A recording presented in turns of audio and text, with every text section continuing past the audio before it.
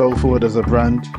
The clothes are insane. Like, they're very, very nice clothes. Like, what I've been wearing today, I could wear all my life. You know, I could wear to training, I could wear to like, I'm going out, wear for a meal. What's going on, guys? Welcome back to United View. Hope everyone is doing very well. Welcome back to another Match View Live. We are here. We are back. And Ruud van Nistelrooy is about to take charge of his first game in the Premier League of Manchester United as interim head coach, as we're on the road to Ruben Amorim's era beginning later on this month as the new Manchester United permanent head coach. And it's an exciting day. It's Manchester United. It's Chelsea arriving to Old Trafford. And how are we all feeling? Are we all feeling good? Are we feeling nervous? Are we feeling excited? Or are we feeling like, I don't know what to think at the moment, Owen? Don't tell me what to think. How are you feeling? Let me know in the chat. Be sure to smash a like on the like button. Be sure to subscribe, bottom right-hand corner. But first, before we get into anything as well, as you just saw, Shaw, not Luke Shaw, he's definitely not arriving. Aston Villa just scored as well, 1-0 at the Tottenham Hotspur Stadium. We'll give you some updates as that's going on.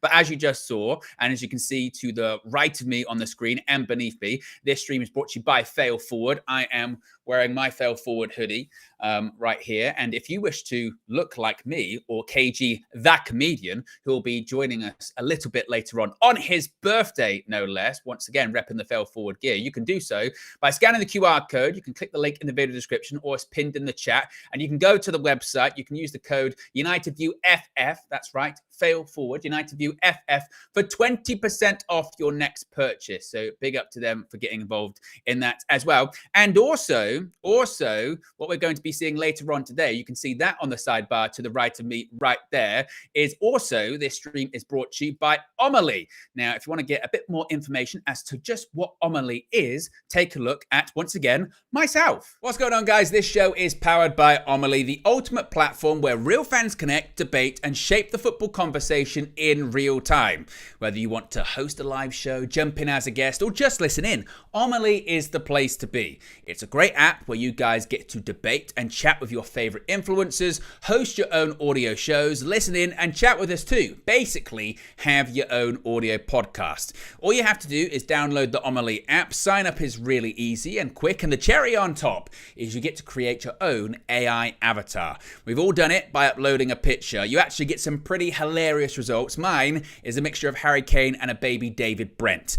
It's audio only, so it's super easy to use. There's also a unique scoring system, so the more you engage on the app, the higher you can climb the ranks as well. Just search for and follow the United View channel. Join that live show, vote for the best debate, and you can join in and talk too. So click the link in the description or scan the QR code to download the Omely app, where fans like you and me shape each conversation. We'll see you there. And you're not going to want to miss it. I tell you now, you are not going to want to miss it when it comes to Omely later on this evening. The reason I say you're not going to want to miss it is because later on this evening, yes, later on this evening at 10 p.m., you can see it right there. You're going to see Flex and Matisse on Omely. After this game, whatever the outcome may be, they'll be going back and forth. A lot of people were talking about Matisse and some of the words he was saying in the preview, and we're going to see the fallout of all of that later on Omely. So if you want to get involved in that, you can get involved in debate, you can scan the QR code on the screen right there. You can also click the link in the video description as well. So big up to Omely for also getting involved today. Right, how are we all feeling? Everyone's filing in. Be sure to click the like button. Be sure to subscribe, bottom right-hand corner. When it comes to the match view today, team news is going to be out in just about 40 minutes time, around 3:15 GMT, of course, British time over here. And we shall see what team Ruud van Nistelrooy picks. KG, that comedian, on his birthday too, will be joining me around that time. We'll be guiding you through the match, which kicks off in just under 2 hours' time at 4:30 GMT at Old Trafford. Of course, as we're here, as we're live, if any team news leaks or any stuff comes out, we shall discuss it. We shall tell you about it. As of right now, the first thing we kind of have, or certainly is rumbling on social media at the moment, is that it looks like Rasmus Højlund does start for Manchester United today. That's the first bit of information that's being put out there by all of those accounts on social media. There's also rumblings, possibly, that Amad Diallo does not start for Manchester United today, once again starting on the bench. But of course, once we get confirmation on all of that, we'll let you know. Once we get the rumors through, we'll discuss it. We'll let you know. But before then, click the like button and be sure to subscribe as well. Bottom right-hand corner, you know what to do. I can see everybody in the chat already discussing what's going on today. Ken says there's magic in the air. Linda says, and it's live. Indeed, we are live. This is not a premiere or anything like that. And lots of people also saying about Aston Villa being 1-0 up at the moment against Spurs at the Tottenham Hotspur Stadium. Javid's in there. He says, good afternoon, Owen and UV fam. Jadine's in there as well. V says, I can feel it. Marion says, big up to everyone. I think there is some sort of positivity in the air at the moment. And again, I don't think that, there's been a lot of sort of wee-weeing on the bonfire, which is kind of appropriate considering bonfire match just a couple of days away. Hasn't there? Of that kind of feeling of optimism of like, you shouldn't be optimistic. Don't be optimistic. These are the same players that let you down and blah, blah, blah. But I think it is just there's a sense of optimism for obviously the new head coach coming in. There's a sense of optimism in that, a couple of weeks ago or a week or so ago, if you'd have said, right, Chelsea at Old Trafford, you'd be going, look at what happened to us against Spurs. And we're looking at them now. They're not great. Look what happened against Liverpool at Old Trafford. This could be not good, 3-0. So, there was, I guess, a feeling of despair heading into this one. And it's not to necessarily say, you're expecting a win or we'll definitely win today, but it's just a feeling of, wow, got a chance. And maybe it felt like previously we might not have had a chance in this game. And maybe that's where the optimism is coming from. And frankly, from the start to the season that we've had and where we are in the league, and maybe, seeing some of the results yesterday, seeing some big teams drop points, not to say that, it's going to be a title charge and all that. No, it's just a sense of, let's hope to see a bit of a performance. Let's hope to have, some attacking football, and let's hope to, shut some people up as well. Yes, it's the same players, but we've seen this in football. It's not exclusive to Manchester United. Sometimes a fresh, not even fresh approach, it's not even fresh approach for Rude, but just taking off the shackles a little bit, taking off the shackles a little bit and kind of relieving some of the tactical stress, shall we say, can do magic things. Football's a very funny game, isn't it? And I wouldn't look too much to the performance in the week as a reason as to, oh yeah, that's why we're going to win today 4-0 or something like that, because we beat Leicester's B or C team 5-2 rather at Old Trafford. But it's a bit of optimism. It's something to hopefully try and build off. And again, we'll see what happens today with Manchester United. But I am feeling I feel a bit optimistic as far as a prediction for today. I think the atmosphere will be good. It was a strange one in the week, wasn't it? I think a lot of people, maybe, and myself included, thought, there's going to be this really big, like, raucous atmosphere at Old Trafford, and it's going to be, right, okay, it's not been great, but, season starts now kind of thing, and, Rude, interim charge, and you could see him as he was coming out, sort of going to the fans, trying to get people going, and you thought, okay, that's what it's going to be. And then I think everyone kind of just remembered, why it's the Carabao Cup, it's midweek.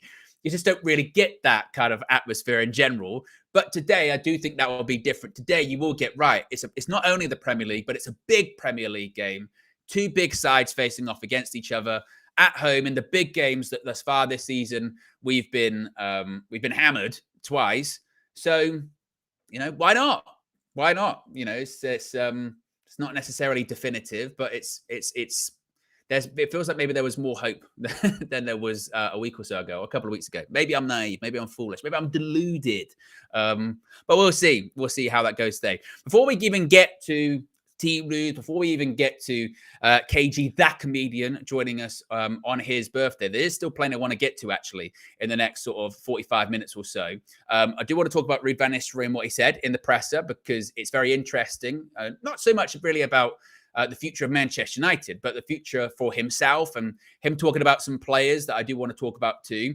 I do also want to talk about some quotes from Sir Jim Ratcliffe that came out today. I don't think they were actually recorded today, or that interview actually happened today, but there's some quotes from Sir Jim Ratcliffe came out today, and they're really, really interesting when he's talking about the Manchester United squad and basically how rubbish it is.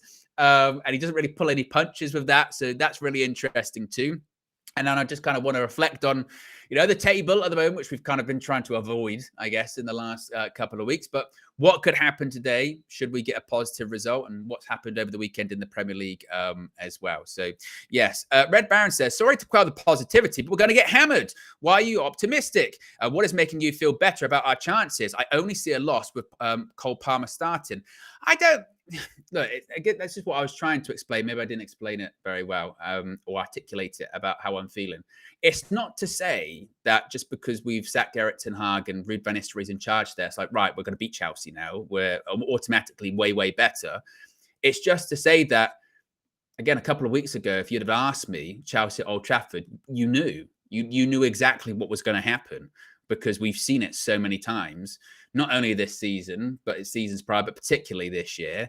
That sort of 3-0, we felt somewhat positive going into the Liverpool game, right? We felt somewhat positive going into the Spurs game, and we would take a goal down in like 15 minutes, even less than that with the Spurs one. And it's not to say that couldn't happen today. Maybe it could happen today, but it just doesn't feel like an inevitability, maybe. And that's not because, Ruud ball. That's not because Ruud's going to have, this great tactical setup or anything like that. I think it's actually quite the opposite. I think if you heard him talk in his press conference, the first part on Thursday, of what he said in the team talk on Wednesday, which was basically just, there's not really a lot he can do. He's not going to have a tactical revolution. He's not going to change shape too much. What he is going to do is do the Ole Gunnar Solskjaer approach to being an interim manager, which is basically, don't know how long I'm here for. In the case of Ruud, it's defined. So it's, 3-4 games. Go out there. I think all the rest of the games are at home. Go out there, give them something to shout about, prove your worth. This is what it means to be a Manchester United player. It's not been great for us this season. We have underperformed, but go out there and make your luck, because that was the other part of it. What I was saying about, the players are snakes on Wednesday, is that you look at some of the goals we scored. A lot of it was just very good fortune. Dalot was offside for the second. Bruno kicks a ball into someone's head. It goes in the opposite direction, goes in the net. What was the other one? Oh, Casemiro hits one post, hits the other post, falls to his feet. He can tap it in. And the other one was a short pass. Bruno can capitalize and round the goalkeeper. And that's a bit of luck. When you if you're, I guess, Erik ten Hag, you might go, well, the universe was a bit against me, I guess, on that one. I wasn't getting that kind of luck. But then other people have been saying, which I guess is very true also, is you make your own luck sometimes with your intensity or the way you go out there. So that's where my optimism comes from today. Isn't because necessarily I'm expecting something radically different. I'm just, expecting, hopefully, just, again, a bit more freedom, a bit more of maybe a positive mentality from the players. And because that's sometimes just what you see with interim managers. Now, if it was away from home, you go, I don't know about that. But the fact it is at home and you can get the crowd on your side, I think something going in our favor. So that's probably why it's not like, we're guaranteed we're going to win or anything like that. But also I would say about Chelsea too, is in terms of the top sides, I think it's a good side to face. Chelsea at points have been good this season. Are they necessarily as good as maybe people are making them out to be? We've seen sometimes with managers, they can hit the ground running quite fast, but by the end of the season, not a lot actually changes. I mean, we're looking at now Spurs playing Aston Villa. I remember this time last year, Spurs weren't they like top of the league or something like that, right? And everyone said how great Ange was and this, that, and the other. Fast forward to the end of the season, they didn't finish great. Fast forward to now, they're going, some of the Spurs fans are questioning whether or not he's good enough. So we'll see what happens today. But there is a sense of optimism that maybe I wouldn't have had a couple of weeks ago, and I'm doing my very best to latch on to that, certainly. We've already got over 500 people watching, which is fantastic. We're currently at 160 likes. So if you haven't already, click the like button and also be sure to subscribe as well, bottom right-hand corner. Let's get into first, I guess, this Sir Jim Ratcliffe quote that's kind of been going around today. So this was actually at the America's Cup, where the INEOS Britannia team lost. I think it was at Emirates New Zealand team or something like that. And Sir Jim Ratcliffe was asked about things he could possibly carry over, from sailing to Manchester United. What learnings? Are there any learnings you can take from sailing that you can apply to Manchester United? And he said, no, I think there's one little crossover, which is that you cannot win the America's Cup if you arrive at the America's Cup with a boat that could win the America's Cup. Same in Formula One. Max Verstappen in a Williams, he's not going to win the Formula One championship. With football, it's the same with a squad in a way. That's the parallel for me. You can't win anything in football if your squad isn't good enough to win something. The quality of the squad is a bit like the speed of the boat. That's the only parallel. So I thought that was very, very interesting. And again, the timing of when this interview actually happened, I don't actually know, because didn't the America's Cup finish like, I don't know, like a week ago or something like that, right? I think. And so the timing of it, I think, is a bit, you have to kind of keep that in terms of context.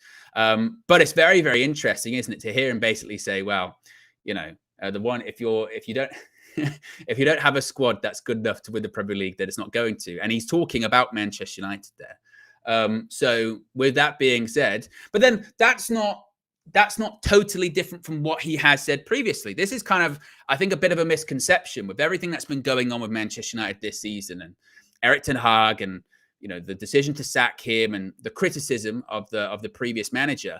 Is I think there's been this misconception that Manchester United fans expect this season, or they expect Ruben Amorim. I've seen this too, of like, well, if he's not competing for a league title, then he's going to be out the door. And it's like, well, that's not necessarily, I think, the case.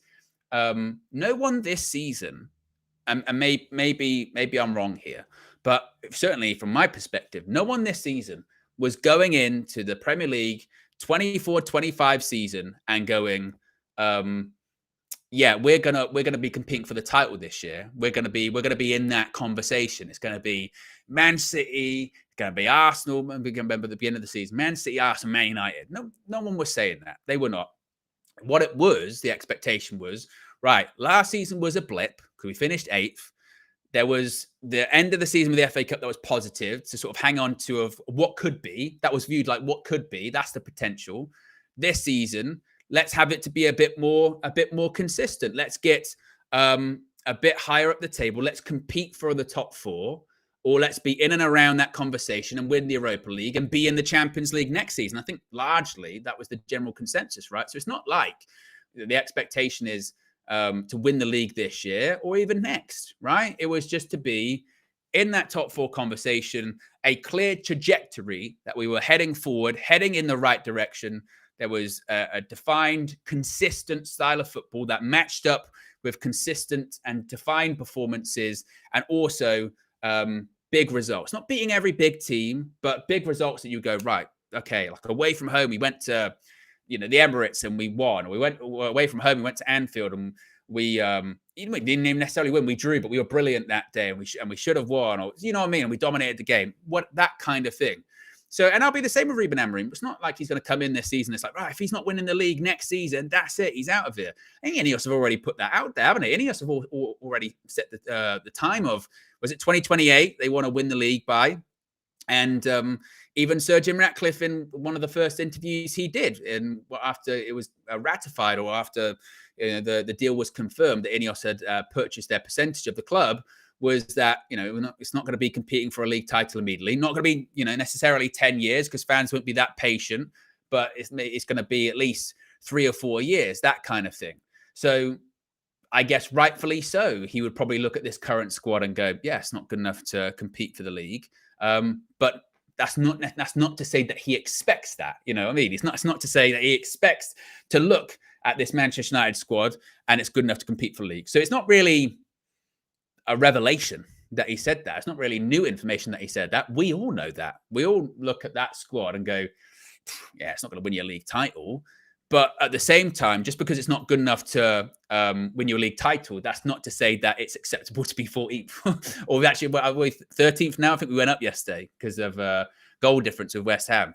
It still should be better. And that I think that kind of middle ground is kind of what has been lost in sort of the infighting over the last couple of weeks, is that, but we know the squad's not good. Okay, cool. But they're not 14th or 13th in the Premier League. They might not even be good enough for top 4. I mean, that is a massive conversation, isn't it? I've seen a lot of people talking about that, saying, actually, even if you get more out of the squad, how much more can you get out of them in terms of competing for the top 4? That might be a very, very valid conversation. But one thing is for sure is what has been sort of got out of them thus far this season has not been good enough, and that should be more. They are international players. They are, some of them quality players. Are they overrated? Some of them, absolutely. Are they maybe as good as people think they are? They're probably not. But they cannot be 14th. They cannot be 13th. And what we cannot do, and we have to be very, very careful with that, is just that become acceptable, but we're doing all right in cup competitions. No. And that's also why I suppose you couldn't get too carried away with midweek against Leicester, because the Carabao Cup or a Carabao Cup game at home for United, it's not been an issue really over the last 18 months, 2 years or so, has it? And we beat Barnsley 7-0 in the Carabao Cup this season. So there's not a huge amount you can take from those kind of games. It's these games like today that have been what we've not been good at, big games in the Premier League. Really at the moment, any game in the Premier League, we've not been picking up results, and we've not been beating those teams. So as we've always said, your bread and butter is the Premier League. Cups and trophies, obviously you want to win them. Obviously, Manchester United is built on success and winning trophies, but not at a cost. Not at a cost of finishing, or where we finished last season, or where we are right now in the league. So as far as Sir Jim saying that squad's not good enough to win the Premier League, hopefully that's the mindset of everyone at INEOS, and hopefully also that just goes to show that they are going to be ruthless and they are going to trim the fat and get rid of people that aren't good enough. Hopefully that Omar Barada does live up to that kind of 2-year promise of some of the players, that if they don't deliver in 2 years, they'll get rid of them, even if it means taking a loss on some of them.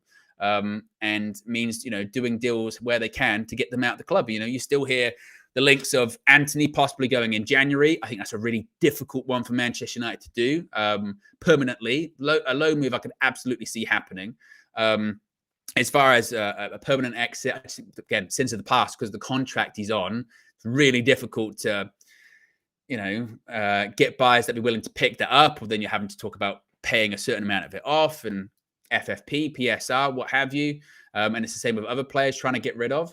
But with signings that they have made, INEOS, if in 2 seasons they haven't worked out, let's see if they do cut them. Let's see if they are ruthless. What we have seen this week, certainly with INEOS, is they move quick. They move very, very quick.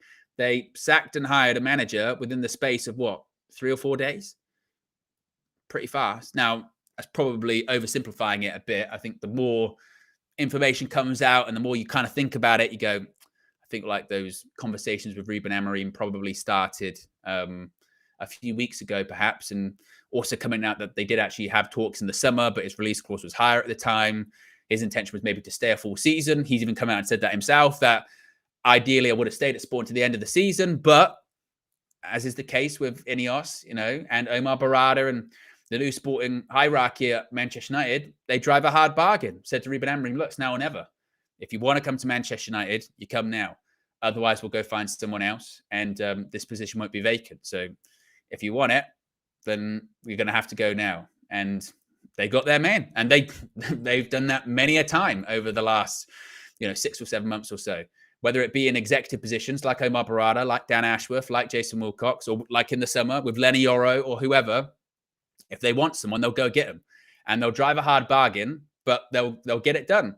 They got it done with Ruben Amorim. Now, maybe in an ideal world, they would have wanted him to be in the dugout already, but seemingly they do have faith in Ruud to steer the ship for Manchester United for the next 3 games. And again, I think when you do look at the fixtures and go, well, obviously this is the biggest one, because next you've got PAOK and you've got Leicester, both at home.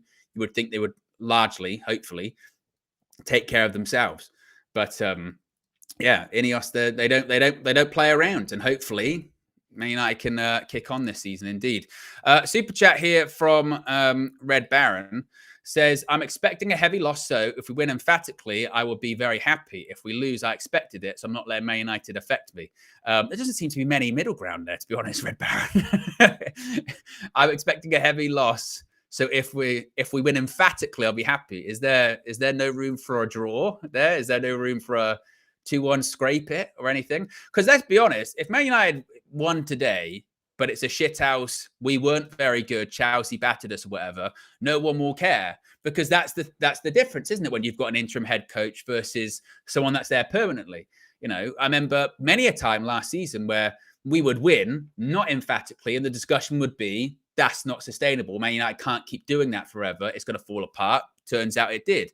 When you got an interim coach, if it's not sustainable, you go, well, he's interim. He's not going to be here that long. So just, if you can get results one way or the other right now, it's great. It helps us. It sets up Ruben Amorim for when he comes in. And like I said, this is certainly the biggest game, isn't it, in this batch of fixtures that Ruud van Nistelrooy has to take charge for. So, yeah, very interesting. We got over 750 people watching already, which is fantastic as well. We're nearly at 250 likes. If you haven't already clicked the like button, let's see if we can get it to 500. A reminder, team news will be coming out in about 20 minutes or so. And we'll wait and see again if we get any leaks or anything like that. So we get any early team news. At the moment, all we have is that Rasmus Højlund is starting for Manchester United up front. So we will see if we get any more information on that as well. And KG, the comedian, will be joining us at around about 25 minutes-ish as well. On his birthday, yes, 40 years of age, KG, that comedian, will be joining us too. Z said, the squad is average, Owen. I kind of touched on this before, right? I touched on this before. This is where I spoke about this on the Trinity, and I spoke about this during the last match view, is I feel that it's a very dangerous road to go down, which is basically, let's say hypothetically today we win 2-0. We beat Chelsea 2-0. And we won in the week. And then the narrative then becomes, look, these players, they threw Erik ten Hag under the bus. They were holding back the whole time. I knew this. I saw this. It's not Erik ten Hag's fault. But if we lose today, it's like you said, Z, there. I told you this squad is average. They're not good enough. Erik ten Hag, nope. He was doing the best he could with this squad. And I think if we go down that line of thinking, it just absolves the prior manager of any blame. And there's a lot of sort of debate at the moment, isn't there, about no, those, I guess, and this is why I call it lazy, when people go, it's the same players have thrown Eric under the bus as thrown the last managers under the bus. And as is the case when you've been the manager for 2 and a bit seasons and you've been here since 2022, like Eric was, it's a squad of his players. It is. Now, you know, very rarely in football do you have an entire squad of people you've entirely bought. You do have to be there for quite a long time with that one. But the vast majority of that team were people that either he signed or he co-signed. And I was talking to someone in the comments the other day, because they said, "Oh, and you can't basically say that, you know, Marcus Rashford and Bruno Fernandes and Diogo Dalot, let's say, are Erik ten Hag players." And I was kind of pushed back to that, and of course I can, because what we did see is players that the previous manager didn't want, and their contracts came up, they left. You know, David De Gea, Rafael Varane, Anthony Martial. So, and we know he had a veto when it came to recruitment. If he wanted to keep those players, he could have fought to keep them, and he didn't.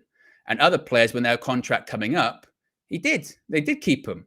So it's not as if there were players there. And then we go into other players that left, you know, like either Ronaldo or Sancho.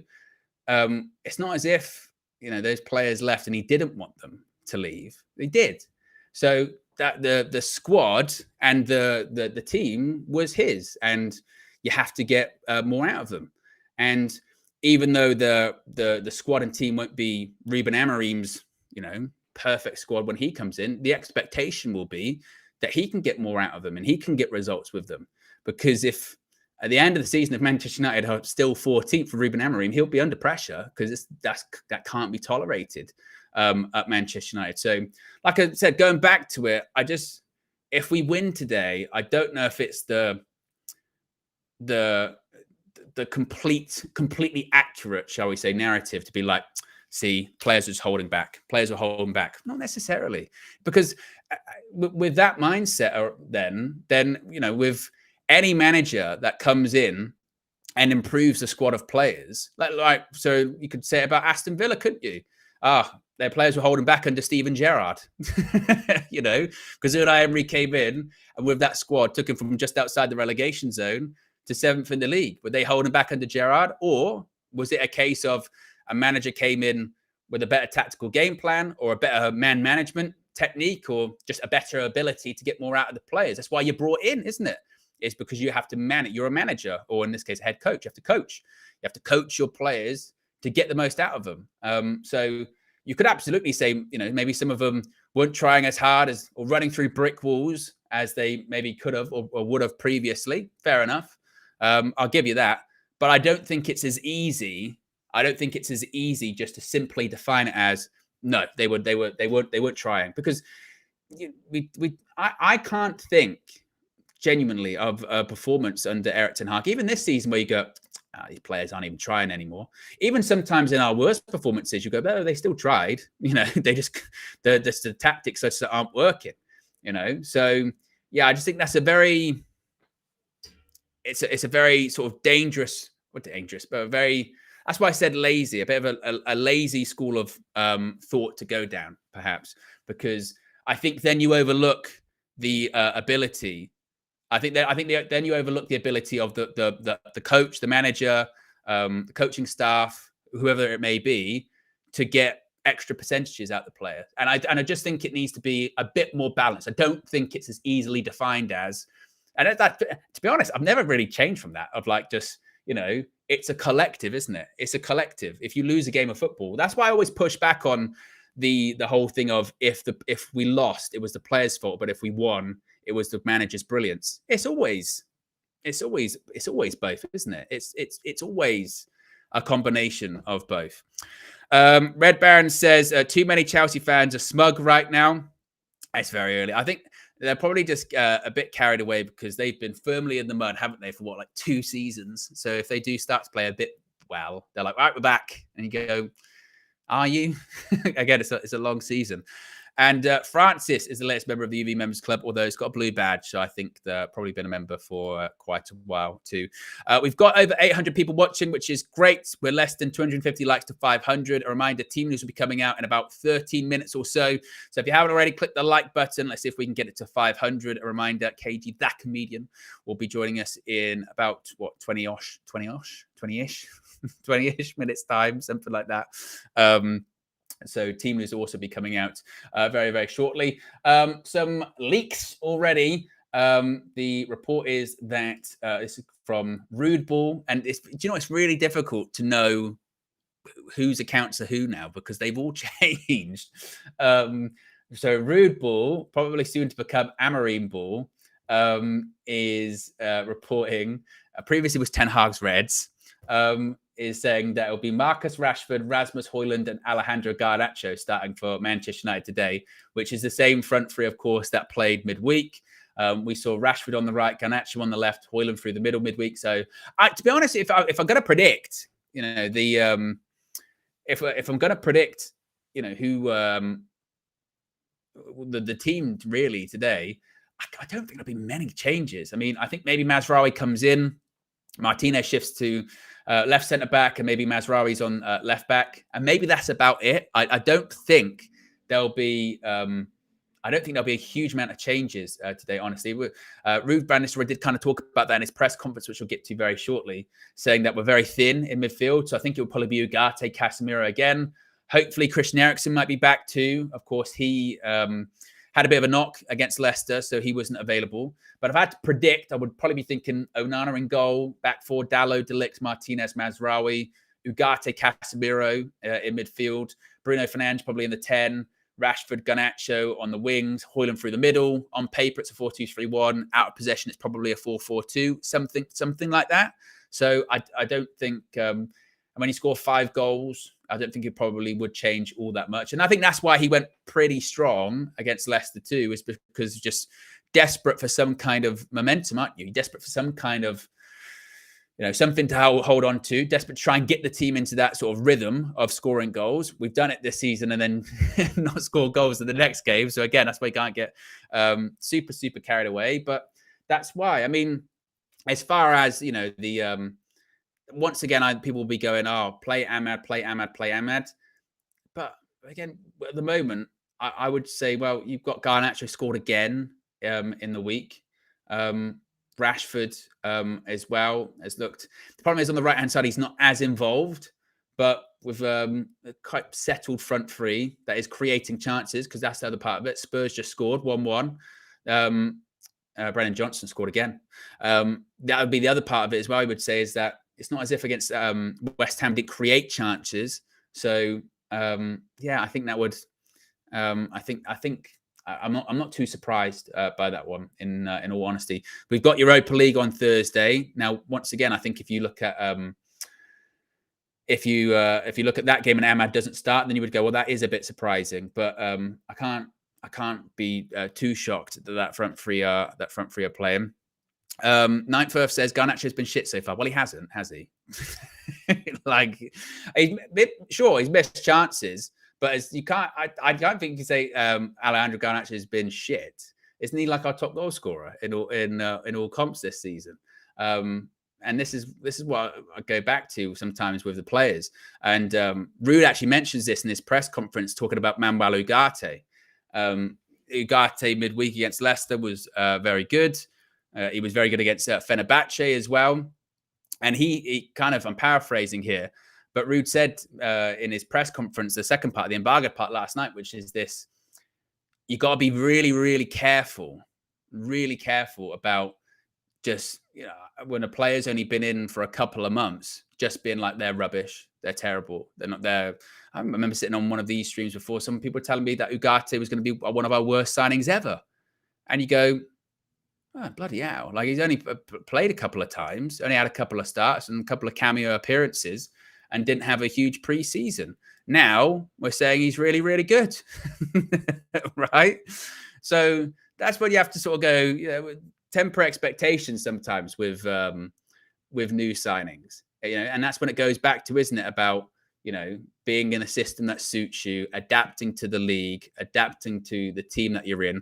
Are you in a team that's performing very well too, or are you in an underperforming team? In the case of Ugarte. Now, everyone's excited about Ugarte again, right? Everyone's excited once again about, I tell you what, he's playing really well at the moment. And I got Amorim coming in, and that's gonna help him out as well. So you have to be really, really careful with that kind of thing. And that's not to say that it's definitely going to work out with some of those new players. As I just said, with Omar Barada. Maybe in a couple of years' time, we go, actually, hasn't really adapted, hasn't worked out. You go, all right, then, fair enough. But after a couple of games, you go, again, we'll have to wait and see. And again, that's not to say that, you can't have I don't know about him at the moment. Lots of people talking about Xerxes at the moment. And even, again, I think even that's a bit too far. He hasn't, obviously, in the last few games, he's looked like he struggled. But I would also then sort of go, well, we'll see where he's at the end of the season, or we'll see where he's at, halfway through next season or something like that. See if he can adapt, or see if at the moment that struggle becomes a bit more of a permanent struggle for him. And see if he can make the step up, see if he can adapt. But Ruud said this in his press conference, and it's very true. I remember when we played Palace not that long ago at Selhurst Park, and he got taken off by Ten Hag. People were cussing out Eric Ten Hag because we were creating chances with Xerxes up front. He was laying the ball off. He should have got an assist for the for Bruno Fernandes. He missed the one with outside of his boot. He was linking up well. And then a couple of bad games. He's rubbish now. He's terrible. He's never going to make it. Well, just a couple of games ago, we were saying about how well he was playing. So with that, I think that's when it gets back into, with newer players, the sample size is small. We'll see. Some more super chats here. Where are we at? Red Baron says instant gratification society due to the internet. And Nathan says, big up, Owen. Hope all is well. All is good here. Big up, Nathan says 3-1 United today. And make sure you get your predictions in there in the chat. What am I going with? My predictions have been rubbish recently. I'm going to go with 2-1. 2-1 Manchester United today. Have confidence. I think even KG's back to predicting that Manchester United are going to win games as well. Nesta also with a super chat here says, and it's the 5th super chat on the live stream. Big up, Nesta. Says, Owen KG match is my favourite. Well, yes. Favourite on Fever. Yeah. I was on Instagram the other day and I was scrolling through and I was, it might have been on KG story actually of a reel when he was on Filthy Fellas. And what like the second or third word out of his mouth was favorite. And I immediately, you know, when you hear something like that, you go, I got to go to the comments and see what the comments say. And like one of the first things was favorite. I was like, oh, yeah. Yeah. Or we were doing the Trinity on Friday, and really early on, if you go and watch it, I don't know how many minutes in, it might only be like 5 minutes into it, but KG said something, he went, well, yeah, it's one of the thingies. And honestly, me and the Flex nearly died. And I could tell that KG didn't know that he'd said it. You know, when you say something and it's just rattled off really quickly and you're carrying on and you see people laughing, you go, what are they laughing for? I don't know what they're laughing for. So yes, but he'll be joining us very shortly. Yes, watching his favorite team play on the thingy with the match, with the what you call it, with the football.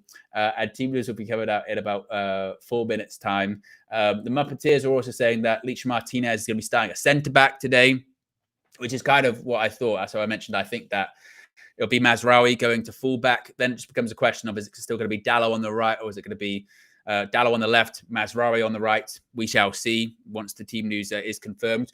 We've got close to 900 people watching, which is fantastic at the moment. We are about just under 180 likes away from 500. So if you haven't already clicked the like button, let's see if we can get to 500 nice and early. And also, you can see actually there, top right-hand corner, that's less than 250 subscribers away from 181,000, which is brilliant. I think we only hit 180,000.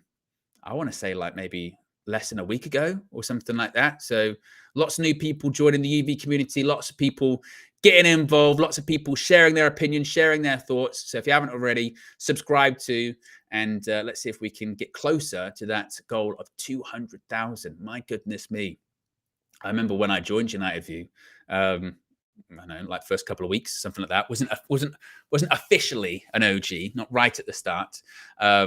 And I don't even know how many we were at the time. Like 50, maybe, something like that. K, not 50, just in general. But yeah, closing in on 200. My goodness me, what a journey! What a journey! And look how older I look. There was a video on UV clips of me and KG doing a match view when Kobe Manu makes his debut. I look so much younger, like way younger. United in the last couple of years, you know, they show those pictures of like presidents. They'll go, this is the president when he started his job, and this is the president on their last day of office, and they look like 500 years older. That's what I look like. That's what I look like. That's what United have done to me. They've aged me. They've made my hair fall out. They've made my wrinkles start going. Oh my goodness. Yes, not great. So yeah, if that's not a reason to subscribe, to see me, I guess, wither into like Benjamin Button. Yeah, at the start of the film, not the end. That would be a miraculous one if by the end of my UV tenure I'm like 5 years old. Yeah, be sure to subscribe. You can watch the chronology. You can watch the whole journey. That's a lot of fun. As far as where we are in the table, I mean, this isn't totally accurate given the Villa and Spurs game that's ongoing at the moment. But as you can see right there, that is the Premier League standing as of the end of yesterday. Today's games haven't been factored in just yet. We are 13th. Yes, we went up one because West Ham, their goal difference is now inferior to ours. So we're up into 13th. The heavy heights of 13th. Nearly got a nosebleed from being that high up in the table. Still not on page 1 yet, though. We're on page 2. Should we win today and get 3 points, we'd be on 14 points. So potentially, maybe you could end up in the top half. As things stand, Spurs get if it's still a draw, they'd be on 14. So I think best at the moment we can go to is like 11th, perhaps. But it was a wild weekend, wasn't it? It was a wild weekend in terms of the Premier League. We saw Man City drop points. We saw Arsenal drop points. Look at Nottingham Forest, by the way. Bloody hell, up into 3rd place. And really, when you look at that, the top 6 in the Premier League, all Champions League ex-winners, apart from Arsenal. Ha ha ha ha. But hopefully today we can get closer to the top half. closer. Not there, but hopefully we can get closer. Right, team news is out. Team news is out for Manchester United. So in goal, we have Andre Onana. We have a back four of Mazraoui, De Ligt, Martinez, and Diogo Dalot. We have Manuel Ugarte starting in midfield. We have, is that Casemiro? Casemiro, yes, also starting in midfield. We have the captain, of course, Bruno Fernandes. We have Marcus Rashford. We also have Alejandro Garnacho. And we have Rasmus Højlund up front. So only one change from the midweek 5-2 victory over Leicester, which is Mazraoui in, and we've got Lindelof out. As far as the bench, let's have a look, see who's on the bench. We have Bayern Dia, we have Harry Ames, we have Johnny Evans, we have Lindelof on the bench, we have Fitzgerald and Fletcher, who of course were on the bench in the week 2. We have Ahmad, we have Joshua Zirkzee, and we have Ethan Wheatley. So that's the Manchester United starting 11. We can get that up on the screen for you very, very shortly. So only, as I mentioned, only the one change from midweek, which again was kind of honestly what I expected. I didn't really expect there to be, huge, massive changes, because frankly, if you're looking at, actually 2 changes rather, because Zirkzee started, didn't he? So 2 changes. Because you had Zirkzee starting on Wednesday. Kind of forgot about that. KG's favourite player, Joshua Zirkzee at the moment. So that's the Manchester United starting 11. As I mentioned, we'll get that up on the screen for you very, very shortly. As far as the Chelsea starting 11, I can also bring that to you and read out who we're going to expect from the opponents.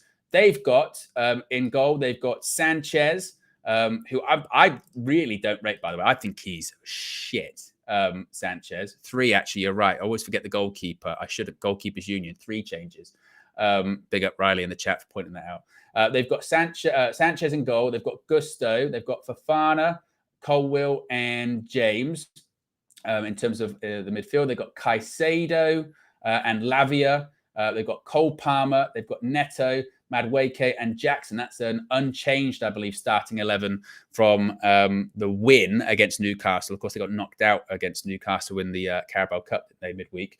On the bench, they've got Jorgensen, Tosin, Badashils on there, Kukurea, Vega, Enzo, Mudryk, João Felix, and Nkunku. Of course, no Jadon Sancho for Chelsea today. He hasn't actually started for, this will be the 3rd game in a row. He wouldn't have started for Chelsea. Of course, he's not able to play against his parents' side today. So that's why no Jadon Sancho will be started, well, even in the squad, rather, for Chelsea.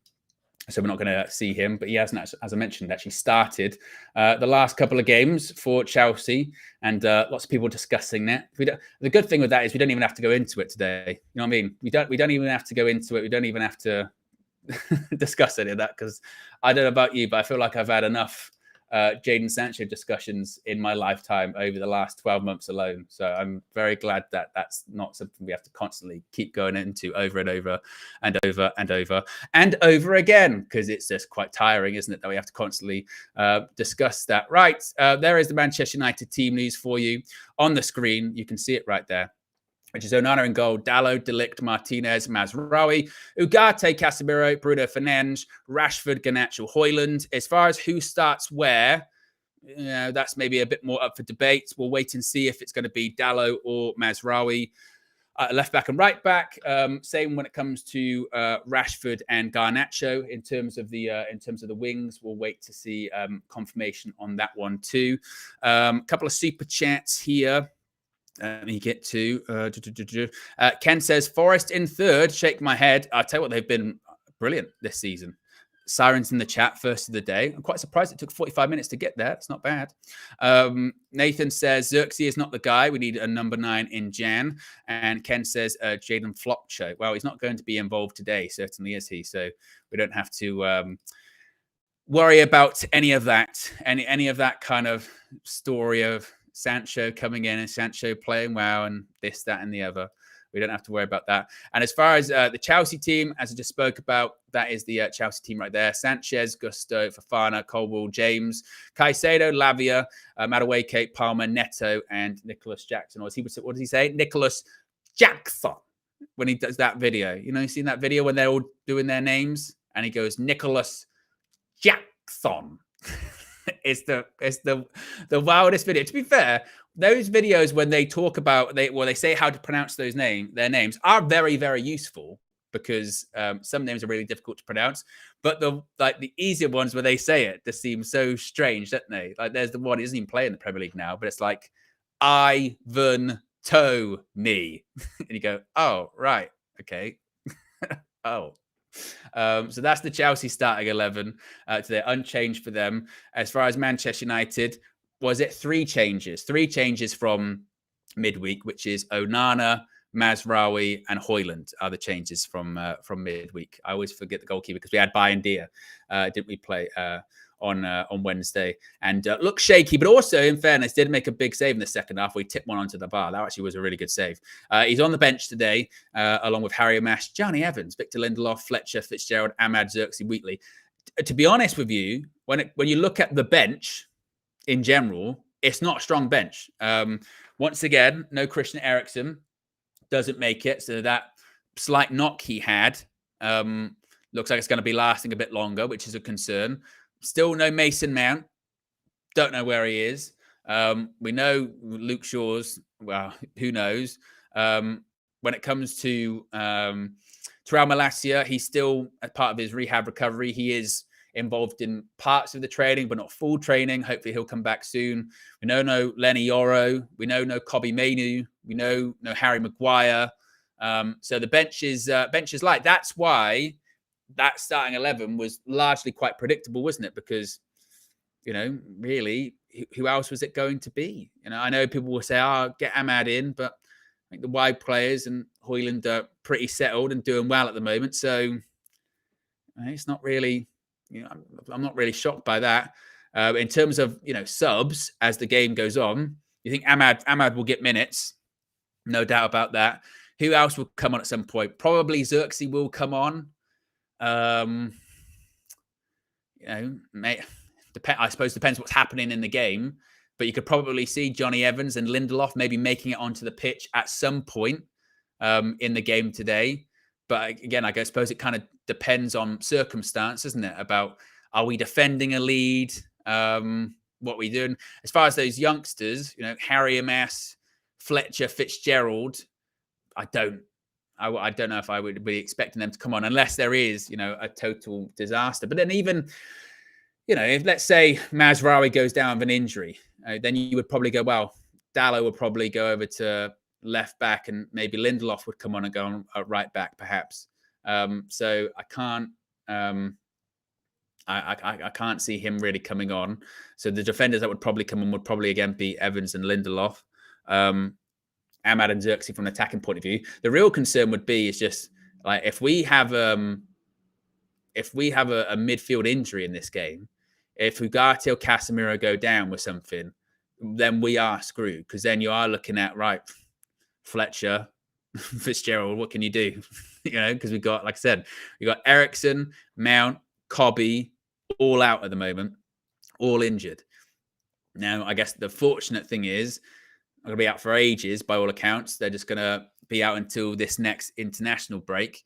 So it's only a few games, only like today, next week, they were on international break again. So, you know, hopefully some of them will be back by then. But I suppose reoccurrence of injury, that's the concern, isn't it? Because with Kobbie, once he's back, you would hope that he's not going to be regularly injured or something like that. Eriksen, again, the hope would be that we were told it was a slight knock Wednesday, so maybe he'll be back for the next couple of games anyway. But then Mason Mount, you just can't rely on him, don't you? So yeah, but Eriksen, that was the reason that Fitzgerald was in the squad in the week, was because Christian Eriksen had a slight knock, so maybe he's just not made it. Did I read somewhere as well?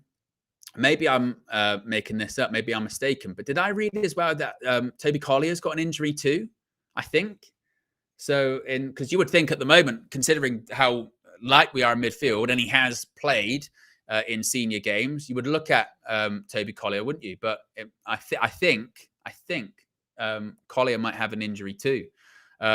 So really, so that's Mount, Mainu, Eriksson, Collier, 4 central midfield players all injured. And to be fair for Collier, that's really unfortunate, because if you think of the timing right now, particularly of a young player, sometimes it is just about right time, right place, right circumstances that you can get into the team, and then anything can kind of happen. And if he was fit at the moment, maybe he would get some game time, or maybe, because certainly in a game like this, when you've got Ugarte and Casemiro and really no one else to bring on, given that he has come on in some big games. I mean, Collier came on for Casemiro against Liverpool at Old Trafford. So I don't think Ruud would have much of an issue bringing him on in this game if he was available. But like several other midfielders, he's also injured, which is really, really unfortunate for him. Really unfortunate. We've got over 1,100 people watching at the moment. We're just less now than 100 likes to go to 500. So if you haven't already, click the like button. Let's see if we can get those likes up to 500 likes. That would be fantastic. And if you haven't already, also be sure to subscribe. As you can see on the screen too, you've got 2 sets of QR codes there. You've got one for Fail Forward. You can go to scan the QR code to go to the Fail Forward website, or click the link in the video description or pinned in the chat. And you can use the code UnitedViewFF to get 20% off your next purchase. Also, you can see Amelie there on the screen. A reminder, after the game today, late today, 10 p.m. On Amelie, it's going to be Flex and Matisse. Yes, post-match, facing off on Amelie, and you will be able to get involved if you have the app and you've created your avatar and all that kind of stuff. So all you need to do for that one is just scan the QR code, download the app, find United View, give us a follow, and you'll be able to join Flex and Matisse later on the Amelie app. That's going to be around 10 p.m. Given that the team news is out now, for both sides, obviously that's the Manchester United team. That's the Chelsea team right there. Given the team news is out for both teams, how are we all feeling in terms of predictions now? Are you feeling less optimistic, more optimistic, still the same? I mean, I suppose you could feel still the same, considering that I think both teams, that's kind of what I expected, in all honesty. In terms of the Chelsea one, I say still kind of expected, just because that was the team they played last time. And in the league, they're doing well, and they made 11 changes midweek. So I watched the preview with Matisse and Flex inside UVHQ, and not to say they were brushing off their defeat against was it Newcastle in the Carabao Cup, but they were like, "Wow, he made 11 changes, so he's got a win at the weekend," and it would be lovely, wouldn't it? It would be lovely. Someone did mention it earlier on. Chelsea fans, because they've been in the mud for a while. Now they've got a bit of chest because they're playing some good football, and they're like, "Oh, yeah, Chelsea are back." It would be bloody lovely. It'd be lovely to beat them again, basically by vibes, because I think that's how we're going to play. I really do think that. Not to put down Ruud van Nistelrooy's tactical ability or anything like that, but I think largely the game plan from Ruud will be kind of like what we saw Wednesday, which is, again, go out there, be Man United, enjoy yourself. The Ole Gunnar Solskjaer team talk. This is what it means to be a Manchester United player. Go out there, express yourself, and go win the match at Old Trafford. Give the Stretford End something to sing about. And it would be lovely, wouldn't it? It would. It really would. Javid says 3-2 win. United. Jeff says 2-2. Anakin's going with a 2-1 win, saying we are going to win. Lots of people talking about Toby Collier there as well. Get your predictions and we'll get them up on the screen. I said I'm going with a 2-1. I feel like 2-1's my prediction. Not to say again that my predictions have been very good recently. I went with 3-1 to Man United last weekend. I tell you, that feels. I mean, we played West Ham at the London Stadium a week ago. Yeah, just over a week ago, because we were the 2:00 kickoff, weren't we? That feels like a lifetime ago. In the space of 7 days, oh my God, how much has happened. I just kind of actually just thought about that now. I was like, bloody hell, that was a week ago. that was a week ago. The game the next day with Ten Hag, then later on that day with the Amorim talks, then a couple of days of getting all together. Amorim has played 2 games during that period of time. We've announced Amorim too. We've played too in that game. We played as well. Better grammar, Owen. Reed Van Nistelrooy. Well, what a long week. Well, a quick week. You know, a lot's happened, but yeah, bloody hell, like stuff happens really quickly. And as we mentioned, by the way, with West Ham, and I know they played a very good Nottingham Forest side yesterday, yeah, and they lost 3-0. But this is what we said last week, wasn't it? Of like, you know, to Anton Ferdinand or the West Ham fans that were talking a bit of chess, going, don't use that as an indication of, right, your season's going to kick on now. We're not very good, and we should have beat you. We missed a load of chances. And as is the case whenever we've not won games this season, the team, and we go, that team's rubbish, you know, whether it's Crystal Palace or whether it's like West Ham or whoever, the next week, they always go and lose, don't they?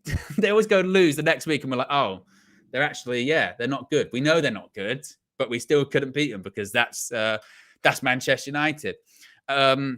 Scaliano says 4-3 either way, 0 defense, all out attack. I just want to see some good football again. Garsha says 3-1, United, Rashford and Bruno.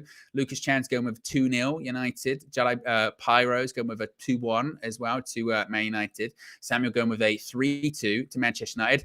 And Spurs have just scored again. It's 2-1 at the Tottenham Hotspur Stadium. Dominic Solanke has scored. Spurs coming from 1-0 down against Aston Villa, and they've turned it around 2-1 to Spurs, and Solanke scores. So that will send them a bit up the table as well. I tell you what, table, and this is why I hope Man United also win today too. It's just because, like, the table is actually opening up quite a bit, isn't it? You know what I mean? It's actually opening up quite a bit. No one can really pull away at the moment. It feels like if there was a team to kind of pull away from everyone, it would be Liverpool at the moment with Arne Slot, doesn't it? But everyone's kind of beating each other and dropping points, and you're going, oh, come on, United, just participate. Participate in the league. Not to say about the check-in, possible offside, VAR, but you know, go, come on, you know, just again participate, get involved in the league. Don't watch everyone else. Like yesterday, when I was seeing all of those bigger teams dropping points and losing games, I thought this would be great. If Man United were good, I'd be really excited if this was if Man United were even sort of close to any of that kind of conversation. But we're so not that you kind of just have to enjoy it because your rivals are losing. But you go, we're not really participating again that much. But what it does mean, I think, is that when it comes to the top four, once again, this is what it was a bit like last season, wasn't it? Where you go that like fourth spot. Could be fifth spot, possibly for Champions League. It's almost like no one wants it again, doesn't it? It's almost like no one wants it, or everyone's going to start beating each other. So if you can get some victories, get a string of victories, then you can be involved in that conversation. You can possibly, again, actually be like, actually, we could be maybe in it. But how many times have we said this, right? How many times have we said that? Oh yeah, they'd be involved in that. Oh yeah, we could do that. Yeah, Man United. All Man United need to do. I said we are, you know, hypothetical FC. All we do is if onlys, don't we? If only we'd have won. If only this. If only that. If only this didn't happen to us. If only that didn't happen to us. If only. What we do have to actually do is do it and not talk constantly just about the hypotheticals, because that's kind of what we always do, which is really, really frustrating, isn't it? Really, really frustrating. But if any more goals do go in from the Tottenham Hotspur Stadium, we will discuss that while they happen. The Villa looks like they're just on an attack now, actually. So you never know. Still plenty of time to go in that game. It is Spurs, and again, that's also the annoying thing as well, is that when we lost 3-0 against Spurs, they're not even good. You know what I mean? We got absolutely dominated that day by Spurs. We got absolutely battered, and they're rubbish. They are worse than they even were last season. And it's like, it's just so frustrating, isn't it? So frustrating. What isn't frustrating, what is fantastic, is we are just 31 likes away from 500 likes. So if you haven't already, click the like button. Let's see if we can get it to to 500 likes. And as you can see in the top right-hand corner there, what's that? 230 subscribers away from 181,000. So if you haven't already, be sure to subscribe, bottom right-hand corner. Also, click the like button. Let's get to 500 likes. KG the comedian should be with us shortly, as is the case, I guess, on his birthday. He is being fashionably late. He's probably one of those people that, you know, would be late to his own birthday party. Wow. Yeah, he would. He definitely would, actually. Knowing him as well as I do now, he definitely would be late. If you threw KG a surprise birthday party, yeah, you're going to be waiting a while. So, like, don't hide under like the tables or don't hide behind anything or whatever, because you're going to be waiting. It's 3-1 to Spurs. Dominic Solanke scored again. Not much of a celebration. Oh, now he's celebrating. 3-1 to Spurs. That might be game over. After being 1-0 down, they've come from behind, and it's 3-1 at the Tottenham Hotspur Stadium. What does that do now to the table in the Premier League? Let's have a look. As things stand, Spurs go into 7th on 16 points, which would mean today, if we win, we go to 14 points. We can't go shows where we are. Can't get a top half yet. Can't get a top half yet. If we win today, the best we can do, should we win, is go into 11th. That's the best we can do, is get into 11th. So we're not going to be in page one just yet. No. And as far as a positive goal difference, we would have to win by 4 goals today to get to that positive goal difference. We can get to 0. We can get to a neutral goal difference if we get, you know, just win by, say we win 3-0 or like 4-1, win by 3 goals, we can get to 0. So it's building blocks today, isn't it? Very much building blocks. Win, get close to the top half, win by a lot, we can maybe just get to 0 goals or something like that. It's going to take some time, isn't it? I think for all of us, if it's going to take some time to kind of get to that point, perhaps. Yeah, maybe. We did it, by the way. We hit 500 likes, which is fantastic. Big up to everyone for clicking the like button. We are, what's that right now? About 50 minutes away from kickoff, which is at 4:30 GMT at Old Trafford. A reminder, actually, of the team news. If you haven't seen it already, if you're just filing in and going, oh, and I have no idea who's going to be playing for Manchester United, I'll tell you. We've got Andre Onana in goal. It's 3 changes from the team that played midweek. We've got Dalot, De Ligt, Martinez, and Mazraoui. As far as who's playing where, left or right back, we don't yet know. Could very well be Dalot on the left, Mazraoui on the right. We shall see. Holding midfielders, Ugarte, Casemiro, largely picked themselves. We've got literally no one else. And also both played very well, of course, against Leicester. Casemiro, man of the match performance from him, wasn't it? Absolute man of the match performance from Casemiro. He was brilliant that day, scoring a couple of goals. His first goal was... I mean, it's got to be, even after a very poor season, we'll see how the season plays out, but that'll be up there for goal of the season, won't it? Casemiro in all comps, obviously not Premier League goals, in the Carabao Cup. Manuel Ugarte alongside him. Ugarte, last few games, has been playing very well, played very well against Fenerbahce. Didn't start, did he? Did he start against West Ham? He didn't, I don't think, was it? Because it would have been Eriksen, I think, unless I'm mistaken. I think it was Eriksen starting. Let me have a look. It was Casemiro and Eriksen. Yeah, he didn't start. He was on the bench. So does that mean for him, first Premier League start since... When was the last time he started, Ugarte, in the Premier League? Would it have been against...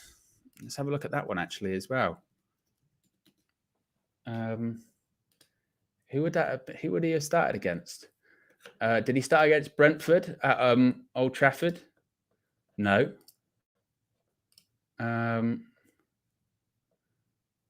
Spurs? Did he start against Villa away?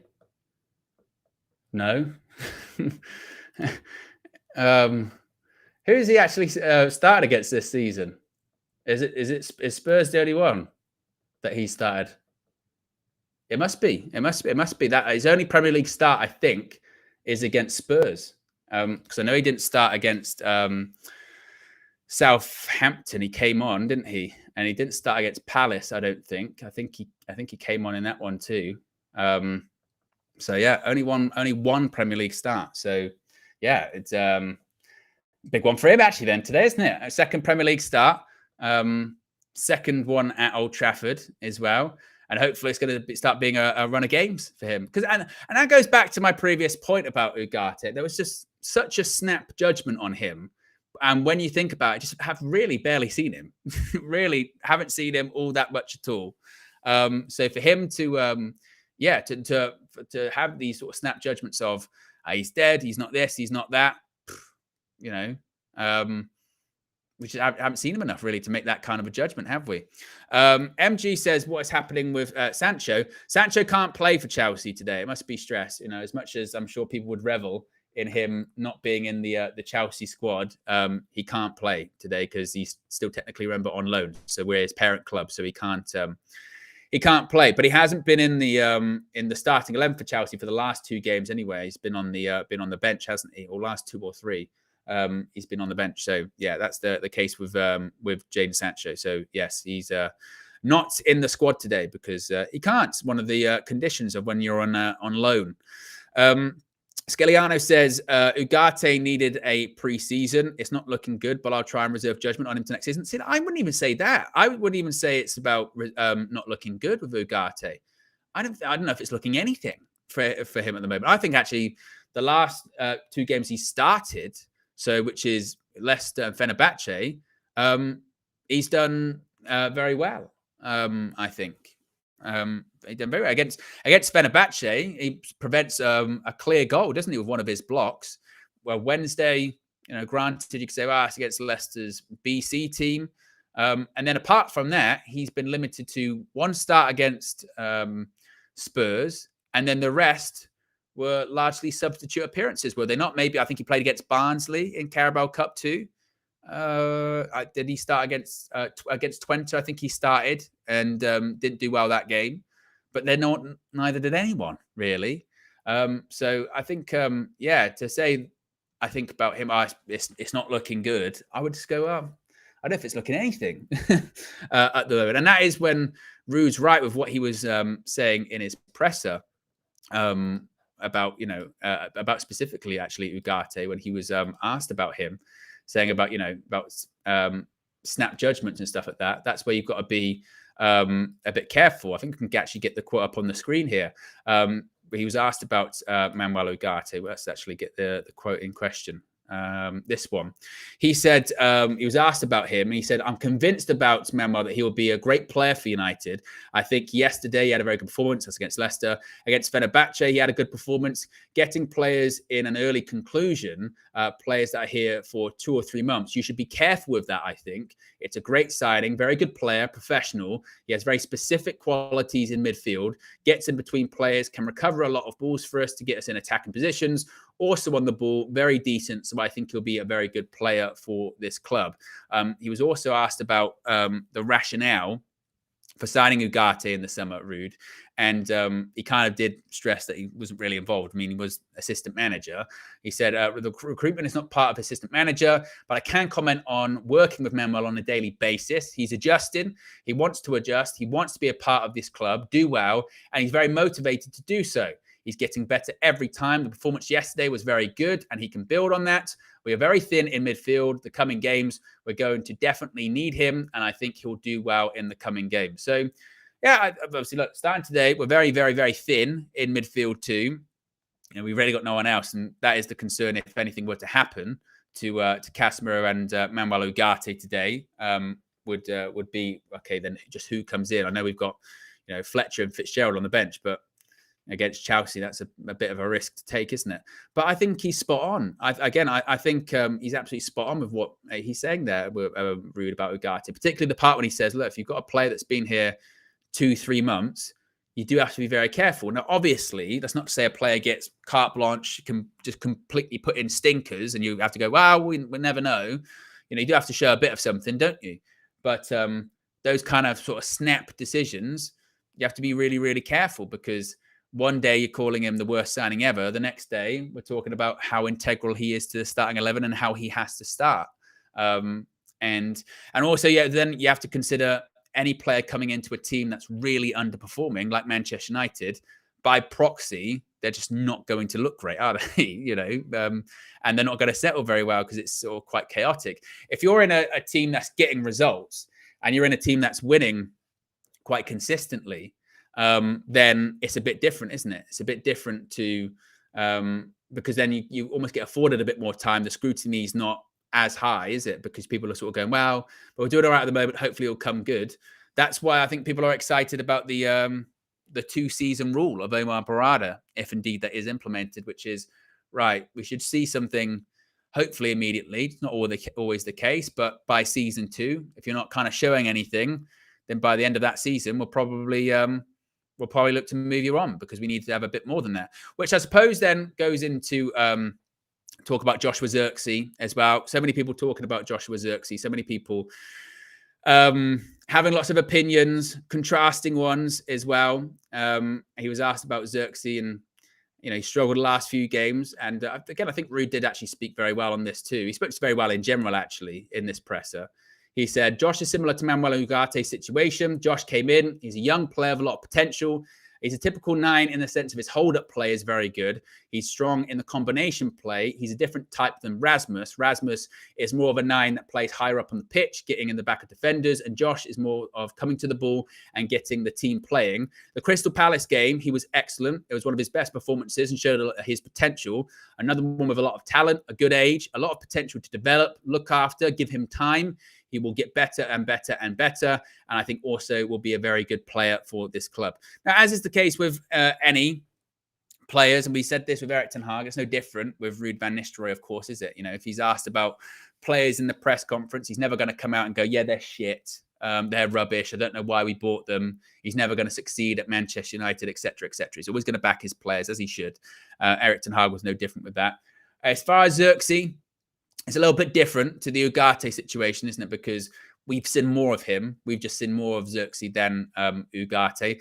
And with Zirkzee as well, it felt more like where does he fit? At least with Ugarte, you could kind of see, I think, the kind of thought process a bit of how he would fit, going, well, interceptions, winning the ball back in certain areas. When his stats of like, where he had the most tackles or interceptions or duels. I forget what the specific stat was, but like second across Europe, only behind João Palhinha, who went to Bayern from Fulham. Ironically enough, they both played in that Sporting team under Ruben Amorim. So you could see why United would want to get him. With Zirkzee, it was a little bit different because we just felt like we just needed a striker because we'd been so light up front. But then upon watching him, you go, he doesn't feel like that classic get your 30 goals a season striker, finisher. He's more of a drop deep link up player. But in terms of pressing from the front, doesn't really feel like a sort of pressing forward, does he? I mean, and this is where I think, in fairness, people are right when they say, because given his stature and sort of maybe his fitness, do you think people sort of look at him and go, I tell you what, actually, he looks a bit slow off the mark. And he looked it on Wednesday, didn't he? Coming off, he looked absolutely exhausted.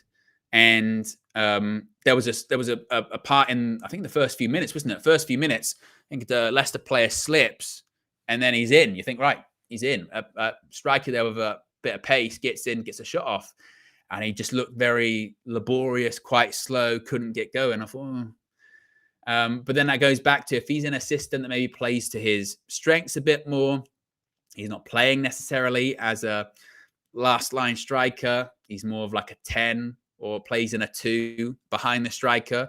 Could he be a bit better with that? Perhaps. So, but I do think for him, I do think there's a much bigger adaptation process. I'm much more confident with Ugarte adapting to the Premier League and adapting to Manchester United fairly quickly. With Zirkzee, I look at it like, I think you probably got to get fitter. I think you've got to probably work on your mobility because it feels like at the moment that really lets him down. I think he's got, as much as like his layoff play or build-up play is good. Sometimes his first touch is good, but actually his pass to kind of link up, that's where I think his confidence is down at the moment. He looks like, I asked the question to a lot of people on the full-time view, which of course will be the same after today. Members can call in. Is that, was he a player that's lacking in confidence, or is he a player that's lacking in quality? And I kind of look at that maybe a little bit of both. I do think that there's levels he has to go up. And I do think there's kind of technical and physical improvement that he has to go through. But I think also at the moment, it does look like he just in general is having a tough time in terms of confidence. And again, you saw that when he was coming off on Wednesday of like slumped shoulders. He looked exhausted, but also looked like, I wanted to get a goal in this game, get going. Hasn't, scored since the first game of the season where he got the winner and he thought fantastic start. And then since then, been a bit unfortunate, obviously in the Brighton game, the ball came off him and got disallowed. So maybe he's also another one that feels like things are going a bit against him at the moment. But it's still really, really early days for him. And I don't know if it's completely wise at this point just to be like, yeah, he's not going to work out. He's not good. He's never going to succeed at Manchester United. I do think if there's a bit of a system that suits him a bit more, we'll get more out of him.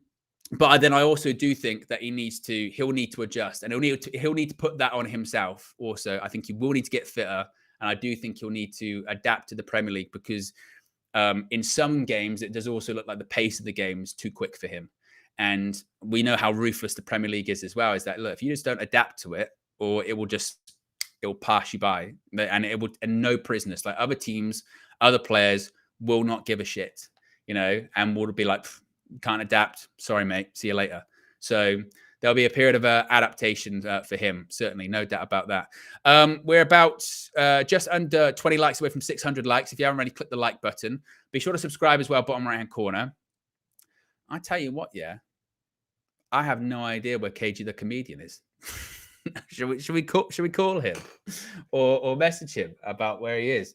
I mean, I know it's his birthday, but I've heard nothing from him. And when you start to worry when you go like, where's is this some kind of like surprise party that he's at? What's going on? Let's call him. Let's see what he says.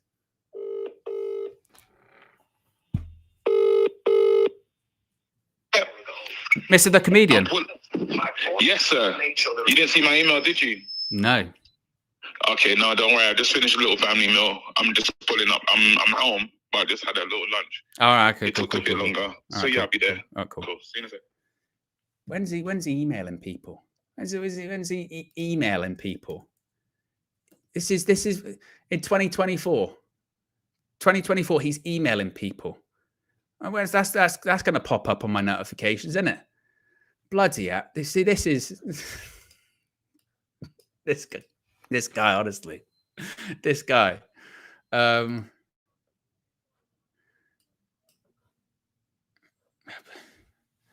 Honestly. He did email me in fairness. 27 minutes ago when he was meant to be here, by the way. But this guy also as well, he doesn't answer WhatsApps. He doesn't answer iMessage, but he'll do an email.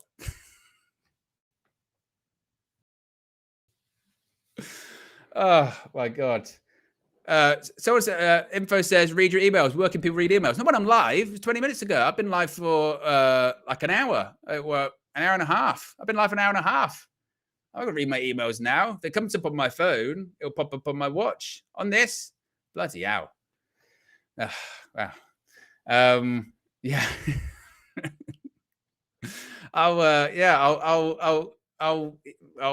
watch. I'll carry a pigeon, a results, a response to him when it comes to it. By the way, Villa got absolutely battered. It's 4-1 at the Tottenham Hotspur Stadium now. I think James Maddison just scored. So what a result that is for Spurs and Ange Postecoglou. 4-1. My goodness me! Like people are saying, it's in keeping, I suppose, with his age. Is he's gone with an email? He said 2 actually. I can just see now. He actually sent 2. Again, half an hour ago, which was 5 minutes before he was meant to be here. He sent an email, not a message or WhatsApp or anything like that I could. This guy, he makes no sense on it. People think it's a bit. People think it's like an activist. It's not. I don't know anyone like him. I don't at all. Manny says he sent 2 different emails, 2 different ones, 3 minutes before he was meant to be here. There he is. There he is. This disgrace on his birthday as well. Now I can bring him in and he can explain himself. Let me just move this. Mr. the Comedian, you are in on your birthday. Hey! Happy birthday. What a birthday. What a start. It's been insane in my house. But yeah, I was I didn't get the timings right with the missus though. She made me a lamb roast. Well, this was my concern. When I was starting to think, I was thinking, you know, like when there's like parties that they didn't know about or whatever, and I thought, yeah, I wonder if there was something like there that. Was something like I just saw a lamb early this morning, and I was like, oh, I got. And she's like, the food's ready, and I was like, I'll message him. Email. When did you suddenly turn corporate? I don't know. 40 knew me. No, I'm gonna just. It's just literally. It was. I saw the thingy and I thought, let me just respond to that. Which is. I didn't forget your birthday. I did prepare a little something. Yeah, I prepared something. Prepared something nice for you. You know, because that's what I mean. You know, and I've just played this. Happy birthday to you. Happy birthday to you. Happy birthday, dear friends. Happy birthday to you. Yippee! Yeah! Woo! The fact that's on your soundboard. The fact that you put that on your soundboard makes me sick, by the way. If my day wasn't going, if I wasn't having a great day, that would have been the icing on the cake. I'm only joking. Yeah, I'm only joking. What we've got actually, we've got fireworks, KG. Yeah, we've got fireworks. Yeah. We've got this. Happy birthday to you. Happy birthday to you. Happy birthday, Mr. the Comedian. Happy birthday to you. Yes. Happy birthday to you. I got the proper WrestleMania. I like fireworks. Yeah. I like the guns as well. Yeah. It's like something done by Michael Bay. See, now a lot of people think they can call me now because they won't respect that I'm live. Yeah. And they're trying to do this whole birthday thing. They was like, you really getting to work? I was like, yeah, but my job's fun in it. I watch football as a job. Like, it's fun in it. Like, so they're like, I can't believe they're making you work today. I'm like, no, I watch football. You know, but yeah. This is cool, man. This is cool. I don't even know what team. I don't even know who's in the starting lineup. I was going to ask what I was going to ask you. I was going to say, KG, have you seen the teams or have you seen anything like that? No. Building Lego. No? Right. Right. Well, the Manchester United starting 11 is the following. It's 3 changes from midweek. Oh, nice. Andre Onana in goal. Cool. A back 4 of Dalot, De Ligt, Martinez, and Mazraoui. So Lindelof's out. Martinez is back to centre back. Mazraoui and Dalot will be fullbacks. Who's where? We'll wait and see. Midfield, we don't really have any options. So it's Ugarte and Casemiro, but they did very well midweek. No doubt about that. And then the front 4 is the same. So we've got Marcus Rashford, Bruno Fernandes, Alejandro Garnacho, and Rasmus Højlund up front. As far as the bench, you go with Xerxes because I know he started Xerxes in the game. That's one of the changes. We've got Bayindir, Amas, Evans, Lindelof, Fletcher, Fitzgerald, Ahmad, Xerxes, Wheatley. So a very weak bench. Weak bench. Yeah, we don't have a lot. Yeah, wow. Bench. And that's because we're waiting for Kobe, Mount, Ericsson to return, right? Yeah, exactly. And Collier's injured too. I don't think he's going to get a lot of games anyway. Was Dan Gore there? No. Oh, wow. Yeah. We're popular. Really light. Why does it feel like we're light? Why does it feel like we're lighter than? Because we are. Anthony's gone as well. Anthony's gone because I felt like there was always an extra player that we could mention, but now it just feels like we're down to throw bare bones. Yeah, with some of this. No, it does. It does. As far as the Chelsea team, we've also got the Chelsea starting 11. Of course, no Jadon Sancho. Of course, can't play against his parent club. We've got Jadon. We've got Sanchez in goal, back four of Gusto, Fofana, Colwill, and James. They've got Caicedo and Lavia in midfield. Madueke on the right, Cole Palmer in the number 10, Pedro Neto on the left, and Nicholas Jackson up front, as he would say. As far as their people on the bench, they've got the likes of Badashil, Cucurella, Vega, Enzo Fernandez, Mudryk, João Felix, and Nkunku on the bench too. So they do have options off the bench, of course. Options. It's gonna be tough. We do not. It's gonna be tough. Yes. Just making sure I have the game on in front of me as well, just sorting all that out. Well, whilst you sort that all out, we've got a couple of super chats too that we can get to. We've got, I tell you what, I'm going to struggle with this pronunciation. Bavonzej. I'm going to go with Bavonzej as the latest member of the UV Members Club. Michael with the super chat says, "Happy birthday, KG." Bo with the $20 super chat says, "Happy birthday, KG. Have I told you lately that I hate Chelsea?" You know what? That's good. And I like the feeling of the hatred as well. That's always a good thing. You know, I'm trying to do this. Basically, I've got a plan that, you know, is there a coffee coming? Oh, that was a coffee. Basically, my thing is not to connect with this result today. Not to connect. Only if it's a positive one, I will connect. If it's not, I'm not going to do it. I don't want to be a grouch because everyone's made a lot of effort for me today. So I can't be like, oh, my team lost energy. You know, so I hope it's going to be my prediction 3-2. We're getting a good game, are we? 3-2, just a goal thriller. We're still the same Man United that can concede, but we're a Man United that maybe, you know, luck's going our way in terms of scoring goals. Well, I got that in when I was when I started the stream. People were asking me, "Oh, and you're optimistic. Where's this optimism coming from?" And I was sort of saying, "Well, it's not like to say, you know, oh yeah, right, Eric's gone, this team's suddenly going to be like a Premier League challenging side." Yeah. It's just like, you know, going, well, it just doesn't feel as inevitable that we're definitely going to lose. You know what I mean? That's basically what it is. You know what I mean? It's Absolutely. not because if after the West Ham game, I went KG Chelsea next week, you'd be like, wow, 3-0 probably again, isn't it? You know what I mean? That's what we've been like this season. Whereas now that could still happen today, by the way. Of course it could. But there's just a general feeling like, well, it could not. Just give us a chance. You want it, you give us a chance. And that's fine. Like, I think that's what we need as United fans. You want to go into this one before it would have been almost deluded to say we're gonna beat Chelsea under our own manager. Just because of maybe how he sets us up, but then just how we go about our business. There was something just not going well. You know, now in this one, it's an interim bounce. We're hoping that there's you know, that interim tax, and we can do something today. That's what we're all like got our fingers crossed for this moment of, come on, Man United, deliver for us finally, because we've been waiting for so long. Yeah, no, I agree. Exactly. Yes, I think also as well, just thinking about it, is there any possibility we don't concede today?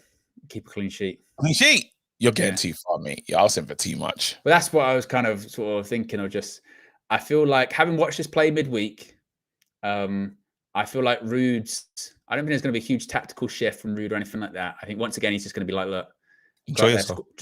Try and score a load of goals. That's what it means to play for Man United. We've got 3 home games in a row now. Let's get a bit of positivity going. And let's, again, a bit like the old school Sir Alex mantra of, well, if we score more goals, and then we'll win, basically. Yeah, literally. This is what we have to worry about, because Cole Palmer has been dangerous in these games. So we have to deal with the Cole Palmer effect. You know, this guy constantly scores goals and he's good against us. You know, so we have to be really careful. And then a player that I'm really worried about is, what Delo are we going to get today? Are we going to get locked in Delo, focused Delo? Are we going to get Delo that is making a few mistakes and is not comfortable in his position? We can't afford the latter. You know, we need the low that is on fire, you know, going forward, bombing forward. Hopefully we can make the atmosphere feel special. Like, Rude hasn't got a lot of games, but the way he speaks, he's worthy of, like, the fans going crazy, you know. Well, that was the thing, wasn't it? Yeah, Spurs won by 4-1, and they went 1-0 down as well. And I was also saying this too, KG, that, like, in terms of just the Premier League in general, it's been a crazy weekend, a really crazy weekend. And I suppose this is the biggest frustration as a Man United fan, which is just like, when you see these teams dropping points, you're like, this would be great if Man United were just participating in the Premier League this season, but they're not. You know, they're not. But you can start as you mean to go on. Look, if we win today, we can't go in the top half after now Spurs won. The highest we can go is 11th if we win today. Our goal difference is -3 at the moment, so we'd have to win by 3 goals just to get to 0, 4 to get to anything positive. You know, so there's still ways to go. Basically, there's still ways to go. But how many points will we be off, like, everybody? If we won today, as things stand at the moment, we go to 14 points, which would take us to 11th. In terms of being off the top 4, we'd be 4 points off the top 4, which is Arsenal. And bear in mind, we've got coming up in November and December some massive games, like some against big teams. Which obviously, look, if you're going to lose them, you get worried. But if you do win them, that's how you start climbing the table, isn't it? You know, you start taking points off them.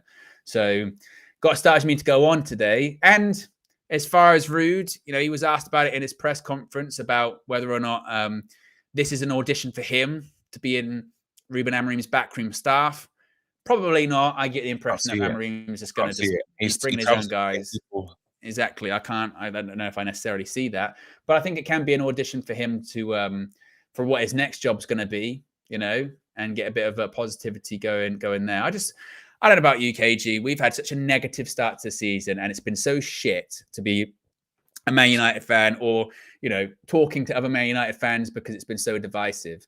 It would just be nice just to get some positive results. Like you said, the atmosphere today, I think midweek, people maybe were expecting a bit of a bigger atmosphere than what it was going to ever be because it's Carabao Cup. Yes. But today, it's a big game. Man United Chelsea is a big Premier League game. It's the main event of Super Sunday. You know, Can't be the main event, man. That's what we've got to look for. So I think the atmosphere is going to be big today. And I just hope, like, because again, if we scored early on, say we scored open in like 5 minutes, that place go fucking mental. Yeah, it would be rocking, absolutely rocking. And I hope that's the case. Listen, man, you set the table perfectly. I think about this game and, you know, how negative it's been and how poor we've been. You know, we've been a team that we can't get up for nothing.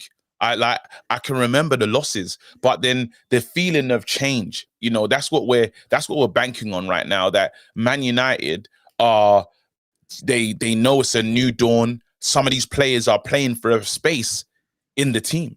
You know, some of these players are playing for a space in Amorim's plans. There's no way he's not watching this game.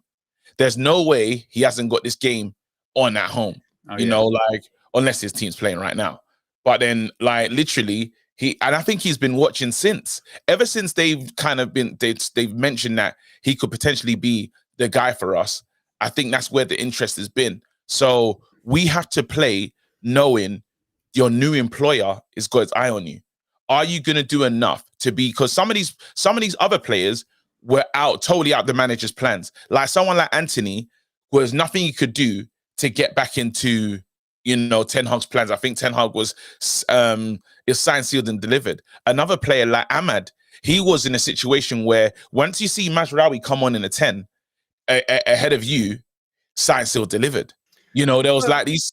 Go ahead. That's kind of changed a little bit now, though, isn't it? Because it's not necessarily just about being in the manager's plans. It's about being in INEOS's plans. Remember, Ruben Amorim's head coach doesn't have a veto in the transfer thing. If INEOS, sporting director Dan Ashworth, you know, Jason Wilcox, they don't fancy a player, you know, obviously they'll do it in conversation with the head coach, but if they don't, so that's why I think, like, people like Anthony, if he's out of the team, I mean, he's injured at the moment, but I think he's going regardless. You know what I mean? Like, but then I think but it's going to be clean slate situations for a lot of these players, because a manager it's the right maybe thing. Not. Maybe not, because again, maybe not if INEOS are in control of that, it's not really about, you know, clean slate, because they can say to the head coach, by the way, this player, we're getting rid of him. Of course. I keep forgetting this because we're not used to not having a manager. That kind of continuity. That's mad. That is literally, he is the head coach. They make the other decisions. So almost we got the organizational chart going and everyone has to be ready for this version. And it's that so clean slate thing and it doesn't really exist. Guys upstairs. Yeah, exactly. That's the interesting part of it. Couple of members chats here. Santiago has been a member for 28 months. Says, community, it's a special day for one of the panelists. Make sure to hit the like button as a birthday present for KG. Yes, at the moment, we are currently at 733 likes. We've got over 1,500 people watching. Wow. If you can't click the like button for KG's birthday, get it to 1K before kickoff. 20 minutes to go until kickoff. Let's get it to 1K. For kickoff. Red Devils Down Under has been a member for 17 months. Says they gave KG the keys. Oh my, we would never give KG the keys. Just kind of public service announcement on behalf of United View. We would not give KG the keys. No, it's not worth it. We would not. It's not worth it. It's smart to just not do that as well. Just because I'm a habitual line stepper in it. I will cross the line at some point. You know, just go live just because, and say, hey guys, got nothing to say. Yeah, well, yeah. I mean, this is the same guy that once, I think it's probably still up on your channel, uploaded, was it like 20-minute video just with no sound? Oh. I believe it is still up to this day, by the way, as well. It's probably... I hope not. I think it is. Well, this is... Oh, man. Owen, I badly want to win this game. I chose not to watch Matisse's... his start with what he did with Flex. I chose not to watch. It was very WWE. It was very WWE. Red Devils Down Under also has gifted 5 United View memberships. So big up to Red Devils Down Under. Gifts not only for KG's birthday, gifts for the UV community. Yes, the preview of Matisse, he was, what's the polite way of saying this? A dickhead. Fucking unbearable. I think is probably the way he was in that one. Oh my God! Like he was, I mean, he might as well have been there with Jonathan Coachman holding a microphone. You know wow. I'm talking man spreading over the sofa, looking directly down the lens, going about, I'm hungry and all this kind of stuff. It's going to be a massacre. We're going to massacre you, blah, blah, blah, blah, blah. Like, I couldn't do it. That's where it would have got me. It would have, you know me, I like stuff like that as well. I like to fight back and get into these kind of battles, but in where I am right now, in terms of today's, like, that's a strong team that we're going up against. Look at them: Jackson, Neto, Palmer, Madueke, Lavia, Caicedo, James, Gusto. For fun, what is this? And they got options off the bench. Make no mistake, they got options off the bench. Jao Felix and Kunku, they've got options. K-Flow's gifted another 5 United View memberships. Big up to K-Flow. K Barada, I believe also is known as. Peter's been a member for 1 month, says, KG watched your live. That video is a big inspiration. Big up on birthday, more life. Thank you, man. Thank you so much, man. Yeah, what can I say? Man? The funny thing is, I was awake late, it was an idea that just became a project. Yeah, the crazy evolution. and then I just didn't get to sleep till a normal time. Also known as the Kevolution. Kevolution. Oh, I like that. It's good, isn't it? Yeah, it's good, isn't it? Works. I like that. Yeah, we're gonna use that. Let's beat these today. I don't want to be fearful of any side. I'm sick of that. I would have my chest puffed out usually. This game, let's have him. Let's see. Let's do him. But I'm just like, there's just a tentative version of me today. And I think that's just he's trying to self-protection. Self-preservation. Yes. Self-preservation. That's where I'm at right now, where I'm totally being selfish, totally thinking about myself. And just because this team, how many times, even though the manager's been sacked, there'll be moments in this game where we probably say, well, this is the issue, though. This is, yes, Ten Hag is culpable, and you can say it's 60-40. 60% in the way Ten Hag sets them up, 40 in the sense of the Bozo gene kicking in, the fact that these guys must, and they must and will do something to harm themselves in a game. Or they just won't fight for the seconds, or they'll tell us stupid stuff like the other team wanted it more than us. Why? Why did that ever happen at Man United? Yeah, when Christian Eriksen came out. So that, and look, they can't. What you also can't hide from is they got people like Cole Palmer that they're just good players. You know what I mean? They've got good quality. Yes, but yeah, Ruud van Nistelrooy, he's just got to do the Ole Gunnar Solskjaer approach of being an interim manager. Go out there, guys, enjoy it. You're Man United, you know, don't overthink it.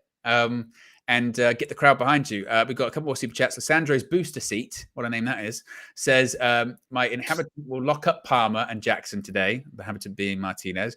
K-Flow says, membership for KG's birthday, reckless president as well. Oh, yes. Come on, man. That's a kid, man. Big up. The birthday wishes. K-Flow, yeah. K Barada, fam. K Barada, very essential to the Delegates FC. Exactly. We're doing well. I didn't realize that there was like, you know, civil war going on that channel as well, by the way. I didn't realize. But then, you know what? The funny thing is the war's kind of been settled now. And now we've just decided there's 2 squads. Okay. There's a Joe Blackman squad and then there's my squad. So there's Reckless FC and then there's the Delegates. And one day we'll play each other. Yeah. That's very simple, actually. You know, Minna's a striker. Yeah, she's ridiculous. Yeah, top goal scorer. Is that kind of like what kind of relationship is that? Is that like Zidane and Ronaldo? You know, that kind of, you know what I mean? Oh no, I'm definitely just Anderson in there. No, I meant in terms of a manager and player kind of dynamic. Ooh. Like franchise. Our manager's Charles, and he's strict as hell. So it's great. Yeah. He don't mess around. People will be dropped. It's crazy, bro. Please have Anderson as well. Yeah. Just good. Just in there. Just steady. In there. You know what I mean? Steady. Good for vibes. Hey, successful. Nothing wrong with that. Anderson, very successful player. Absolutely. We've got less than 180 likes to go, by the way, until 1K likes. If you haven't already, click the like button. And yes, be sure to subscribe. Once again, actually, KG, just looking at the United team today, I do want to talk about Casemiro, because obviously in the week, I think he was your man of the match. I think he actually got man of the match as well. Was that because we were playing a weakened Leicester, or is that just because actually, you know what? New manager, new lease of life. He's trying to prove people that he can still go in the Premier League. He did score in Erik ten Hag's last game as well. So it's not to say that under Eric, he just was not performing or anything like that. To the end, he was. Do you expect the same from him today? Casemiro special? The Casemiro special.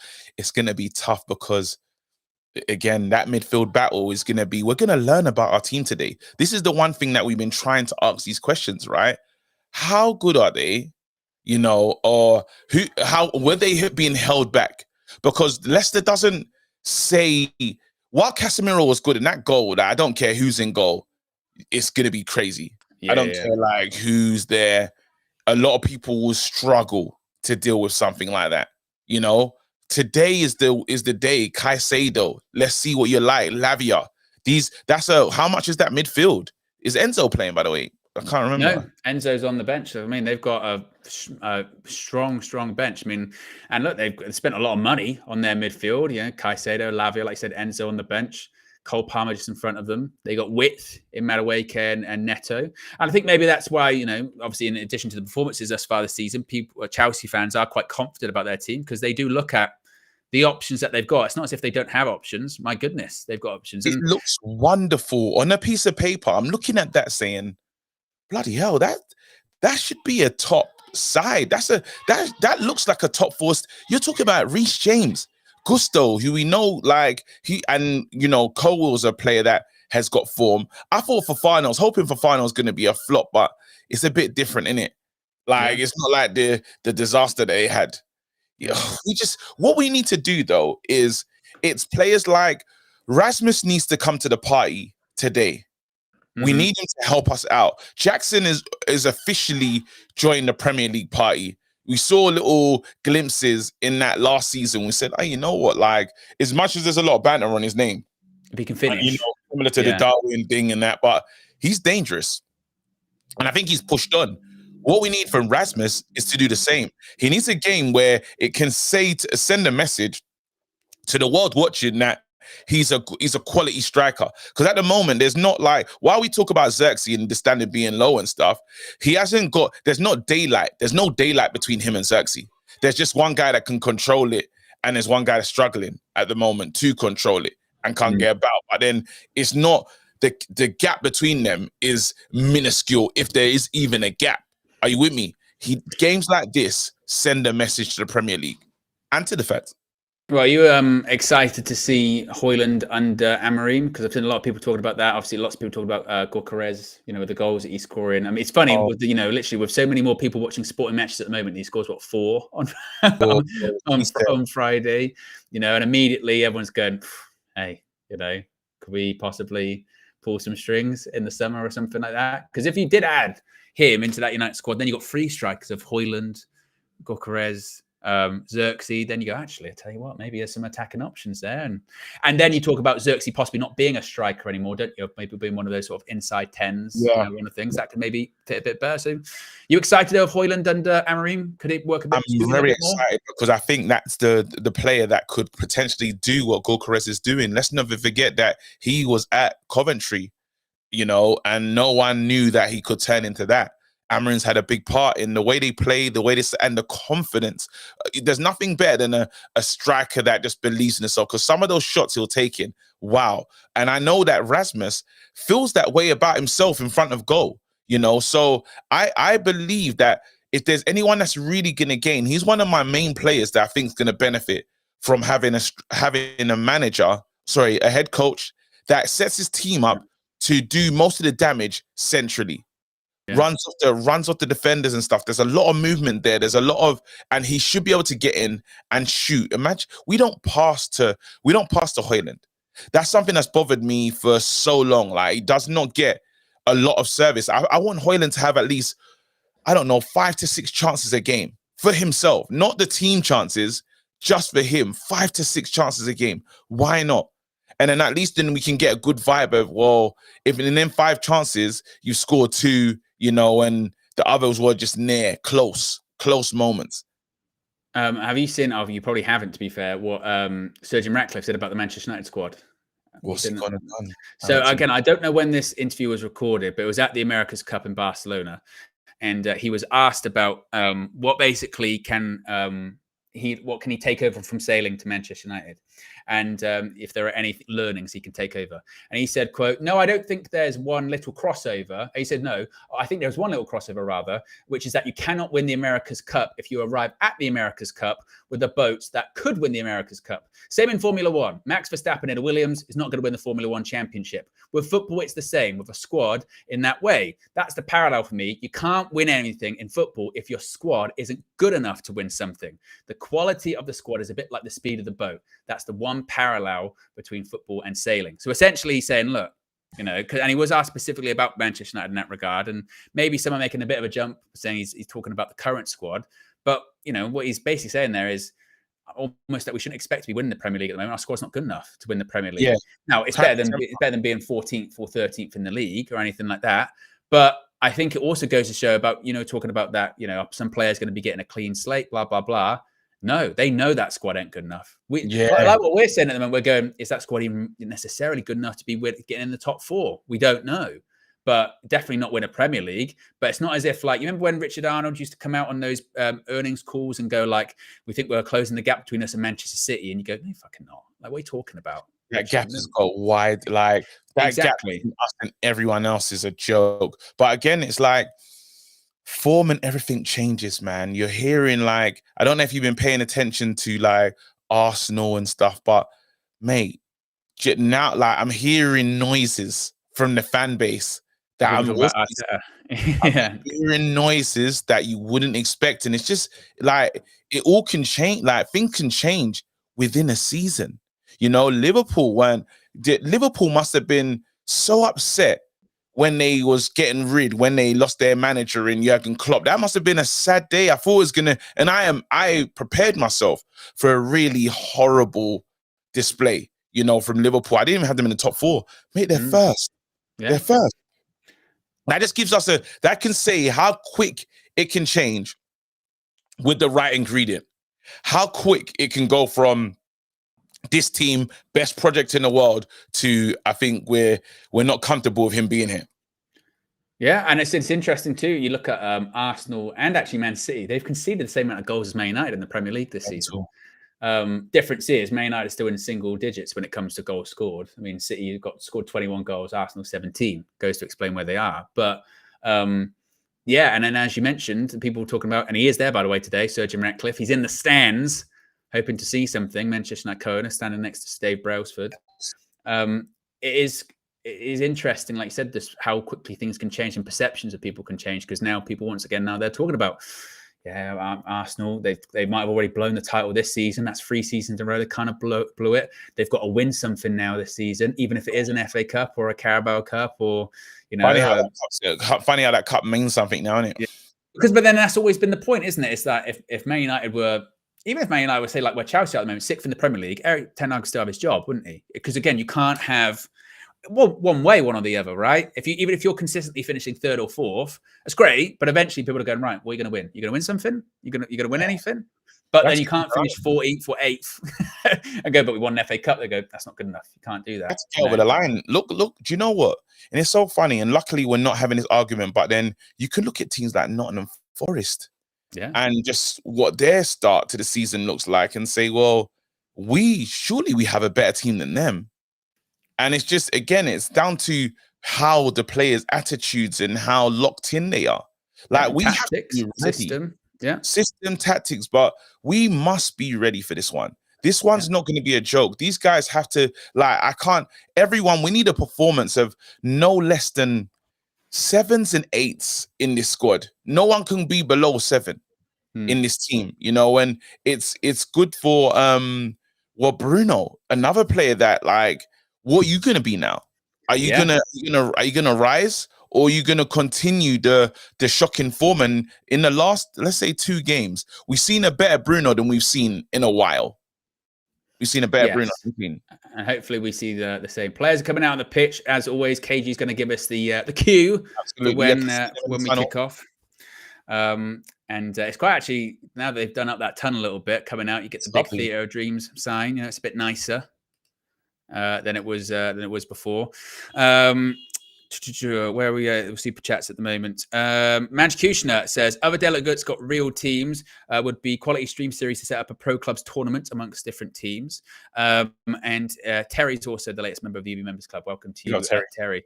Reminder that if you do join the Members Club, you get your badges, your emojis, and your exclusive members only content as well. As players are just coming out on the pitch at the moment. Yes, they are walking out. Here you go. The Theatre of Dreams. That's nice. That. Rashford and Cole Palmer, cheeky conversation.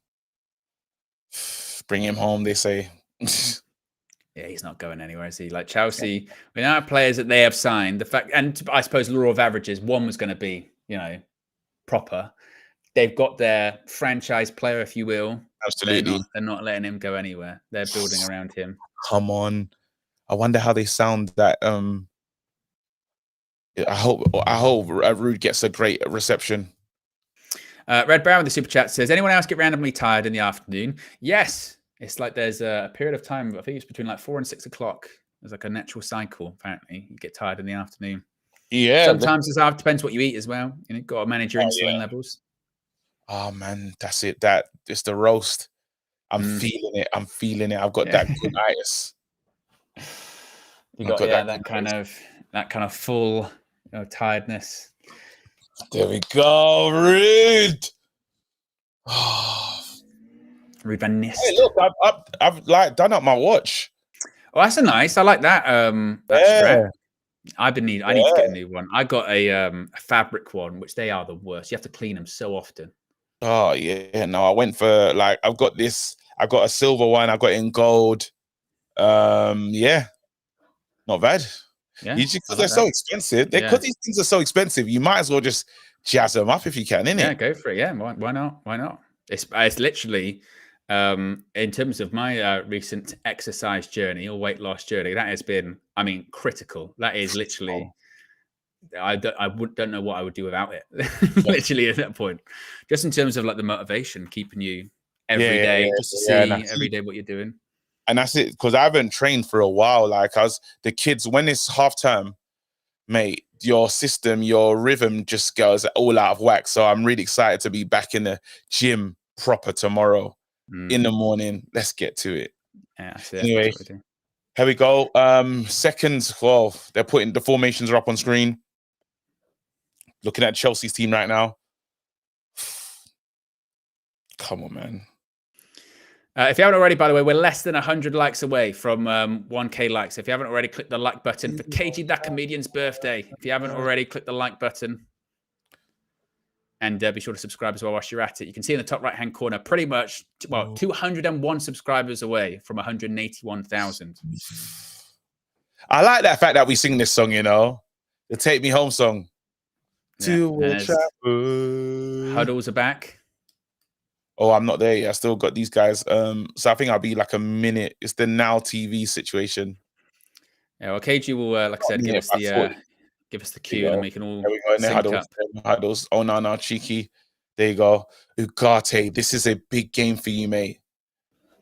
Come on, boys. Come on, everyone. Let's go. Let's lock in. We can do this. To Old Trafford. Come on, please, boys. You can do it. You can do it, man. You can do it. They got to believe. They got to rise. You got to take this moment. The world is watching. Got to believe. They got to believe, man. They just got to understand, though, we're ready for this moment. This is us. This is what we do. Yes, boys. Come on. Lock in. Everyone work hard. Nobody drop. Nobody drop their heads. Together. Let's go. I'm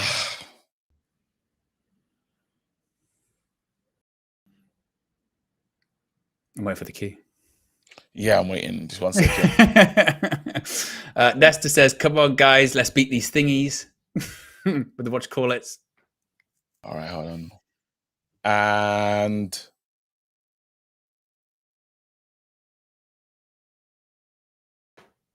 now. There you go. There we go. Moving the ball around at the back into Delo. Delo kicks it long. Interesting. Okay. Rasmus. Referee. Yep. Impeded. But where's the card? Can you imagine? Card straight away. So where's the card then? Where's the card? I gotta go to my Thai page on my soundboard for that one. I can do that. So where's the card then? Where's the card?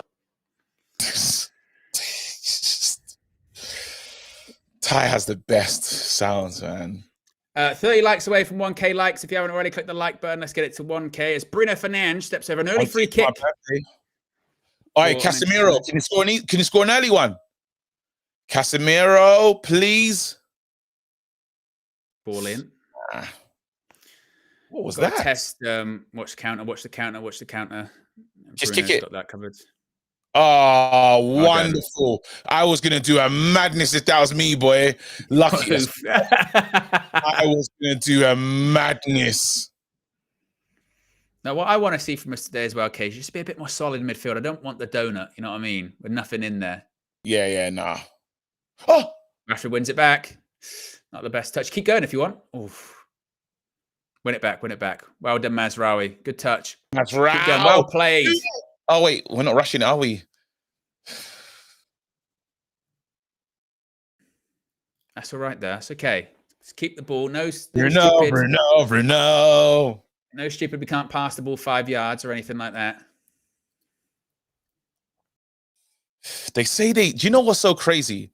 They say they live for the big moments. This is a big moment. It's a big game. Look, Man United versus Chelsea. I know maybe it's not as big as it used to be a decade ago, shall we say, or 15 years ago, because I remember going to a Man United Chelsea game at Old Trafford, peak Jose era. It's when Chelsea had won the title 2 years in a row, and then that season Man United won the league. I went to that game. We drew 1-1, and honestly, it was one of the loudest I've ever heard Old Trafford. It was fucking bouncing, that game, because Chelsea were good. Here we go. You know what I mean?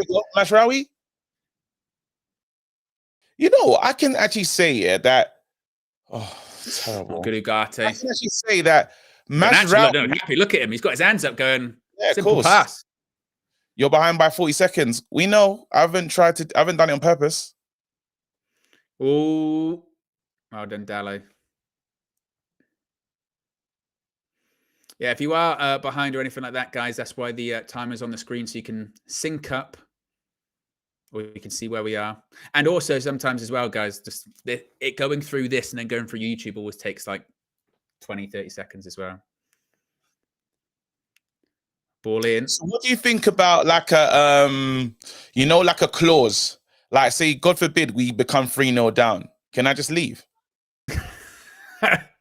Why are you already thinking that already? I'm just saying. Is there like a, oh, good. It's not bad. It's not bad. Unlucky. Because I think there should be like a clause in the contract. What, a birthday clause? A birthday clause, like, you don't deserve this. You know what I mean? Like, if it's really like ridiculous. Does that happen in any other former jobs or whatever? I don't know. In other jobs, you just don't go in it. Well, to be fair, I've worked in places where your birthday automatically counts as a day off. You ever worked in a place like that? Well, I haven't had like a lot of real jobs, to be honest.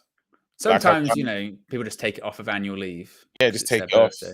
Yeah. But then some places, I've worked that they just go, oh, your birthday's automatic. You get that day off. Go, all right. Oh, man, come on, man. I used to always be very creative with my annual leave stuff as well. There's like certain, if you take certain days off around like bank holidays, you can turn well done. Win it back, a long weekend into like 2 weeks off. Oh, I love that. 2 weeks off is ridiculous. Yeah, but only using like 3 or 4 days of your annual leave if you're very smart. That's proper working in HR, that is. Yeah. So that's someone that's rejigged the system. Yeah, you have a look at where do these holidays line up? Oh, okay. Oh, come on, United. Look at us trying to look after the ball. It's better, Mazraoui.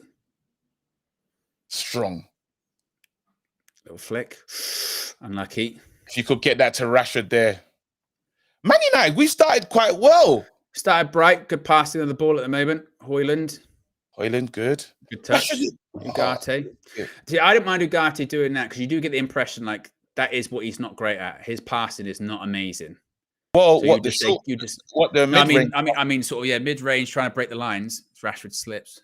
Obviously, Mazraoui slips. But we're like Ugarte, he's ball winner, isn't he? Yeah, he can pass a bit though. There we go. He didn't know what was I tell you what, Casemiro, stick or twist. The overlap. Neto. Ooh, left the leg out there, Casemiro. Ball in. Casemiro kind of just leaves the leg out there, dangles it. If the guy tried to ride the contact to that, it could have been crazy. There was a couple there, wasn't there? It was the one where he dangles the leg out, and before that, when that ball goes past him, he looks like he tries to stretch and then realize that his legs would just give way if he tried to do it. I see they're zooming in on Casemiro because they know. Well, again, it was lovely to see the support that Rude showed Casemiro in that last one. He said, look, the Liverpool game, they blamed him. He's really like combative and wanting to fight for Casemiro, which was lovely to see. Yeah, well, he works with these players every day, doesn't he? And he has done, Even sometimes more so than Eric Ten Hag. I mean, I know Eric Ten Hag was on the training pitch most days, but I'm talking when you're talking like you're literally running drills, working with them every day. Sometimes you do have that bit of a bond. Yes. Foul. Rasmus is doing well, winning these. Cole will focus on that battle. It's a good one. So far, it's been a pretty bright start for United. No big chances either way. But that beats. I remember we were playing Spurs, and literally like 5 minutes in, we're getting hammered. Yeah. Say with Liverpool, wasn't it? It was a bloody hell. I'm so happy. We did okay, didn't we? We did okay, and then like I said, that Casemiro pass. That's what I mean with Ugarte. His pass is not amazing. Yeah. It's not great. So that's why you would say to him, just simple. Chill. Man, keep it simple. Go sideways. Starting to feel starting to get the effects of the coffee finally, which I'm really happy about. That's getting the energy. Yeah, that's in the bloodstream. Finally, I was like, oh my God, I'm not going to make it. I'm panicking. That post-meal lull. Yeah. It's lovely though. What did you have? Is it lamb? Yeah, lamb roast. Fantastic. Did you have any, was it mint sauce? Oh, no, just a cheeky bit of mustard. I do like that. Oh, I love it. Yeah. no. Deal with that, Dallo. Heavy touch. Where are you going to go? Roll around the corner. Okay, okay. Did that? That's not the move. That's hospital ball, Casemiro. You've sold Ugarte out there. Get it back, win it back, win it back, win it back. Good defending by De Ligt. That wasn't the move from Casemiro there. No, that wasn't. Didn't even make sense. That didn't even make sense. Look at that. Look. It's a hospital pass. That's what that stuff is what we had to eradicate. The Ligt does really well. I was worried for a second. I was like, is he backing off too much? Is he backing off too much? And he just holds his position just enough, sticks the leg out. But you're right. Casemiro plays it inside to Ugarte. Caicedo reads it. There's nothing Ugarte can do. And the next thing you know, they're in. But it's, again, stop those type of mistakes and you guys will be okay. Yeah. Stop those kind of mistakes. You will be okay. Lamb and mustard. No, it's because I like the veg. I like the thingy. There's the roast potatoes. There's the roast potatoes. So it's not really like I like potatoes with like mustard is always going to be the one. Oh, no. Kev, no, mate. No. I like this. Oh, it's a great feeling. Potatoes just for me. It's potatoes gravy. Don't overcomplicate it. You know what I mean? That's it. Yeah. Any roast, to be honest, is just gravy. I don't like mint sauce. Like at Christmas, I don't have cranberry sauce or anything like that. Oh, no? No. Oh, let's go plus. Come on, boys. Come on, Garnacho. So I'll make a run then. No, keep going, Garnacho. Kept going. Went full. Big tackle. Casemiro. It's okay. It's the reducer. It's a big tackle. I like the way you saw as soon as he went in, you went, oh, you know what I mean? Because Chelsea on the counter attack here. Well done. Poor pass by Gusto. Mazraoui reads it. But that's one of those ones by Casemiro. He dives and you go, you better get the ball. You've got to get the ball. He does, though, in fairness to him. I could have turned that. I like the way we're playing football. Go on, Rashi. Run it. Just put him under pressure. See if he can get a throw. That's not a throw. That's not a throw. I just love that we have that. Like, we know Casemiro, you know what I mean? So when you see him running up, everything starts to slow down. You go, oh. And then he gets to go, oof, good. Good. United. Oh, God. Oh, take the throw then. How long are you going to take? Jeez. Yeah, sirens in the chat, criminal nature. It's absolutely mental that we're just passing the ball a bit better. Well, like we're in control. We still had their best shots of the game. Casemiro moment. We had that one Casemiro moment, but I'm saying just like we're not going crazy on the ball. Then he does that. Then Bruno does that. Yeah. No. Or the one where Garnacho could have carried on running, decided to try and pass it inside. You know, I'm used to that. Yeah, you just get the impression for some reason, last couple of minutes, we've been trying to like ball over the top, beat the high line kind of thing. Whereas before that, we were like, oh, let's pass it sideways, keep the ball. Get back, Garnacho. Go work hard. Everyone's got to get back. You know, obviously, Roy Keane was talking about the running and the willingness to run, you know, and it's a good argument because sometimes we're not working harder than the other team.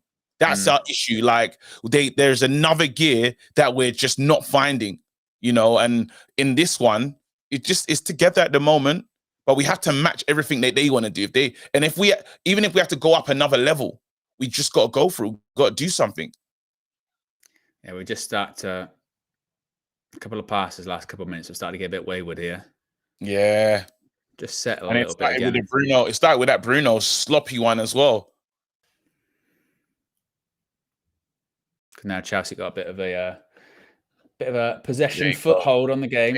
You can't allow now in these moments. Easy. That's what I'm saying. We can't make it easy. These parts. No. Watch the overlap. That's the part there. Are you with me? Where that's what I was talking about, the midfield. Like that's the whole of midfield, isn't it? That's just run through. There's no real resistance. You know what I mean? There's space. Like here, the overlap's coming, but for some reason, no one really does anything. We know like he's going to pass it to Gusto. Then eventually Martinez does the block in the end. It's just kind of, again, read the game a bit better. In Rashford's to follow that run back or something. I don't know. I don't know who's meant to be following back, maybe. Because it looked like Leach didn't really want to come out of position, did he? Ball in. Danger. Off post. Side netting. Fucking hell.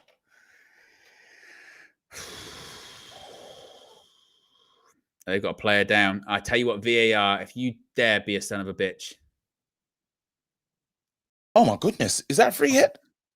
Is that off the... Where is he? Is he just alone? Oh, that's the... No, that would have been criminal. Because Madueke pushes Casemiro. If VAR would have to change it. Look, you can't do that. Yeah, he gives him a shove in the... Well, so delayed delays goes to the ground, Casemiro, doesn't he? But they're saying there was a push. You'll say the push is ridiculous. Good. Yeah. Sit down. Sit down. But you can tell again, it's funny what your instincts do, isn't it? Because literally the moment he kicked the ball from the corner, you made a noise as if to say, that's a good ball, that. You know what I mean? Dangerous, man. Look at this. Leach pushes as well. We wouldn't have got that. We wouldn't have, if that went in, we wouldn't have got the Well, that's the thing. You got to be careful, isn't it? Is that just because it happened and the ref didn't see it, don't assume that VAR is going to clear it up because they won't. We know they're not. Look what happened to us last weekend. And there's the other thing that they're saying as well in the chat. 2 players, free header. That's what K-Flow's saying. What the hell is that? Come on, boys. Who are you flicking it on to, though? Nothing. It was just a hope. It's just a hopeful one. Is he in? Ball over the top. Yeah, Chelsea started growing into the game a bit now. Yeah, Chelsea definitely growing into it. Madueke. That was the player that I wouldn't mind of swapping with. You know, when they was talking about who was the player that they was trying to get rid of? Sancho. Chukwuemeka, there was rumours, wasn't there? Oh, yeah. Oh, going down that. There we go. Run down the wing. Run down the wing. Just hold on to it. Oh, give it to him. Oyland made a run. He tried it, didn't he? Now you're going to have to keep going. Where are you going? Is that caught a ball? He got something. Well done. I thought he was going to play in... But you know what? He actually gave us some... We actually needed that reprieve because it was a lot of... Yeah, it's a good run that we actually needed. Like, he wasn't really going anywhere, but he's just getting us up the pitch, giving us some time, a little breather. Defense gets time to communicate. That's sometimes your worry with Rashford, isn't it? It's like he picks up the ball and goes on these runs, and you think, like, where are you actually going? Do you know where you're going, or are you just hoping something's going to happen, basically? But he wins a corner. Hopefully, we can have a decent delivery. Who's standing over it? Bruno? Delete. I forget about him. Ball in. Oh, one bad. Oh. Now I've got to get back. Oh, miscommunication. We got it back. Whip it back in. Too slow. Too pedestrian from Dalot. Look, it's too easy. And he got megged. Letting him do it. Let him do it. There you go. Delit's trying to work. You got to make it, Mazraoui. Well done. I tell you what, I'll be turning around at Dalot and being like, hey, get a foul or do something with it then. Because you've let that go way too easy. Liberties. It's too easy, mate. That's a little bit criminal from him, and now we should be pressing. Look! There's no intensity. Yeah, there's nothing. Like Bruno's walking to him slowly, unless they've been told you don't have to step out. Look at that!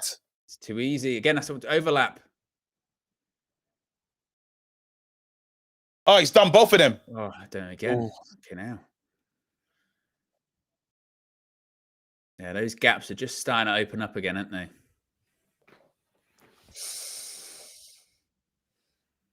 And I get you can't play at high intensity all the way through, but mate, if you say you owe something to the fans, then show the fans. The fans are full of voice right now, singing. Like you said, like with that Dalot one, it's just kind of basics, isn't it? Like, you know, you've won the ball back fortuitously, then you've lost it, then you've been megged, you know, because you've jumped over the ball, kind of thing. Look, see, there you go. There's movement, and we're kind of weird walking pace at the moment. There you go. Chelsea just on the concur. ball now. So what Like are we doing? said, Are we there's doing not- it like we're not pressing when they step into our half? What kind of? We're not really closing them down that intensely, really. When you No, look at it, like- we're happy to get into shape, aren't we? But they're just And they're bopping that. playing Look at that the one numbers. touch, bopping it around There you us. go. Too That's easy. it, 'cause we're allowing Trouble. this. Cole Palmer Oh, again. Cole Palmer's done well there. We're allowing this. When that, be careful. Be careful. We've just basically. But your point there was spot on. Basically, you go right. Okay, you're going to settle into shape. You're going to get behind the ball. Fine. If you're going to do that, and you don't want to press. No problem. But all Chelsea literally did there is like 2 or 3 first touch passes, and then suddenly they're through us. You know what I mean? So you either keep your shape and you stay rigid. You don't allow them to get through you, or you press them. And we're kind of doing half. We're doing sort of half, and that was just too easy. I think Casemiro gave it away. We didn't even see it. Oh my God. Harris, don't do that again, mate. Oh! I mean, to be fair, Onana has sold him out. Onana has sold him out. Onana did him dirty just now. United. Oh. I'm going to say it. Casemiro. Oh, that's good. That's good. Casemiro, That's there good. you go. Overlaps. Oh. Bruno. It's not a bad one. Oof, unlucky. Good. Well done. Well done. That's it. Like you said, this is the 10-minute period, isn't it? Well, we've just gone through it again. Where we're like, well, we're playing quite lethargically, not doing that much. Hopefully that's it. Now we've woken up a bit. Yeah. Bloody hell.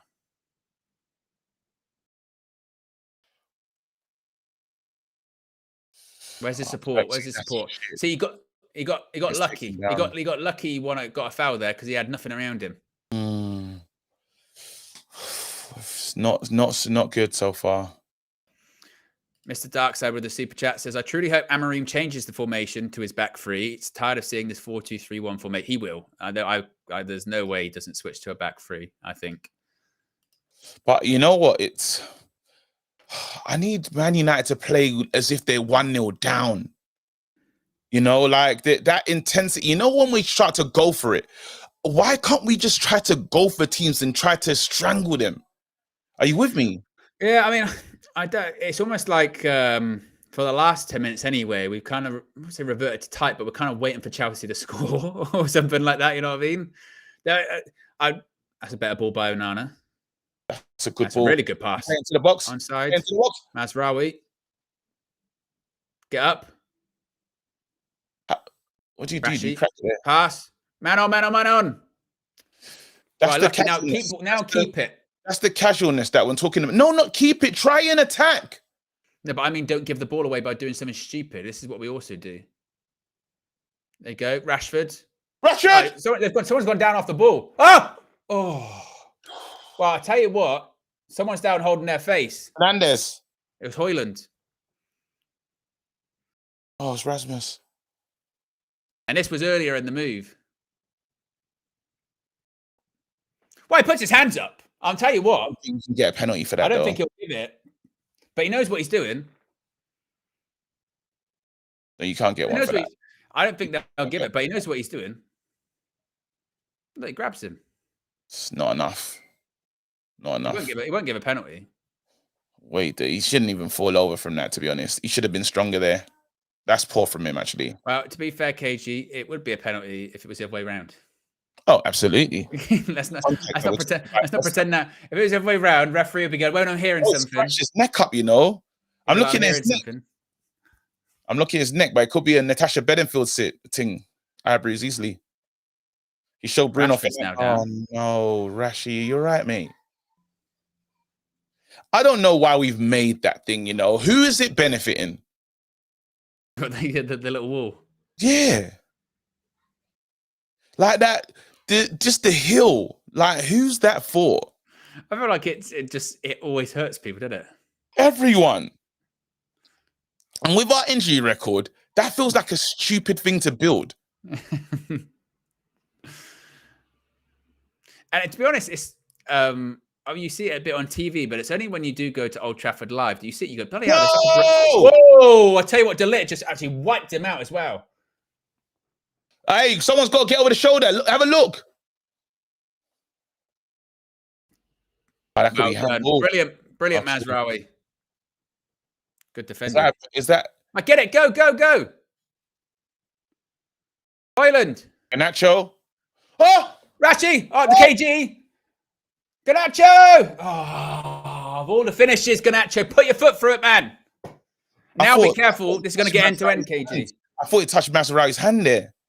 I don't think so. Oh, wonderful tackle. Well done. Great tackle. Go. That's why you have him in the team, KG. That is Ugarte. Oh, no, that's criminal. Rasmus, come on. Rasmus, that is criminal. I wouldn't accept that from Xerxes. I'm not accepting that from you, big man. That's terrible. That stunk. You get a moment there. Oh, do you reckon Garnacho should have come forward with it or something? Say it out. He doesn't catch it properly. Didn't catch it properly, but you had to overload. Give it into. You have to play it into that. That's what is annoying. That's what I'm talking about. Like that one there with Hoyland won't go down as like a chance, but that is a chance. That's a proper chance. It's nonsense. And if you're Ugarte, that's when you piss off. You go, I've just done a brilliant tackle. Tackle from behind as well. Managed to win the ball, and it's not even as if there was nothing on as well for Hoyland. Like Rashford's there. So much on. Yes, Chris, we are a minute behind. No way. It's all right. I tell you what, Martinez just does enough, just about enough there.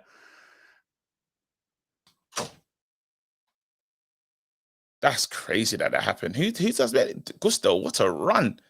Inverted, yeah? That was actually pretty impressive. As well.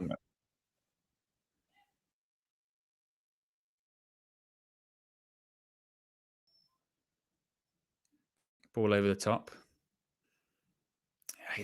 Rasmus, you don't need to wrestle. This is when he starts getting frustrated, he starts wrestling again. Yeah. I know he just, grabbed you by the neck and stuff like that. Game. You don't need it.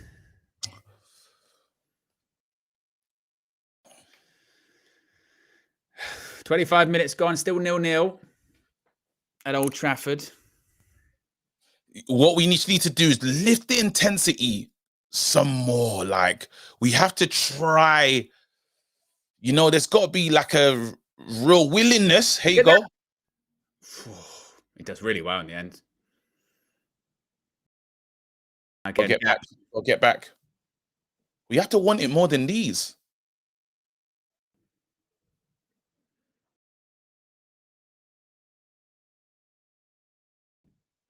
See, this is when we sort of get back into our shape. Yes, so now we're in a shape. When do we start? What's the trigger for us to go and try and press the ball? Because we're allowing that to happen easily. That's why I was saying it's like half and half. It's like, okay, if you get back into your shape, it's meant to be that they can't pass through, but they can. I don't understand it. There's something that's not happening here. Like, is it when we get into this moment, now I expect everyone to now step out and run and get there. And it's not happening. They kind of like, just wait. What are you lot waiting for? So we're sitting back in a serious low block, but then there's nothing to it. Good tackle. There you go. Go. Stay on side.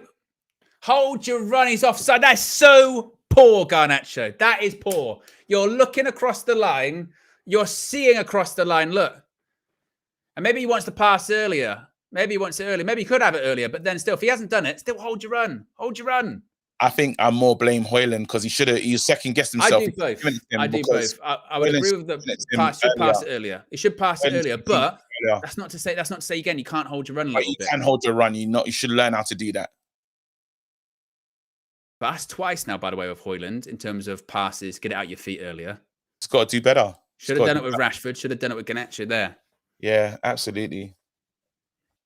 Because that's where we're going to catch these lot out. Like, we have to make those type of moments. If we're going to score, that's our best bet to... Yeah.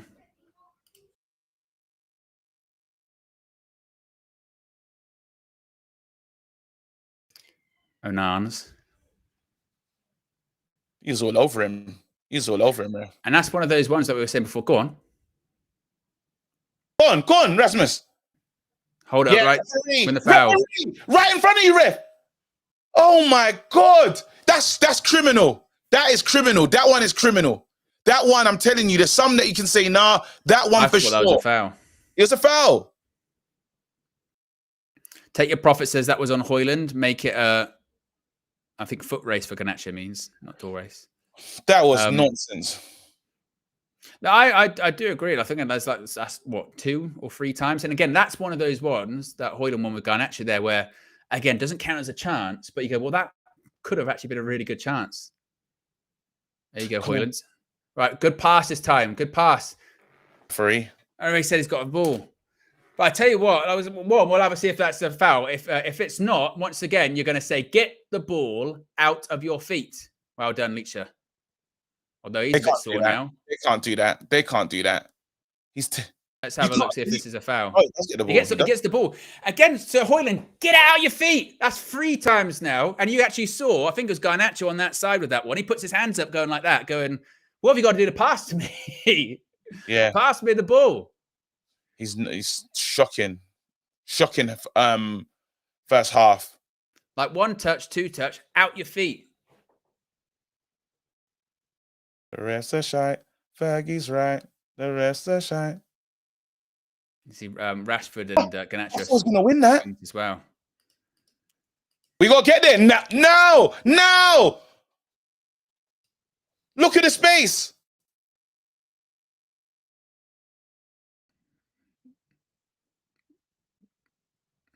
It's just gone off. We got over 1,400 people watching. We're over 1,000 likes. If you haven't already, click the like button. Let's see if we can get it to 1,500. And be sure to subscribe as well whilst you're at it. Less than 200 subscribers to go. To 181K. Right. And this is one. Well, when didn't he? This is one where you would say with Rude, wouldn't it? As a striker, you'd go to Hoyland. Hey, get the ball, hold it up, get out your feet. Pass it. It's criminal, some of the stuff we're seeing. Free kick. Onana had the ball well, to be fair. You know what's so crazy, yeah? Well, now that Ten Hag's not there, because I was thinking if Chelsea win, you couldn't put it past Sancho saying, great 3 points, lads. Yeah. You couldn't. Well, people are wondering what his mindset is at the moment, because again, he hasn't played the last few games, has he? He's been on the bench. Tactical reasons. Yeah, tactical reasons. Andre Onana. Turn.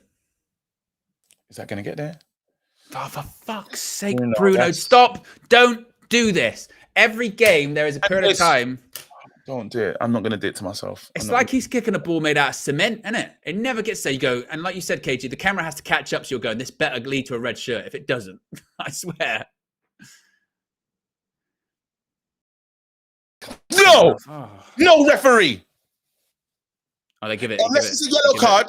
Unless it's a yellow. No, we good because the ball went out, I think, KG. We got the free kick. Because I thought refereeing in the end. I thought Garnacho kept it. No, I think it went out. Could have had him for 5 million. Mancutioner says, hope Amorim doesn't shy away from calling out refs.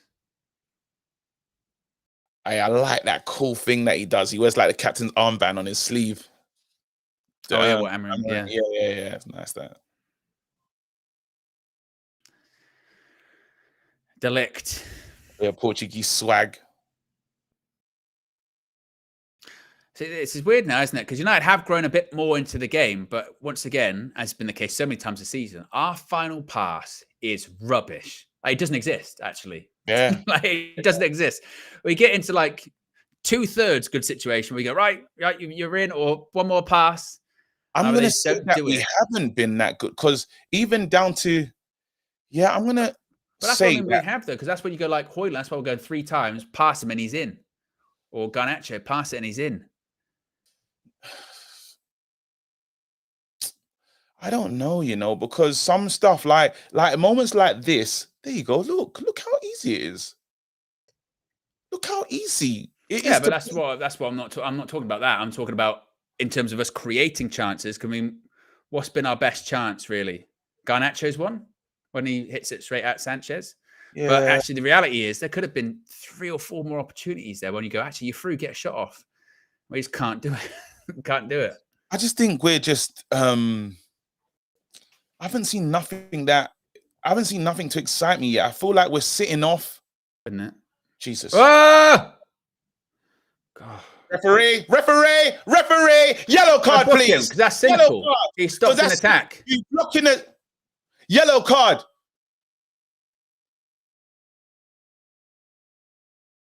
He makes a total mess of it. And there's no pressure on him either. He's staying in his. That's yellow card. That's it, Gary Neville. Don't say Onana's running into the Chelsea players. He's not. Gary Neville tries to get into his, I'm going to be impartial bag. Move, man. You saw that clear. Okay, delete. That's criminal. What the fuck? They're all in it. You know, that's Rashford's second one. That's Rashford's second. Play on. That's Rashford's second one. You see when he had to tip it back to. Remember when Rashford did that like little one to Delos, like a flick? Bro, run at your man, pick up the ball, try something. And even that pass from Casemiro, there was not a great pass. He just sort of hit it into the middle and the Chelsea player kicked it out. But that Rashford one, he just literally flung his leg at it. It did not. You have to try and take on your man. Like at least what Garnacho's trying to do right now. Oh my God. Oh, some of our passing is shit. He's got an overlapping run. What can he do there? Well, they've done. I'll tell you what, United have defended that really well. They've done the best they can do. No, it's delete there. And look, we're giving it back to them. We're not hungry. We're not hungry. Okay, just let him run. Just let him have the ball there. The instruction is poor. The instruction is poor here. So what is this? Oh, they can play around us.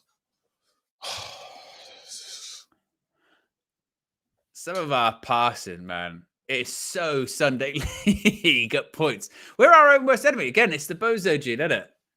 Save one for yourself every game. We can't. It's the game's so slow, and we're allowing Chelsea to play. Look, we just win. Right, go right now. This is go. Right decision. Use the right decision. Right decision. We get a free. Well, he's already gave a free kick. The ref already blew his whistle. Oh. I tell you, yeah, Gary Neville was right. If that went in, we'd be furious because he blew his whistle early. Oh, he takes him out totally.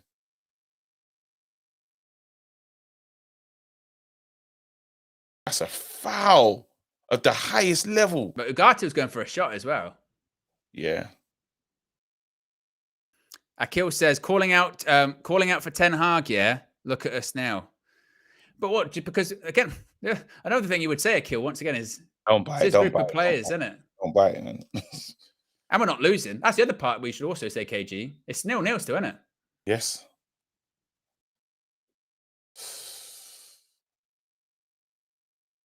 Because no one, anyone fighting for the manager still be at the club is just silly. And also, it's you know what the weird thing is now, isn't it? Is that if you bring up his name, it's move on. Which is true. Yeah, no, but it's fine. We can move on, but I'm saying that, like, we don't like. It's the same as when players leave, isn't it? And we go, like, if Fred was playing today or so and so was playing today. It's done. It's the same, isn't it? You know what I mean? Right, Bruno, you scored a free kick in the week where you basically kicked the ball into someone's head and it went, went the other way. Do it again. It's gonna be to be honest, from this one, just smash it. Just smash it.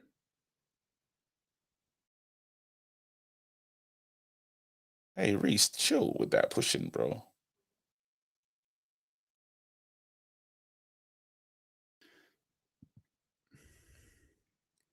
Go on, be bastards. Don't be too nice. Hey, Reece James, you don't want to be pushing Leacher. Yeah? Yeah. He's nuts. Or Ugarte, he's up for it still.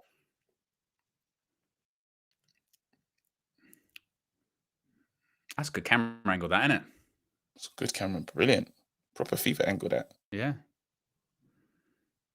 Nope. Oh, fucking hell. You just knew, didn't you?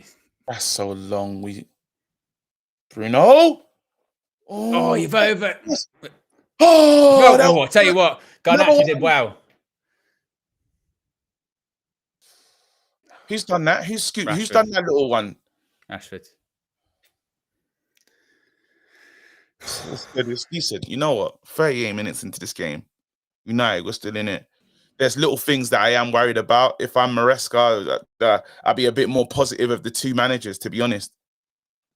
Yeah, they look like... I know there's chances for me in this game. Yeah. They're sitting off. They're giving us a lot of they're allowing us to play. They're not pressing. They look a bit more structured, don't they? They look more structured than us, or there's more logic to some of the stuff that they're doing. Whereas ours, we're very much freestyle, aren't we? You can tell we're... Look, like there's a moment now when we go and run and try to press them, but then I'm like, but then we don't do that when they get into our area, which is a bit weird. Like, look at this, we're getting into a little pressing moment now. Like, I don't understand the actual.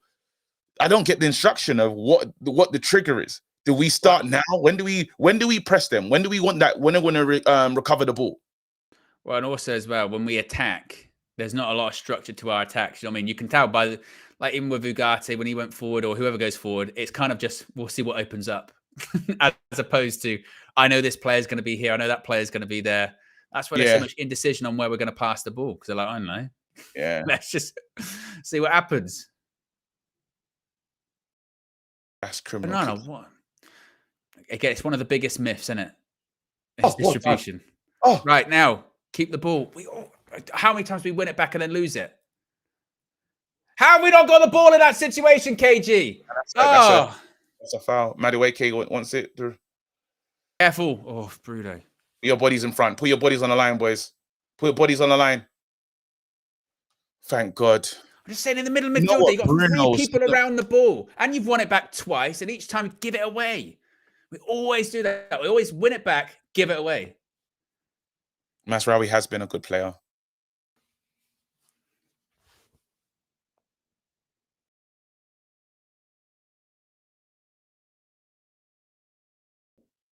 What? Check for what? Penalty for what? There's nothing in that, is there? Is that what they're looking at?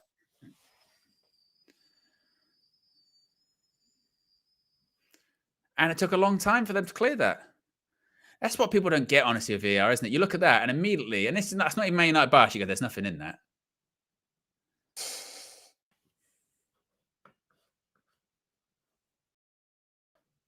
You know what? We're in this game still. We're in this game still. Still 0-0, as we always say. Even if it 1-0, it's only 1-0. It's still 0-0. I think the frustrating thing is, from a United point of view, isn't it? You just go, I tell you what, if we could go up like a level or two, this game is there. He's going to play around him there. Don't. That's nothing. There's nothing in it. There's nothing in it.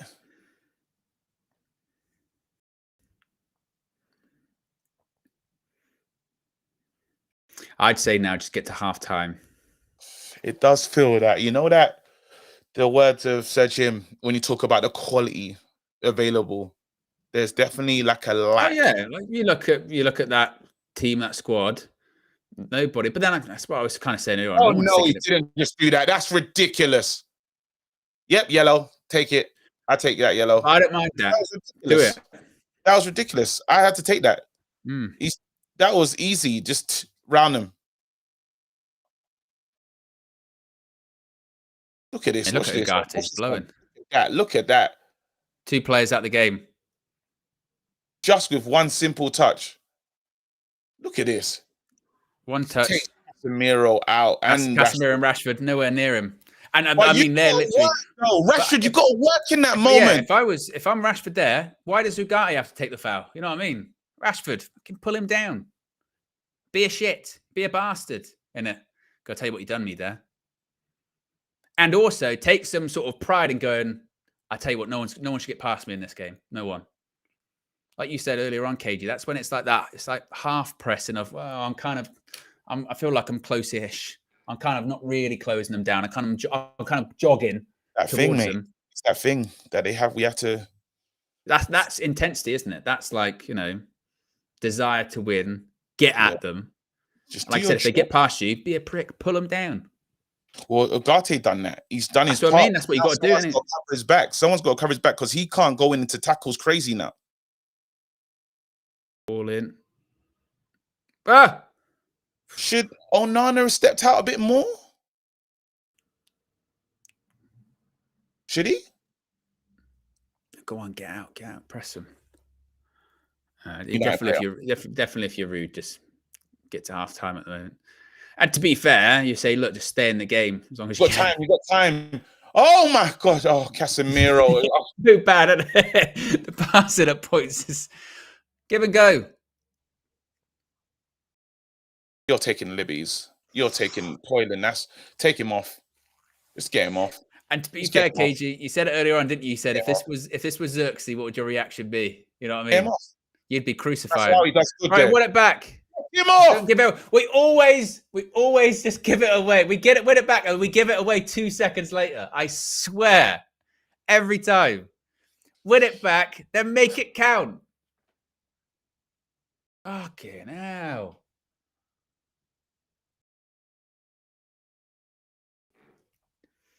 Mazraoui's done well again. He's been brilliant. Mazraoui's been brilliant. But like you said, you look at our front three in general, don't you? Out front four, Bruno as well, and going, can one of you complete a fucking pass? All four have just been, and it's the striking problems it's the issue you had up front with these. If we're gonna score, it's a set piece. Oh my God, it's too easy. Careful, Ugarte. Oh my God, that's too easy. That was way too easy. Get it. Oh.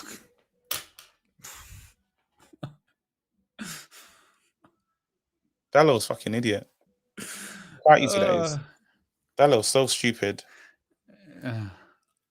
That's so stupid. But it's once again, it's like you said, it's easy to play through, isn't it? It's like it's in midfield. It's just so easy. Look at below. He commits himself. Sorry. Bang. My God, honestly.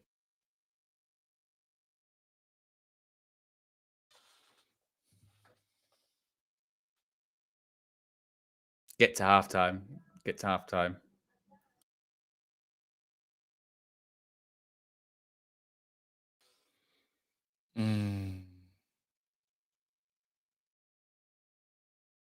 The front four have not worked at all, man. They can't pass the ball, can they? And it's not as if they don't have good opportunities, they can pick up and win it. I'm not going to jinx us. I'm just going to wait for it to happen. Ball in. Okay. Try and get to halftime. And we just have to level it up. I think we need to make some... well, what change you got? You looking at Ahmad? Ahmad, Xerxes. You could not do no worse than what Rasmus has done today. It's been terrible. Oh, it's too easy. That's one pass just through the middle. Keepers. You got to just immediately make that change. Look. There you go. Oh my God, it's got there. Go on, Garnacho. Match. Okay. Mazraoui. Let's put the ball in the box then. Oh, Rashford! Oh! Fucking hell. I think it hit the bar. He's got to score, look. Times his run perfectly. Oh, it's hit the bar. I think that's a really bad miss.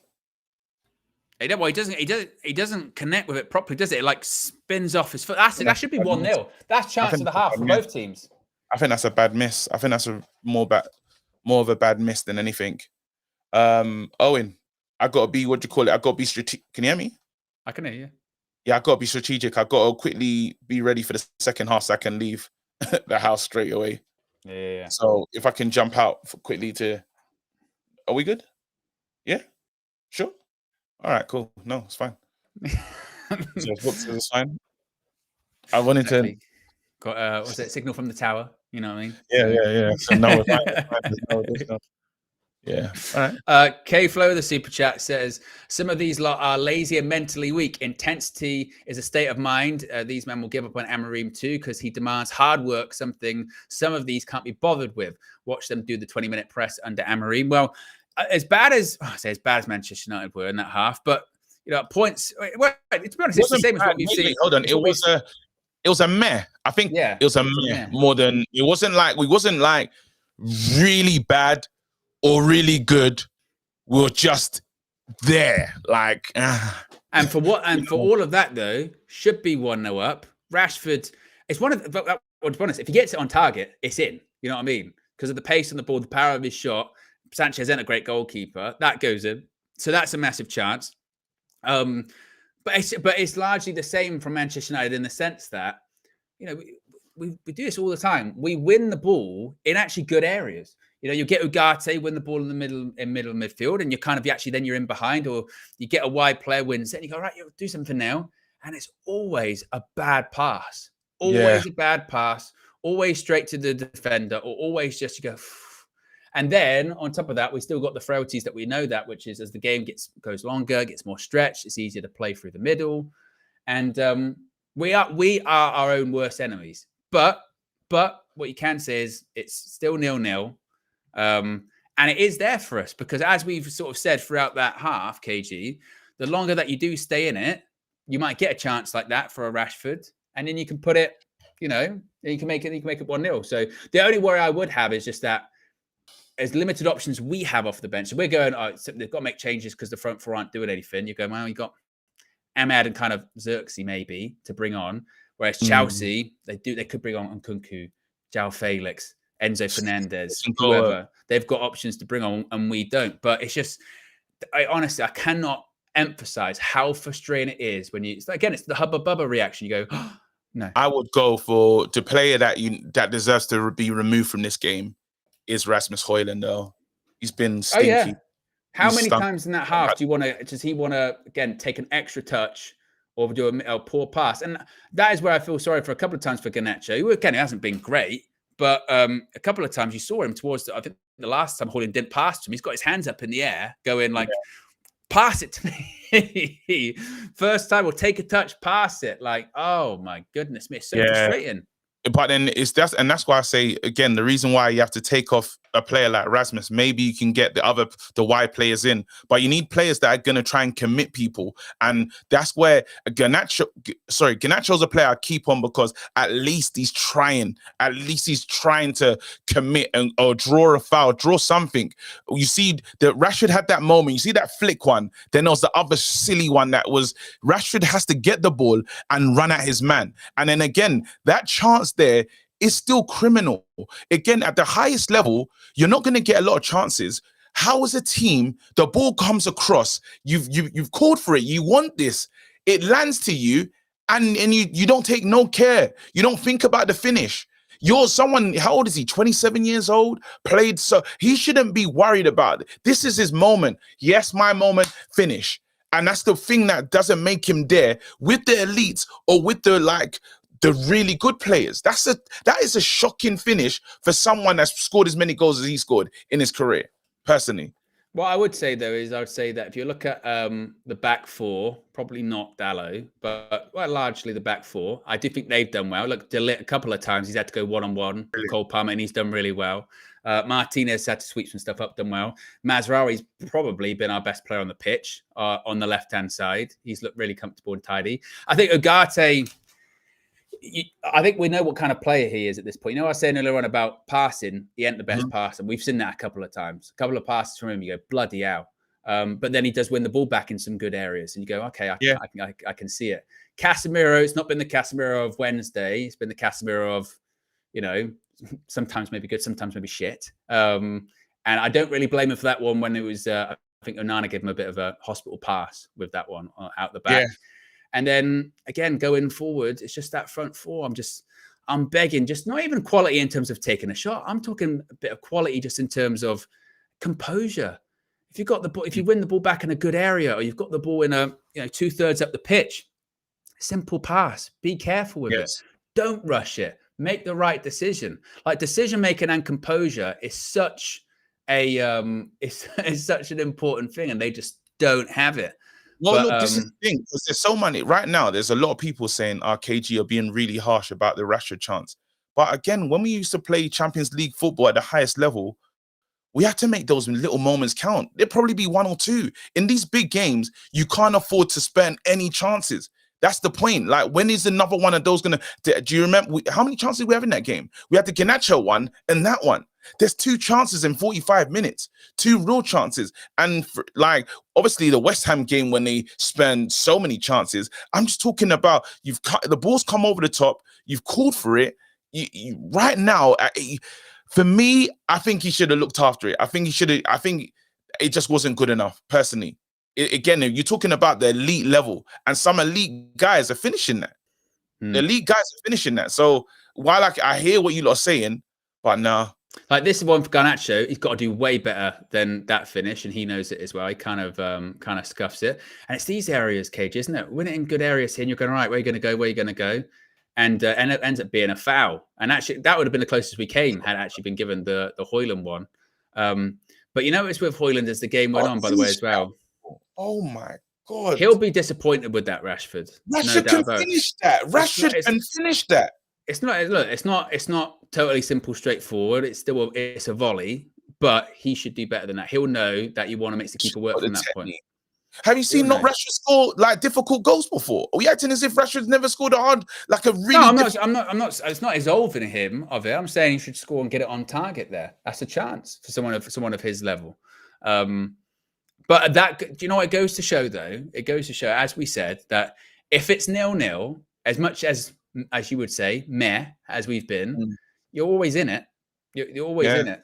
And in the case of United in that half, as long as you can just stay in it, we will get a couple of chances. But it's one of those ones again where you're running that risk because sometimes our quality is so bad passing wise that you're asking for trouble at points. But still in it, still 0-0. And what I will say is actually it is there for United. That game is there. It's not like, when we played Liverpool and Spurs and we're like, bloody hell, we can't get anywhere near them. No, we've had the best chance really in that game, haven't we? In terms of Rashford, and we've had chances. So it's there for us to win, definitely. So it's definitely not all doom and gloom. The negatives are the one. That's not really what I'm saying. Like, I'm not really saying that. Like, again, I'm just wanting more from moments in games. I wanted Garnacho to take a better chance than that. I don't even think he stops the ball and it's into the keeper's hands. It's poor. Like, there's rashness when we're on the attack and you've got so many different options. Make the right one. So it's not, I'm not just pushing at one player, but we can call the players out within the moment of the game. Like, I expected more. You lot didn't. That's fine. It literally doesn't matter. This is just what I wanted. Again, Man United have had opportunities in many games, and I feel like we're in the position we're in because our strikers are not clinical. I think that's been it's clinical on different levels, isn't it? It's not just clinical, like I said, in terms of taking the shot. It's clinical in terms of the pass as well. Where's your link up play? How good are you at passing, putting your teammate through? Rashid's been a man for 5 months. Says, I think we can all agree that the majority of this lot will not last next season with how Barada and co are moving. Alpha says, you think Rasmus stinks? Xerxes will show you stench. K-Flow says the coaching staff need a purge too. How do we not have set piece specialists? It's bread and butter to hit from a Deadpool situation. We kind of get past the first man. Rubbish. We do have a brand new goal set piece coach. That's the crazy thing as well. Coco Black says, nah, KG, that's a tough shot for Rashford to take first time. Garnacho hit that, and no one bigged him up for that finish. What finish? I don't. Did Garnacho score one in against Brentford, by the way, like that? When Rashford put it across and Garnacho hit it first time? Yeah. That was a similar one, wasn't it? Across into the box and he hit it first time. First time. Players can do that, man. That's what I say. Rashford will be disappointed he didn't get it on target with that. Yeah, it's fine though. I'm not gonna clutch at straws, and like I wanted more from the chance. Everyone says it's a difficult chance. Cool, it's fine. I'm not gonna lose sleep over it. Don't get rattled, mate. Oh no, it's fine. Not on my birthday. Not on your birthday. I'm chilling. Not on your birthday. We've got over close to 2K watching. If you haven't already clicked the like button, let's see if we can get to 1,500 likes. We're about 250 likes away. And a reminder, as you can see beneath KG and myself, if you scan the QR code, you can go to the Fail Forward website. I'm wearing the Fail Forward hoodie today. It's also a link in the video description, also pinned in the chat. You can go to the website. You can get 20% off your next purchase if you use the code UnitedViewFF. That's UnitedViewFF for Fail Forward. Also, you can see an Omelie QR code there. You can download the Omelie app. You can be a part of the conversation. You can be a part of the upcoming shows. A reminder, 10 p.m. tonight, after this game, 10 p.m., Flex and Matisse, you can see it on the sidebar there. We'll be going head-to-head over on Omelie, post-match, breaking down the game. I guess, hopefully, United win and Flex can rub it into Matisse. And you can also get involved in joining that show. All you got to do is download the Omelie app, create an account, and you get a nice avatar as well, a nice little AI avatar. What's Casey's very much watching this Christmas advert. Christmas advert. Yeah, that's when I know it's ads, isn't it? birthday. Wait, Yeah. is the Marks and Spencer's one dropped? Which isn't it the John Lewis one that's always famous, isn't it? Wait, hold on. There's one that yeah. There's some classics, isn't there? There was a few of those. There was the Penguin one with the John Lewis one. Yeah, there was do you remember the Man on the Moon? That one. Yeah, it was about sort of old people being lonely at Christmas, and it was like that kind of thing. She worked. I can't remember. She's worked on a few of them, to be honest. So yeah. I'm trying to think what other famous ones there have been. There's always loads. There's loads at Christmas, isn't there? There's loads.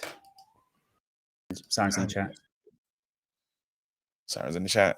Oh, please, Man United, go out, have a wicked second half, lift it, score. Coca-Cola lorry, yeah, Star-Lord. That is the one. That is when you're in full-on Christmas territory, isn't it? How many things are coming? I want to watch this Day of the Jackal. Whoa. What did you say is in that one? How many things are coming? No, KG, man. How many things are coming? No, you seriously? Is that what you think? Is that what you think they're saying? How many things are coming? How many things are coming? KG, you are taking the piss. I'm not even trying to dictate this. What is it? What is it? Holidays are coming. Oh, I thought it was how many. I mean, that makes sense. It does make sense. Otherwise, how many things are coming? It makes sense. There's a whole. How many lorries are there, bro? Holidays makes a lot more sense. It's the holiday season. How many things are coming? Why would they be asking that question? Why would the Coca-Cola lorry be going, how many things are coming? Bro, there's 4 lorries, bro. How many things are coming, man? I don't know. I know the holidays are coming, though, considering it's a fucking Christmas advert. That would make a bit more sense, wouldn't it?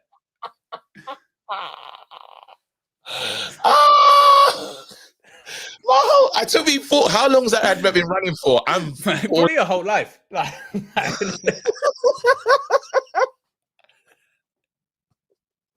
Holidays are coming, does make sense. But you have to understand the conceptual thinking of it, bro. I'm seeing lorry after lorry as a child, and I'm thinking, yeah, how many gifts are coming? Like this, and it just never changed. But you're not even saying how many gifts, you're saying how many things. Just in general. Whoa, that's it. How many things? We don't know what's in the lorry, mate. I don't know what's in the lorry. It's just Coca-Cola, probably, because this is a Coca-Cola advert, KG. Well, how many bottles of cola are coming in it? How many things are And why does Coca-Cola get to colonize Christmas? What's that all about? Well, when you said that, I thought it's terrible. I thought there's no. What they got to do with Christmas? Oh man! Damn it! I thought that's crazy, man. Damn, I've been singing it wrong for years. No one's corrected me.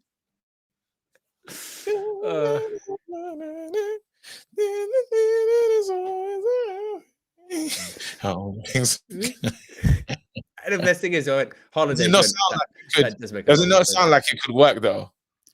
Well, holiday. Well, I don't even know how you heard that because as soon as I hear, I go, holidays are coming. Sing my version and see what happens. It fits. It doesn't matter if it sounds like it. It's not. That's not the thing. Yeah. You know what? I blame the people that no one decided to correct you. Yeah. Don't think I've ever sang out loud properly like this though. And been corrected on her. Oh, Chelsea making a sub. Cucurella coming on for Augusto. Yeah. Oh man. Oh man. Coca-Cola created Santa. What? Oh, he's in their colours, isn't it? Yeah. Oh man. All right, second half is underway. 7-11. Make a note of that.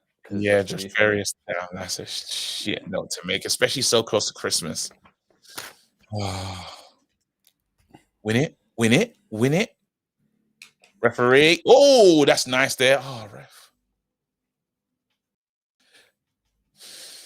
Well.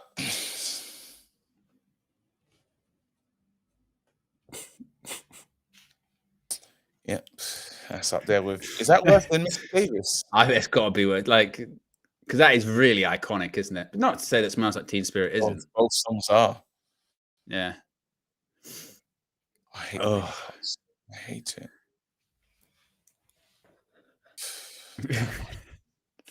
I just keep having him, man.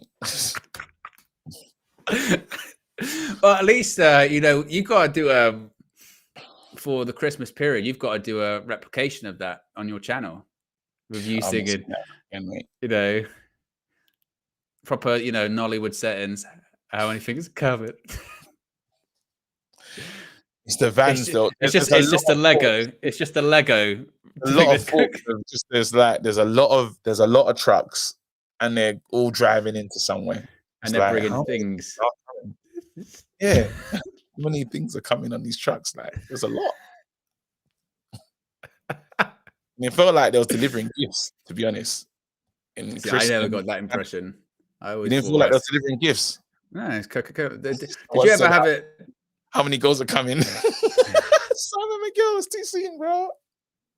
What would give you the impression, by the way, if you see a Coca-Cola lorry, that there would be anything else apart from Coca-Cola in that lorry? Oh, your little young mind can think that. Your young mind. You are 40 No, today. I watched it when I was young, and I was like, "Oh, bless them, Coca-Cola delivering gifts to the kids."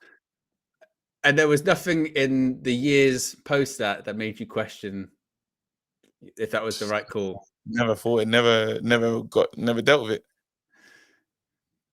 Any never asked. Never. There's millions of Jeffreys all under one roof. That's right, though, isn't it? The Jeffrey thing. Did you ever go to Toys R Us? Toys R Us? Yeah. Yeah. Used to be. That used to be the most amazing place, didn't it? Toys R Us. I think I went twice. But I didn't get to experience, like, you know, I got the go on, do the right thing.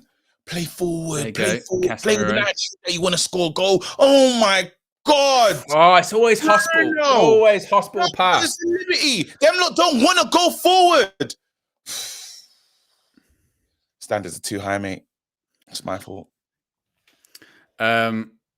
Doflamingo says Rasmus is the worst 9 in the league. He doesn't start for any other team in the league except Southampton. We are finished.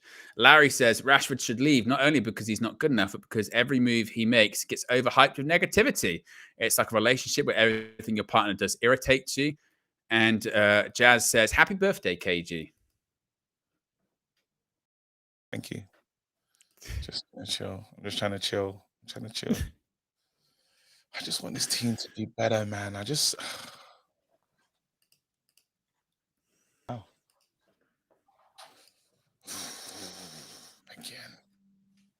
Again!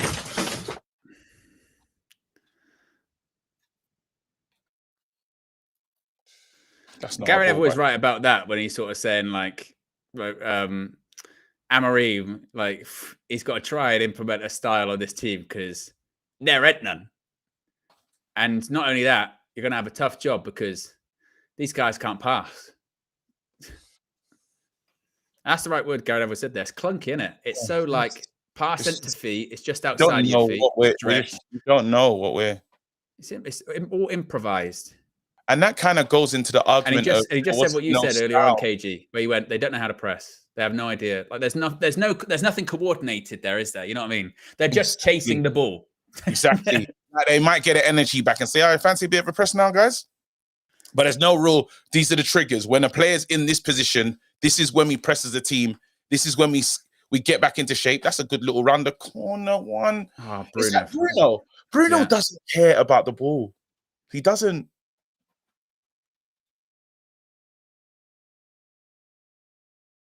That could be a horrible parent. Oh, God, we can't pass the ball. Yeah, you know, that's kind of like that's better. Good pass to lick. You do not. It worked. Bruno again, just about. I tell you now, obviously, Bruno Fernandes. It's like he's playing FIFA and he either taps pass or he just holds his finger down, never lets go. He can't do any in between.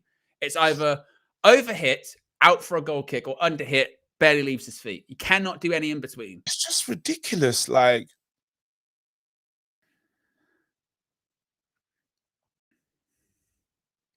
but it's still 0-0, KG. Yeah, we'll take it. Again, like, this could be a lot worse. And to be fair, Chelsea, like they are not at it, are they? Yeah. It's taken. Bruno, there's someone in the chat saying Bruno 4 turnovers in a row. That's what it was like. Remember you said, I didn't watch the Palace game, and we were really complaining. Honestly, this is what it was like against Palace, where it was like a minute period where all he did was just lose the ball, and it was again. And it's like he kept getting literally, and it was like he kept getting chances. They're like, "All right, so you screwed it up that time. Here he goes, go again." No, I don't want it. Oh my God!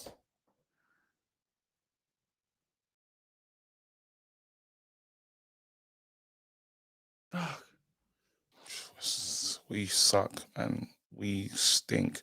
I'd make a change. Oh my goodness. I don't even know what to do, as in terms of what player I can actually go to and say, can you help us with this? No, like, what do you do when your whole team can't pass the ball?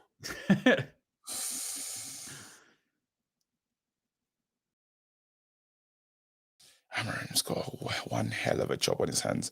But then at the same time, you're saying, well, if they should still be playing in the flow of what the previous manager's done, so the same patterns and stuff, and they just don't know what to do. They honestly don't know what to do. Look at these lot smiling. Yeah. Team meeting. Look at this. Watch this. They're all just waiting. What is this? Do our boys even know what to do about this? Why are they just standing there? Oh, please don't turn into something serious. Okay, yep. Everyone makes a move. Ball in. Casemiro wins it. No, don't do something silly, Leacher.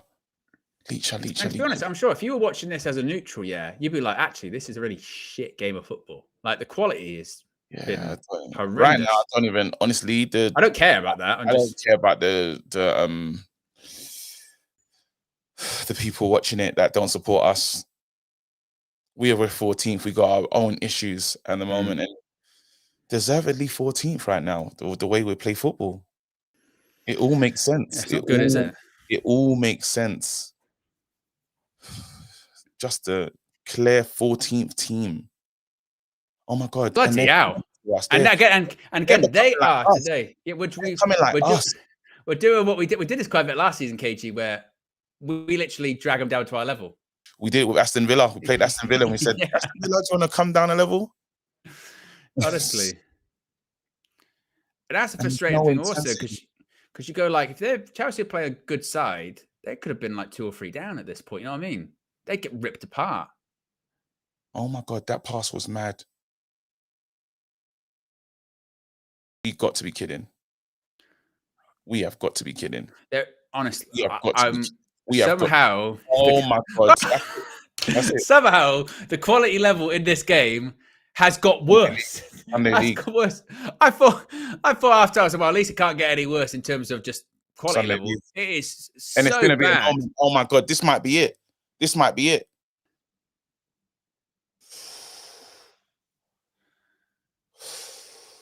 Bloody hell. Honestly, it's just There you go. awful. Look at this.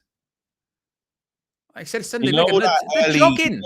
You know the early AFCON when the teams that don't play a lot at all, actually, like they've just bunched a few people from the country together and said, you know, have at it. That's what we're playing like. That's what we're playing like right now. That's what we look like. Oh, well, That's what we look like. Well, when it's like, you know, they've got their main jobs are actually like, you know, plumber. Helicopter football. It's helicopter. Yeah. The ball's just in the air. And these are all pros. These are all pros. But anyway, I know I'm moaning a lot. I just want to score. We're at 170 likes from 1.5K, by the way. If you haven't already, click the like button. If we can't score goals, we can score likes on KG's birthday. Yeah, that's cool. I just want to score. Ball in. This is what we got to do in these moments here. We got to make these set piece moments count. What's our record on set pieces? Oh, are we in? There you go. That's better. Ganach. Right. End product, please. I'll be a goal kick as well. No, it's a corner. It didn't go off anyway. Nothing came from it. Shock. Bless the home fans. Even there, a couple of points in this game are like, you've got to give us something. That's what I always agreed with Ten Hag about, where he says you've got to energize Mr. That's better, Mazraoui. He's been our best player. Bruno's a criminal, though. Are you honestly? He's lucky, so lucky to. Do you know what? Someone offered me a ticket to this game and said I should come. I said, you got to be kidding. You've got to be kidding. To get home at 3 a.m. Come on, man. That ain't a foul, by the way, at all. It's just shit from Bruno. Yeah, Bruno. It's the Bruno nonsense as usual.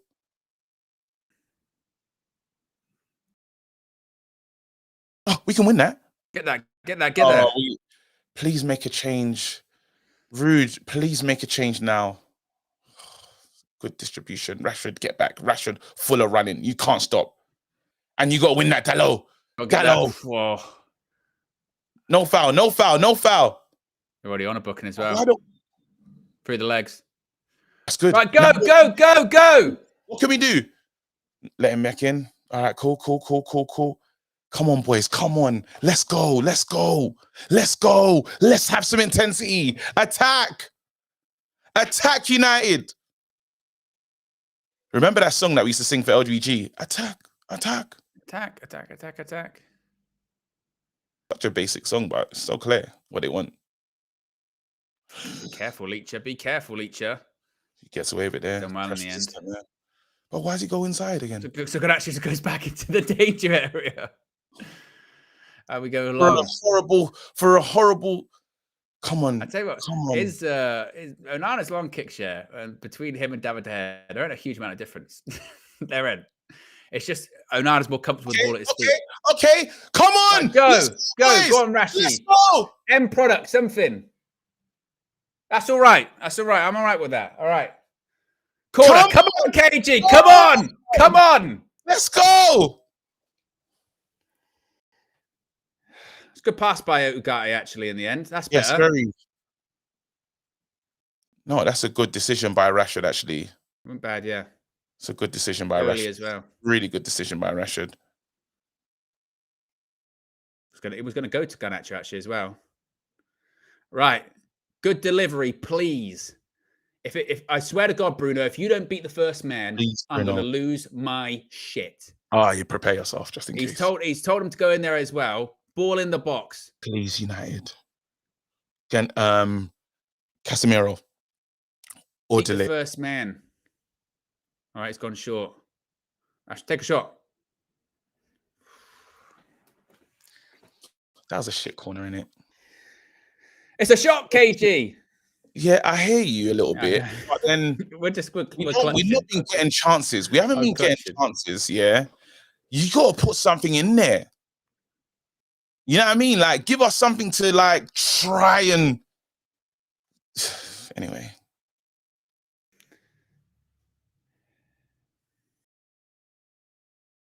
It is a very stinky game, isn't it? First shot on target. That's what I mean. For both sides, I mean, it's not just all one-way negativity towards United. It's just but we don't support Chelsea. It doesn't matter. No, I'm just saying in terms of it.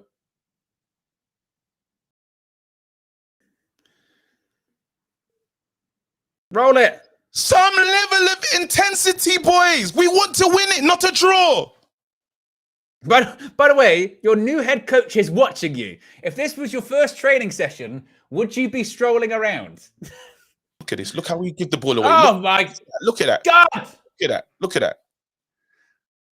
Look what we do. If I'm Ruben Amorim, I'm watching this game on my TV in Lisbon. I'm fucking going like, you know. Can you imagine them pacing in that room? Like, fucking run, do something, pass the ball.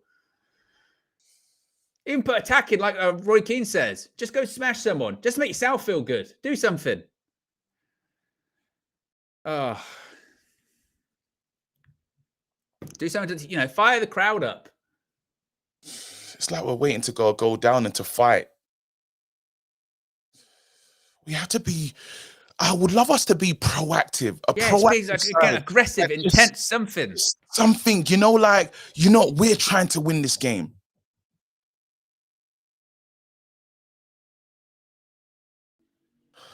It's okay. It's like, you know, it's almost like they're waiting for Amorim to come in. You know what I mean? They're going, let's go through the paces. We've got to defend this well. Header away.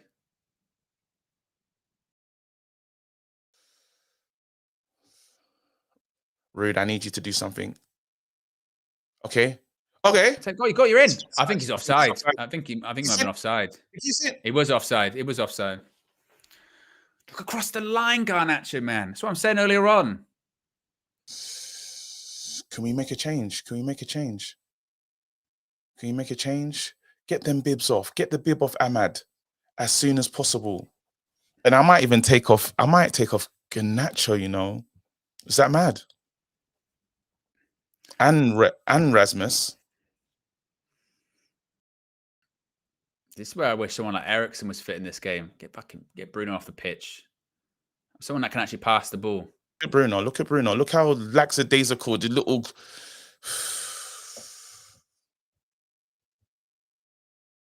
Okay. Can we win that ball back? Yes, we do. He's got to be careful. He's got to be careful. He's already on a booking. That's not got to be careful. I think he's done well there. I think he's done well there. You can see why. Second fewest Premier League goals. Our attackers are shit. They're rubbish.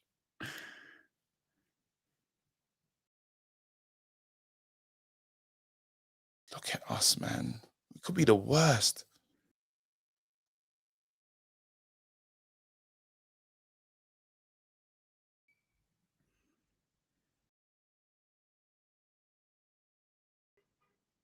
Come on, boys. Come on. With some intensity. Yeah, that's ours. That's ours. He's offside. They say he's offside. He's been terrible. You got to pass it earlier. Like you said, it's the same as it was earlier on. You're going, pass it earlier and also hold your own a bit better. That one's probably, again, more pass it earlier. But then, to be fair, Rasmus got no business saying people pass it earlier when he's had like 2 or 3 times in this game he could have passed it earlier. It's going to take us years to learn Amorim ball, bro. With these players. We need like 8 pre-seasons, bro. Look at this. Look. Don't hit him. With it. Good header. The Lit's done well today as well. Why are you trying to hold him up, Rasmus? Why? Take him off. Then he's trying to wrestle again. It's not a foul. Again, I'm looking at Hoyland going, why are you wrestling? Look all the space. Look all the space. These lot are on their criminal energy now. Now they've become criminals again. What have we got for Ugarte? Because we've got no midfielder. Going to take a shot. But again, you're looking at that one, Højlund, you're going, right, go towards the ball. Instead, because you want to, you're starting to wrestle someone. Go get the ball. These lot are bad, man. Højlund's played like absolute garbage today. Hope he can do something about it, but it's just been terrible. He's fought. Oh, here we go. Here we go. Garnacho, Rasmus, you're all there. Do the right thing. Go on. Show. Give it. You can't do that. Oh my God. Take them off. Take them off. You can't do that. Oh my God. Like, even when it gets to it, it's like slow motion. You're standing free. Look. Oh, that's twice in the game. You can't do that. You're in position. Perfect. The cutback's there. You're taking liberties. Take him off. Take him off. That's why we scored that many goals. That's why. That is why. And that's one of those ones where people are right. To be fair, yeah, you can slag off like Xerxes or whatever. He'd get a better connection on that. Yeah. Ahmad get a better connection on that. Oh my God. KG, you get better connection on it than that. I think I would.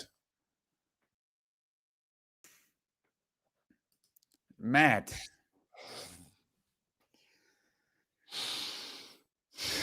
You know it's bad cases have to go full no follicle settings.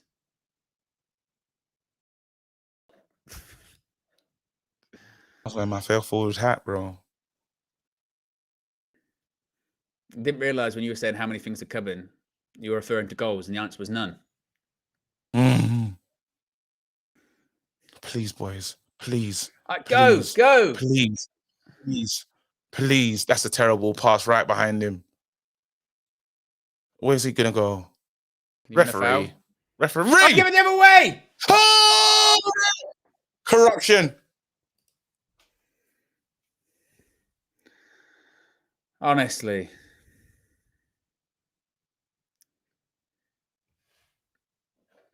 That's corruption. That's corruption. That's corruption. That's corruption.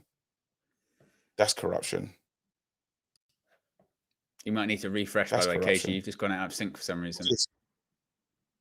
What? Me on the screen? Yeah, it looks like you're really out of sync. Yeah, your sound's really out of sync. I'll reload it. I know. Yeah. It was all right as he was coming back at the end. He was full. 1, 2. Yo. There you go. Yo. Yeah, I'll put you back in. What do you reckon Fergie thinks about that song? Oh, you came back immediately. I didn't have to add you in. Lovely. Right, come on, United. Something, please. Something, please. You prick. That's our ball. Come on. Come on, KG. I don't even know if it was, but I don't care. Come on, boys. Rasmus! Penalty! Give it! Yes! Good. I tell you what, Rasmus, good, because your first touch was shit. Oh. His first touch was rubbish. Oh. Shit. They'll check it. VAR, don't you even dare. Just give it to us. Just give it to us. I tell you what, he's free. I wasn't sure about his first touch, KG. Look. Oh, his second. It might be a second. Touch. That's touch.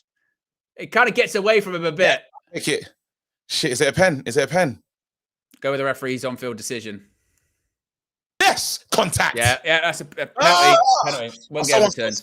Someone's no got way. Score it. No way to get overturned. Yeah. Yeah, no way. That's penalty. He's looking for it. There's no doubt Højlund's looking for it, but who gives a shit? Right, Bruno, don't you dare. You've been rubbish all game. It's my birthday, Bruno. It's my birthday. You've been shit all game. Don't you dare. Bruno, it's my birthday. Please, Bruno. Again, this is where Bruno, you can do the whole Bruno, that, and you can shush Saeed. Yeah, shush Bruno, Saeed. It's my birthday, Bruno. Come on. Come on, Bruno. Scored 4 out of his last 5 penalties in the Premier League. Bruno Fernandes. Bruno Fernandes. Do it for me, Bruno. Do it for me, Bruno. Do it, Bruno, please. Come on. Come on. Headphones falling out. Come on, Bruins. Whistle goes. Okay. Yes! It's the keeper the wrong way. Bruno Fernandes puts Manchester United 1-0 up. Come on, KG. Come on, KG. Come on, KG. Please. Go on, Rude. Go on, Rude. I think there's a mixture of Rudes and Brunos. We've been absolutely shit. It doesn't matter. We're 1-0 up. Look at Casemiro. Look at Mazraoui.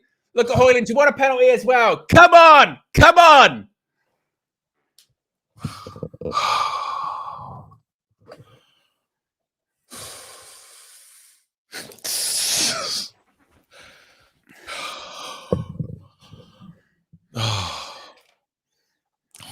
Look at Rude. Look at Rude. Come on, he's off. He's off. He's off. He's done the Mourinho. He's got the long coat on. Look at it. They're jumping in the air as well. Come on, Rude. Come on. Do it for bros. You lot, please. Please, United. Please. Casemiro and Onana, look, they were squatting against each other. Look at Rude loses his shit. Come on. Come on, boys. That's what, KG, that's what we said, yeah? As long as it's 0-0. If it's 0-0, we're still in it. Oh, no. Take Your Prophet says, United. Take Your Prophet also says, Casemiro early pass was key to that goal. Right, come on. Go on, Rashi. Oh. Right, something to hold on to now. Less than 100 likes to go till 1,500, guys. If you haven't already, click the like button. Come on.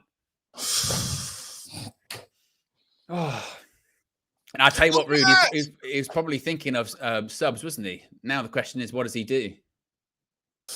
I heard he's done a sub. I heard he's done something, but I don't even know what he's done. Has he? I don't know. The African sci-fi scholar says, happy birthday, KG. You deserve this W for once. With a $20 super chat. Big up to you. Thank you. Ahmad! Ahmad's coming on. That rashed it off. Yeah. About that play clause in his contract, KG. He's got to play every single minute, Marcus. Come on. Ole, ole, ole, ole, ole. We've seen it all. We won the law. We're Man United and we're never gonna stop. I want as well. I want get this win. And then the thing that'll be all over socials is there'll be that social media guy that was filming Rude as he's running up and down the touchline or whatever. We need that. We need that. Yeah, we need that. Yeah. We need that trending. Rude going mental. Do you reckon Amorim would have celebrated that at home? Oh, he wants as high up the table as possibly can, doesn't he? Because I'm sure he's been set targets, right? Okay, we know it's going to be difficult mid-season, but we're still expecting Champions League football next season. Blah blah blah blah blah. Man, so you would have thought by now it'd be interesting if they asked Rude. He got asked on Thursday, and obviously Amorim hadn't been confirmed yet. But has he spoken to Amorim now? It's like, right, okay, I'm coming in. Do what you can next few games. Amorim looks like a perfect professional that would stay focused on Porto. Big game against City. He can't have his mind in two places. Then he might as well just join us now, innit? Oh no, he got cooked. Be careful, Ugarte. Be careful. Fucking hell. We win that ball though. I don't think he touched it.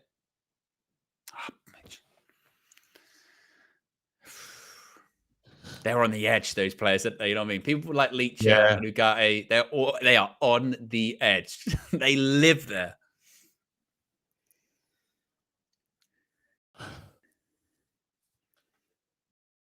Come on, right now, like you were saying earlier on, now show some intensity. You've got a lead now.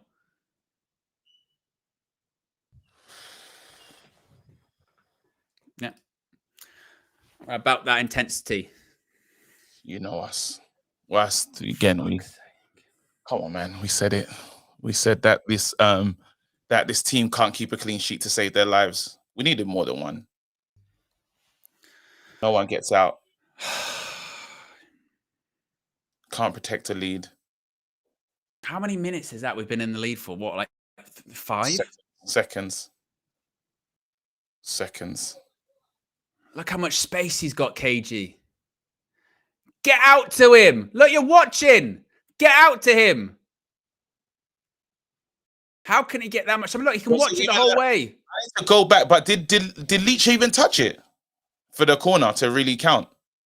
I want to know about that. I don't think at the time he did, but that'll hurt me if that's the case. If Leacher...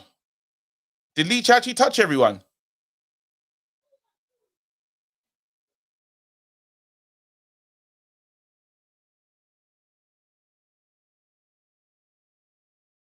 Should Onana have done better there? I don't know. It goes through Mudrik's legs. And fizzes past him. There's me just going, right, protect it, intensity. There you go.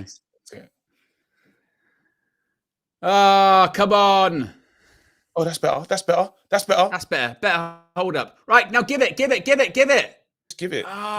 Just give it, Rasmus. Just give it. Just give it, Rasmus. You've done the hard part. I only asked the question, people. I only asked. He slipped. We're so lucky there. I didn't see the. I need to see the goal. I couldn't even. Oh no, delete. Troy Superstar says, "Happy birthday, KG. Leave Garnacho, Melo, and Højlund. They're not first team players. Højlund is a bench or loan player. Need 4 or 5 new first team players. Onana must go with Ten Hag." Now the thing is, now United, don't shit the bed. Oh no, ref. He's all into him. Pedro Neto. He's playing aggressively though. That's good. He's playing. They want to win this.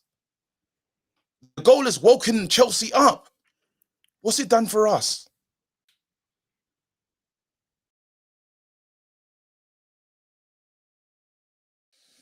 Just kind of revert back to type, don't we? We committed a lot of guys there. No, it's not. No.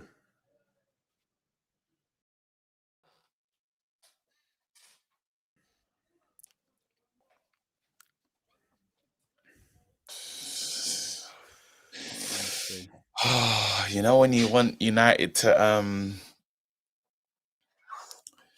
just give you a something. Yeah. Just a present. You just knew for sure that it wasn't gonna. You're going like it's like 15 minutes left. You go, just hold on. Just like literally 15, 20 minutes. No. We're less than 100 likes, by the way, away from 1,500. 60 to be specific. 60 likes away from 1,500. Can't get no one out to him though. You know, like on the Caicedo one. You're just going, get out to him. Right, go on. Go on.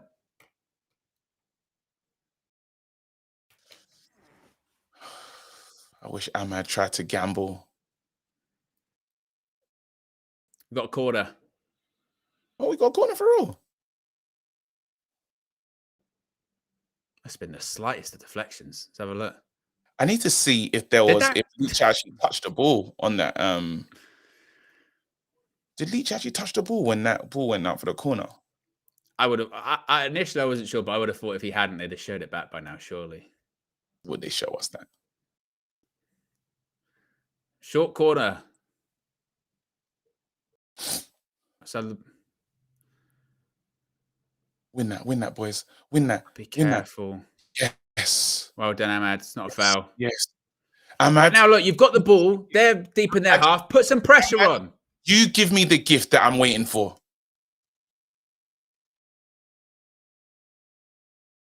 Handball. Ahmad. It wasn't a corner, KG. I wonder, man, because it just felt a bit weird. Like, you know, that's going to be one that, oh, the missus cut my hair this morning. So it's shiny and fresh. Go on. You've been shocking. You've been. I think that's almost, they're almost laughing at him now.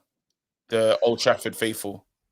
Well, that's what I was saying. Even the penalty that he got, it wasn't the most amazing first touch. Yeah. Don't care. Don't care. Garnacho! Ahmad. We can't pass. We have no ideas. No approach play. We have no idea. The sooner Amorim gets in, the better. He can teach us just patterns. We don't do. I think we just try and go forward and like hope for the brave. So it's all improv, isn't it? It's just improv. Yeah, total. Moment of brilliance. If this was a stand-up, it's all improv and crowd work. Yeah. You're going. Has anyone got some suggestions? We don't write our jokes. No. We don't put nothing together. No. And you're just hoping for a good crowd. Well, I hope the crowd's got personality. Where are you from? Yeah. So you got any jokes today? Nah. No. What do you do? What do you do for work? No, anything interesting? Oh, people don't respect books. I'm telling you, this is fresh, shiny. Before I had I know when I've got some stubble. When I say hair, I'm talking about stubble. Right now, this is like a baby's bottom. It's pure skin. Pure skin.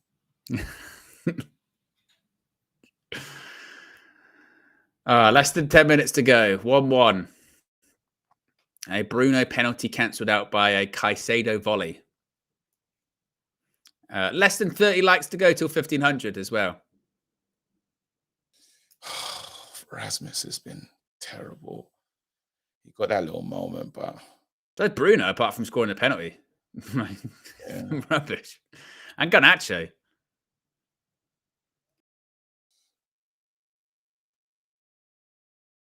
Chelsea Arsenal next week.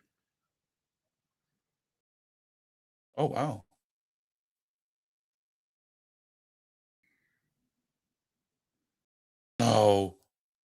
No, boys. No! Ball goes across. Come on. Everyone be on point. Ahmad, I need a birthday gift from you, big man. I know you have it in you. Something. Both fireworks. Damn it. They're not for KG either. Look at Bruno. He's so lucky he gets away with that. Mazraoui does a good job there because he had nothing to do. Garnacho, our front four have been the worst front four I've seen in my life. It's been some of the worst football. Well done. Well done, Casemiro. Good tackle. Look at Bruno. He's lost it there. Oh my! He could have lost it though. Free kick. Go! Our front four has been impotent. Impotent FC. Look at the way we look at us. Look at us. Was he? Come on, give us Xerxes or something. Yes. Xerxes and Lindelof coming on. Højlund you know off. What? Anyone is thank God. Maybe he can bring these guys in. Maybe like you said, just something different. Just anything.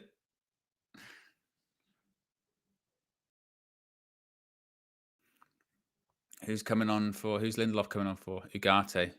Yeah, because he had to do something. It makes sense. He's got no one else. Leacher. He's got Leacher into the thingy into midfield. Isn't Leacher on it? Is Leacher on a booking? Lindelof in midfield is crazy. Don't have any other choice, do we? But Lindelof on Cole Palmer is actually horrifying. A midfield two of I tell you what, you're in. Xerxes! How fast are you? You still got it. The layoff wasn't bad as well. It was close. What are you doing, Garnacho? Where are you going? Look, Mazraoui's got to get back on side. Oh my God, Garnacho! Casemiro can't do it. He can't get there. you go. It's a booking. And look at him. He's screaming. He's screaming at Garnacho. Cussing Garnacho. Good. Saying, do something. Make your mind up. What is indecision? Hey, we need new strikers. We cuss out Rashford for it. Hey, we need new strikers. I'm just like, I'm going to go here, going to go, what am I going to do? We're going to do that. We need new strikers, bro. The fresh man. Look. To be fair, Bruno, brilliant flick. Flick. Oh, my God. They could have carried on that replay, to be fair. He did lay it off. I look at Casemiro. He's blowing. He's going, look, I literally had to pick up a booking. I had to sprint the whole pitch because can't pass the pissing ball. I'm faster than sexy. I swear to you. I'm telling you, bro. I'm sweaty. I'm faster. But hopefully he does something for me today. I can't believe what Garnacho just did there. And to be fair, Casemiro did what he had to do. I can't believe that. Garnacho's been... Watch Garnacho be the person that has the moment in this game, though. Score it. And I don't care who wins it for us.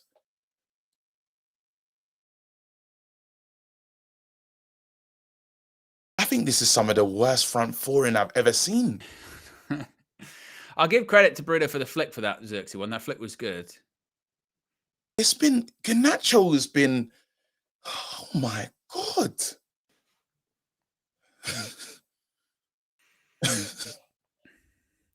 Take your profit with the super chat. Says KG, I hope you see the front four Ruben will inherit is worse compared to what Ten Hag inherited. Because I remember you brought this up on the Flex and KG show. I think it was on the Trinity you brought it up, wasn't it? I'm pulling my hair out supporting this club. Yeah.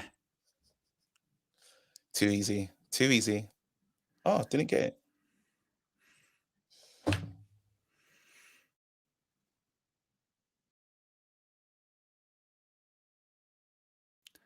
Come on. That's too easy. Abo. No, corner. Oh! Yeah, Bruno has worked hard today. That's a normal thing, though. Great. 7 likes to go till 1,500, by the way, guys. We got over 1,700 people watching, which is fantastic. You know, people call me bored. I'm actually being harassed at the workplace. Like a civil suit. Come across! Step out! Don't let him shoot! We just allow the ball in, yeah? Say less.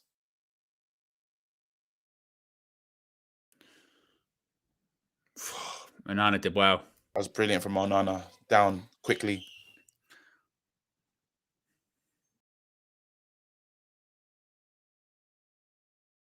I don't care about the replay. Show me the game. Oh, and by the time the replay's finished, getting the ball away again. Step.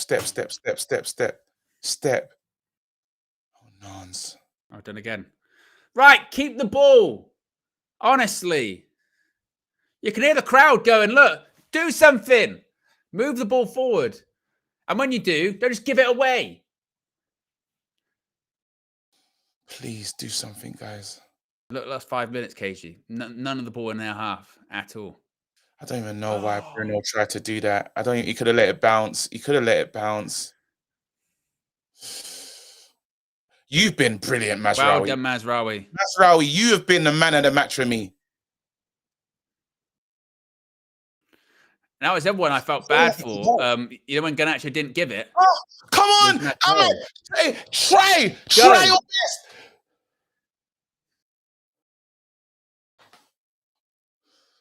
Anything. Casemiro. Well done, Lindelof. Well done. Garnacho, I swear to God. Oh! That's a good one. Did he tip it? Or has that just got over? Is it tipped or... I don't think it's a corner. You said it would go Garnacho as well. I don't think so.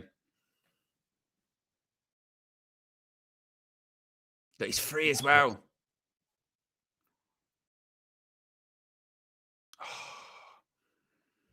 That would have been the birthday gift of a lifetime. Do I get a birthday gift today? Yeah, he just wasn't. He couldn't get over it enough. Do I get a birthday gift today, though? Lovely. Put it out there into the universe, KG. Put it out there into the universe. I should get a birthday gift. Yeah. Oh. Oh my God! Oh, we are, from an attacking point of view, just shit. If anyone tells me that's a hard chance or any bull crap, if anyone tells me the volley, I don't want to hear it. That's 2 in the space of a minute as well. Bruno Garnacho.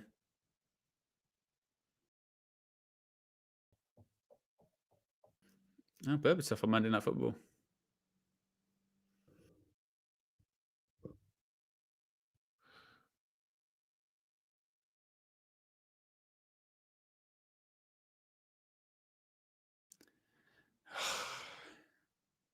How long?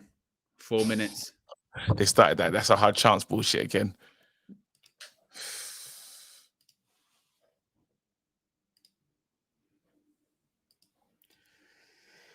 Come on, United. Oh, it's a hard chance. Yeah, it's a really difficult chance.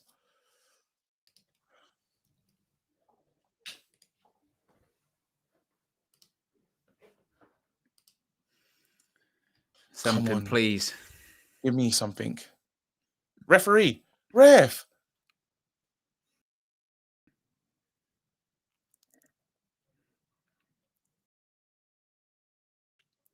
Ahmad, please. Keepers. Right, go on. Go on. Like, something late. Option, roll it out. Come on, a late birthday present. How many things are coming? How many things are coming? Come on. K-Flow with the super chat says, I swear these men take crack before the game. Composure is non-existent. Go on, Sexy. Good, Flick Sexy. On, good flick on. Right, Garnacho, please, composure. Fucking hell. It's okay. We get again. Overlap. Oh, we need new strikers, man.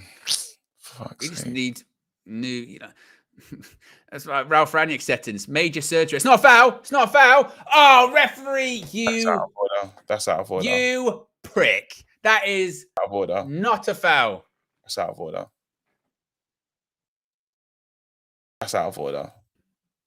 Look at this. What's the ref seeing?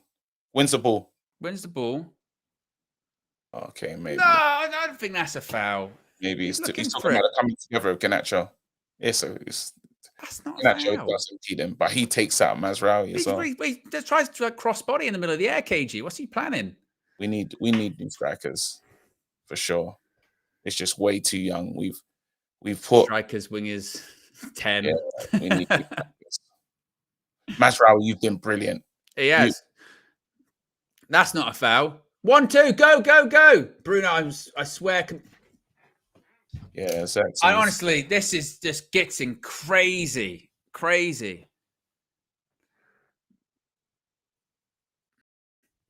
You get that, Ahmad? You get that? Oh, how long you want to give the advantage for then, referee? You've given it. Yeah, the ref's corrupt.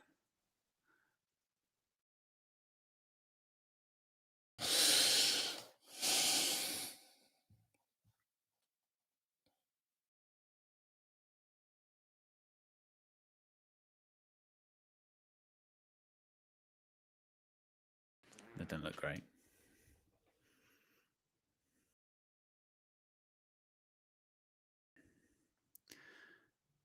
The mad thing is that it's kicking off a bit now.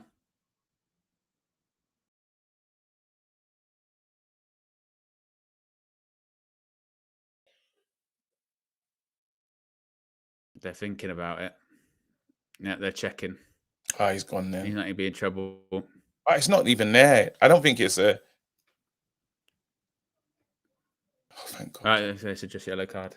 Thank God. He was desperate. I think that's ultimately the right decision. He's desperate. Fuck off, Gary Neville, man. That one there looks bad. Maybe the fact that he hasn't done the contact gets away from it. Gets away with it. He could have gone though. Could have gone. The intent was But there. make the right decision in the end. Just about that. He's unbelievably close to the line. Gary Neville, just sometimes. Gary Neville today, he is being like sinister about Manchester United, isn't he? Oh my God. They're trying to be, I do a good job. Gary, man. I mean, I know we're shit, but today he's been on another level of. Screw Gary.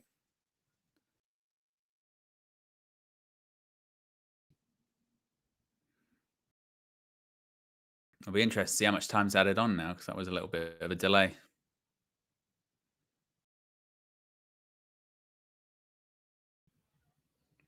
Oh,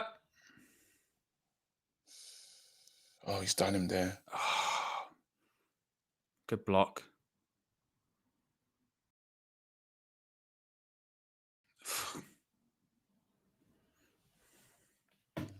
I don't know if I'm going to get any late presents in this one. No, wouldn't hold out much hope. Come on. Come on. Composure, end products. Corner. Is he going to give it?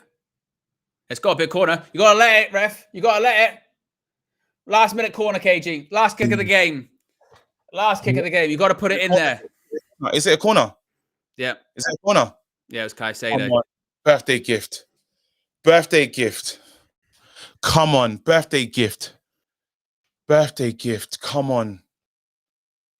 And rest again. Come on. He just hurt himself. He's gone down. Pushed over. He's got pushed over. His boot's fallen off. Come on, boys. Come on, boys. I swear to God, put a good ball into the box. Come on, boys. Anyone. Who's taken? Oh, Bruno. No. That's not now, Bruno. No foolishness. He'll try and take a shot or something like that.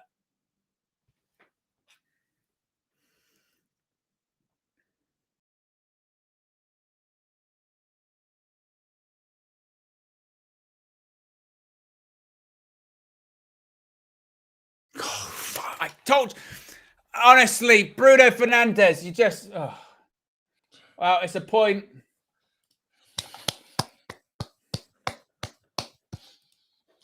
There you go. It's cool. It's cool. I think ultimately, look, if before the game, if we'd have been offered a point, we said 1-1 against Chelsea, we probably would have taken it. Let's be honest. But after going 1-0 up, in the manner of which we did, and it just once again, like we've said this a few times, haven't we? These kind of games, just against real like lack of quality, like shocking lack of quality. It's so frustrating, isn't it, at points? Yeah. But I suppose, look, there's a couple of different ways to look at it. There's one, I suppose it's not the worst thing in the world to be frustrated that we're like, actually, I tell you what, could have won that today. Showed some fight today. Could have won that game. Right. I suppose the other positive could be, look, if you're Ruud van Nistelrooy, you are literally there just to steady the ship until Ruben Amorim comes in. We've seen today literally what this group of players is capable of, which is not a lot. I think. You know what I mean? Well, actually, that's not fair to some of them. Defensively, they're not bad, right? You look at Mazraoui, he was good today. You look at De Ligt, Martinez, largely they were good today. Dalot, he's in his kind of Dalot form at the moment. I think Ugarte, Casemiro, Bozo Jeans are there for them, but I don't think you can fault work ethic and work rate from both of them. And it's just that front four. It's just so devoid of any element of quality. And this is the question, right? I know people, there's that question right now that everyone has when it comes to the way we attack. Because people are saying this just shows it's not Ten Hag's fault. But then, mate, why can't they as a group attack as a collective? They've been together for a long time. I don't know what phase we're supposed to be in when Ten Hag was here, but it's third season, right? And we can't come together and find patterns.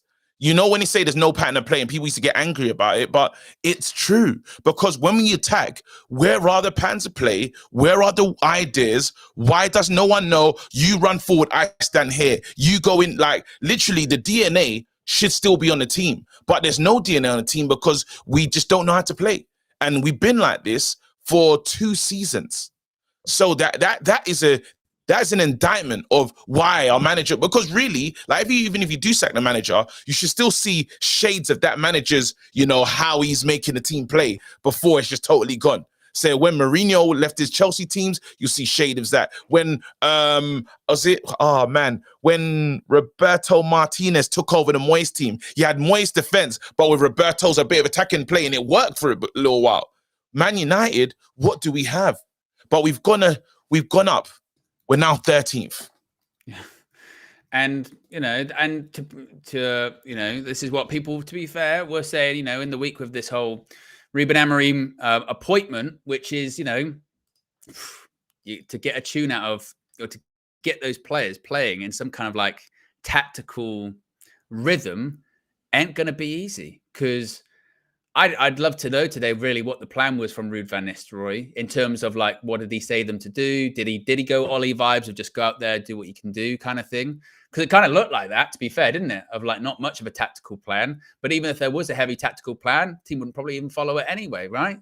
So it's a bit like what it was under Eric, where you can't necessarily fault effort. You know what I mean? You don't look at that game and go, oh, they didn't try. They did try. No, it's not about trying. But some of those just, again, there's just no composure. Like, and this is even, and I'm not even talking like necessarily the big chances. I'm talking about, you know, the things that could become chances. I'm talking about turnovers. I'm talking about when you win the ball in the middle of the pitch or high up the pitch, you go, right, all you've got to do now, take a breath, bit of composure, slide your teammate in, or pick the right pass. Or in the case of Højlund and Garnacho and Rashford and Bruno in the first half, going, get out your feet early. Your player's making the run. Make sure you play it early so they're not offside. And it's like they can't do it. They take an extra touch. They're not sure what to do. And like we were saying during the game, it's like everything's improvised. It's improv. It's all improv. They're just waiting to see what happens. Let's give ourselves some credit though. It's a good team. Cole Palmer, all those good players. I'll take that. We take a draw from it. Like, it's not it's not the worst result. You know what I mean? Yeah. It's not the worst result. When we really take a step back in the position that we find ourselves in, Man United, like, they had a lot of weapons, and I don't remember being really like Onana being in a lot of trouble as well. While we didn't lift up and do crazy things, it was decent. Man United, I don't know if we've got any more money left. We have to look at, we need something else. The strike force we have right now isn't good enough. At the moment, it's currently not good enough. Now, who knows if Amorim can squeeze something out of these lot? Who knows if it can, and that's a hell of a squeeze we're talking. Yeah. Like, we hope that can happen. But yeah, it is what it is. Like, today is what it is. You know, yeah. What can we say? Like, it's a good point. It's a good point for us. We need to do more. 40 points in that, but we move, man. We didn't lose this game. That's again. So what? How many wins? But is again, that? that's kind of. And the thing is, when you say that, people be like, "Oh, KG standards on the floor," but they kind of are at the moment, aren't they? In the sense that, like I said before the game, if you'd have said your draw, you'd go, well, given when we played Liverpool and Spurs this season, all right, I'll take that. But then when you watch the game and you go, actually, a half decent team beats Chelsea today, probably, you know, because we did that thing again, didn't we? Where we just dragged them down to our level, where we just went, there you go, come down here.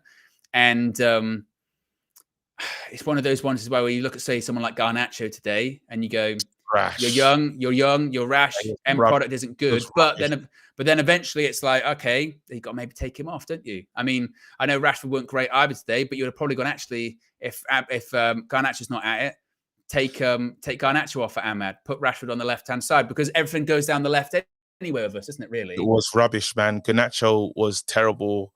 I hope Garnacho hasn't let the Ballon d'Or thing get to his head. You know what I mean? Like, there's some simple things he has to do, you know, and he just wasn't doing. Even like you saw that moment when Casemiro literally shouts at him, like, are you taking the piss? You know what I mean? Like, you can't do some of the stuff that Garnacho was really bad today. If I was going to give him a player rating, I'd give him a 2. A 2, you know what I mean? And he's lucky to get the 2, probably 2 for just that he tried a bit. He was running around. But again, Man United can't be a team of you tried. Because wait, hold on. Oh my God. No, it's a 1. Because even there's that cutback to Garnacho and nothing. And it's not like we had even more. It's not like we had even more off the, like, nothing worked.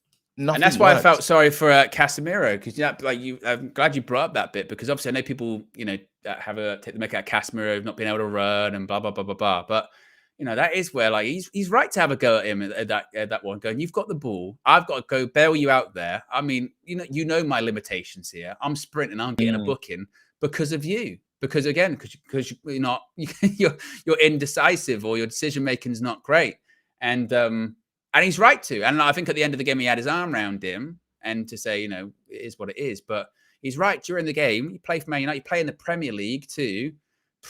How many chances are you going to get in the game? You know, you've got to be ruthless. It's not always going to be like that. In a game of football against the best teams, you might get 1 or 2, not, you know, 4 or 5, and then just be like, well, I'll come around again.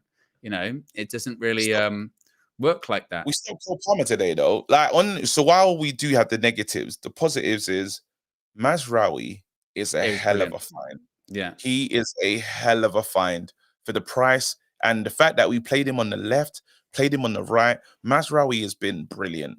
Honestly, he has been such a player. The Lit's defending today has been better. There was a time when we got left exposed. The Lit does the little, you know, I don't even know what to call that move there. Like, the Lit is become a part of this back four. Mazraoui, like, there was arguments. I think he was our man of the match today, you know, but that's something to those 2 players, someone, you know, done well. Super chats here. Mazraoui, yeah, he's brilliant. He's absolutely fantastic. Larry with a super chat, with the members chat, right? 2 months rather, says, first thing and probably the best thing that happened for Amorim was Bruno leaving just before he took over Sporting. I wish it can happen again. PJ says, Garnacho's final third place shows his age, made the wrong decisions on multiple occasions. Sean says this team can compete. That's the takeaway. I don't know, Sean. I don't know. I think, to be honest with you, Chelsea will probably look at this today. It'll be interesting to see what Matisse says. I bet he'd probably be furious, because he'd be like, actually, I tell you what, Chelsea were not good today. We dragged them down to our level, really, didn't we? Let's be honest. That's what we did. No, but I think give us some, and that's why I say just give us some credit in a sense. Yeah, I will. That's what I said. Defensively, we were good. We kept their attacking players quiet, but they'll view that game as like, you know, United weren't great and we didn't get anything out of them. But that's why I would take a draw. Ditcher says, I've hardly ever seen a worse striker winger performance than Garnacho and Højlund today. Just shocking decision making. Big Steve says, I think this draw was a fair result in the end. I would probably agree with that. I don't think either team deserved to win it. 12 shots, 11 shots, 4 on target for us, 3 on target for them. Expected goals, because we should have finished some of the 2 chances that we had, though. Al Caps was been around for 17 months, says Zirkhorst plays like he was reincarnated as a 6'4" striker and tried getting used to his new body. Garnacho should be playing for Malaga. WJ Barrett says, I'm happy, guys. This is still Erik ten Hag United and think of the bigger picture. Amorim ball incoming. I'll take a draw. Rude can leave too. Dead football. I don't know about it's Rude's fault. I'm not sure there's much Rude can do. You know what I mean? At this point, and he's not going to stay anyway. You know what I mean? I don't think we should be turning on Rude. You know what I mean? Big Steve says Garnacho was so erratic today, desperate to be a hero. Vegeta's been over 28 months, says throw that forward line away. No manager on earth can save that nonsense. Bruno still shooting over the post. Sure, we lost because of missed chances. We drew. Antonio says Mr. Matisse come outside. I'm waiting for 4-1. Well, he predicted 4-1. And it was a 1-1 today from Matisse. And V33 says, KG, BTEC Steve Urkel has to face consequences. Well, listen. He was very, very confident today, wasn't he? Very, very confident. Man, the main thing is, I'm happy. You know, my team, they didn't ruin my birthday. Like, it would have been an even greater treat, but it's fine. You know, Man United, a new manager incoming. We didn't lose today. We could have. We played a good Chelsea side, that looks like a real top four side. Yeah, we just like they don't look convincing though. I wasn't incredibly convinced that, because I was more afraid of what their position in the table looks like and some of the names. But when we played That's them, what I was saying about today. I wasn't blown away by Chelsea's performance at all. Yeah, Like, it wasn't pre-match. incredible. It's like, I was like, well, if I'm Arsenal, probably licking your lips for that competition as well. So they're not incredible. They're not like amazing. Yeah, that's what I said on the pre-match. Though there was people that were like, why are you confident or why are you optimistic? And I was like, well, because I don't think we still really know. This idea that Chelsea are great. I didn't see a team that was great today. They got some really good players. Cole Palmer, obviously, for him was very quiet today. And I suppose they're probably better than they were last year to an extent, Chelsea. But as far as are they close to, say, Arsenal, Liverpool, City? No, definitely not. And as we've seen in that game today, but yeah, if we had some attacking players that had that much more composure, it'd have probably won that game. It's not as if it was like a chance creation issue. It's just we just can't. We got a serious issue with our forwards, though. Yeah. We have a serious, honestly, because now, like, I don't know how we're going to turn Rasmus into something we can be proud of. He did it again today as well. This whole, like, at one point in the second half where he was just more focused on wrestling than actually where the ball was. Yeah. And they just took a touch go forward. And it's some of those silly, like, the killer is the two forwards, Rasmus especially. I have to spend, because he spent most of the time on the pitch. It was abject and disgusting today. Yes, he gets us a penalty, which was good. That was good from him. But his flaws, that guy needs to be coached immediately. He needs to be coached immediately.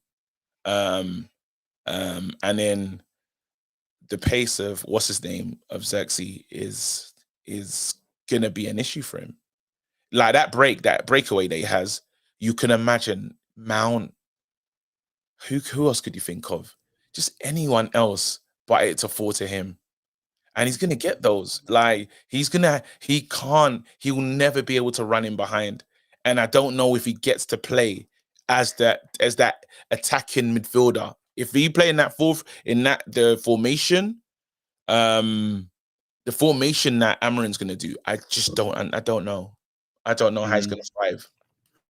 Well, it was a similar one, wasn't it, to against Leicester, where he had that one where first couple of minutes he's in behind, and you're going, the pace isn't going to be there, is it? You know what I mean? It's never going to be there. So what he needs is, because Berbatov, like, what Berbatov lacked in pace, he had it just in control and quality. But his touch is light years away from Josh Reserve. Control and quality, and unfortunately, I just don't know how it's going to take him.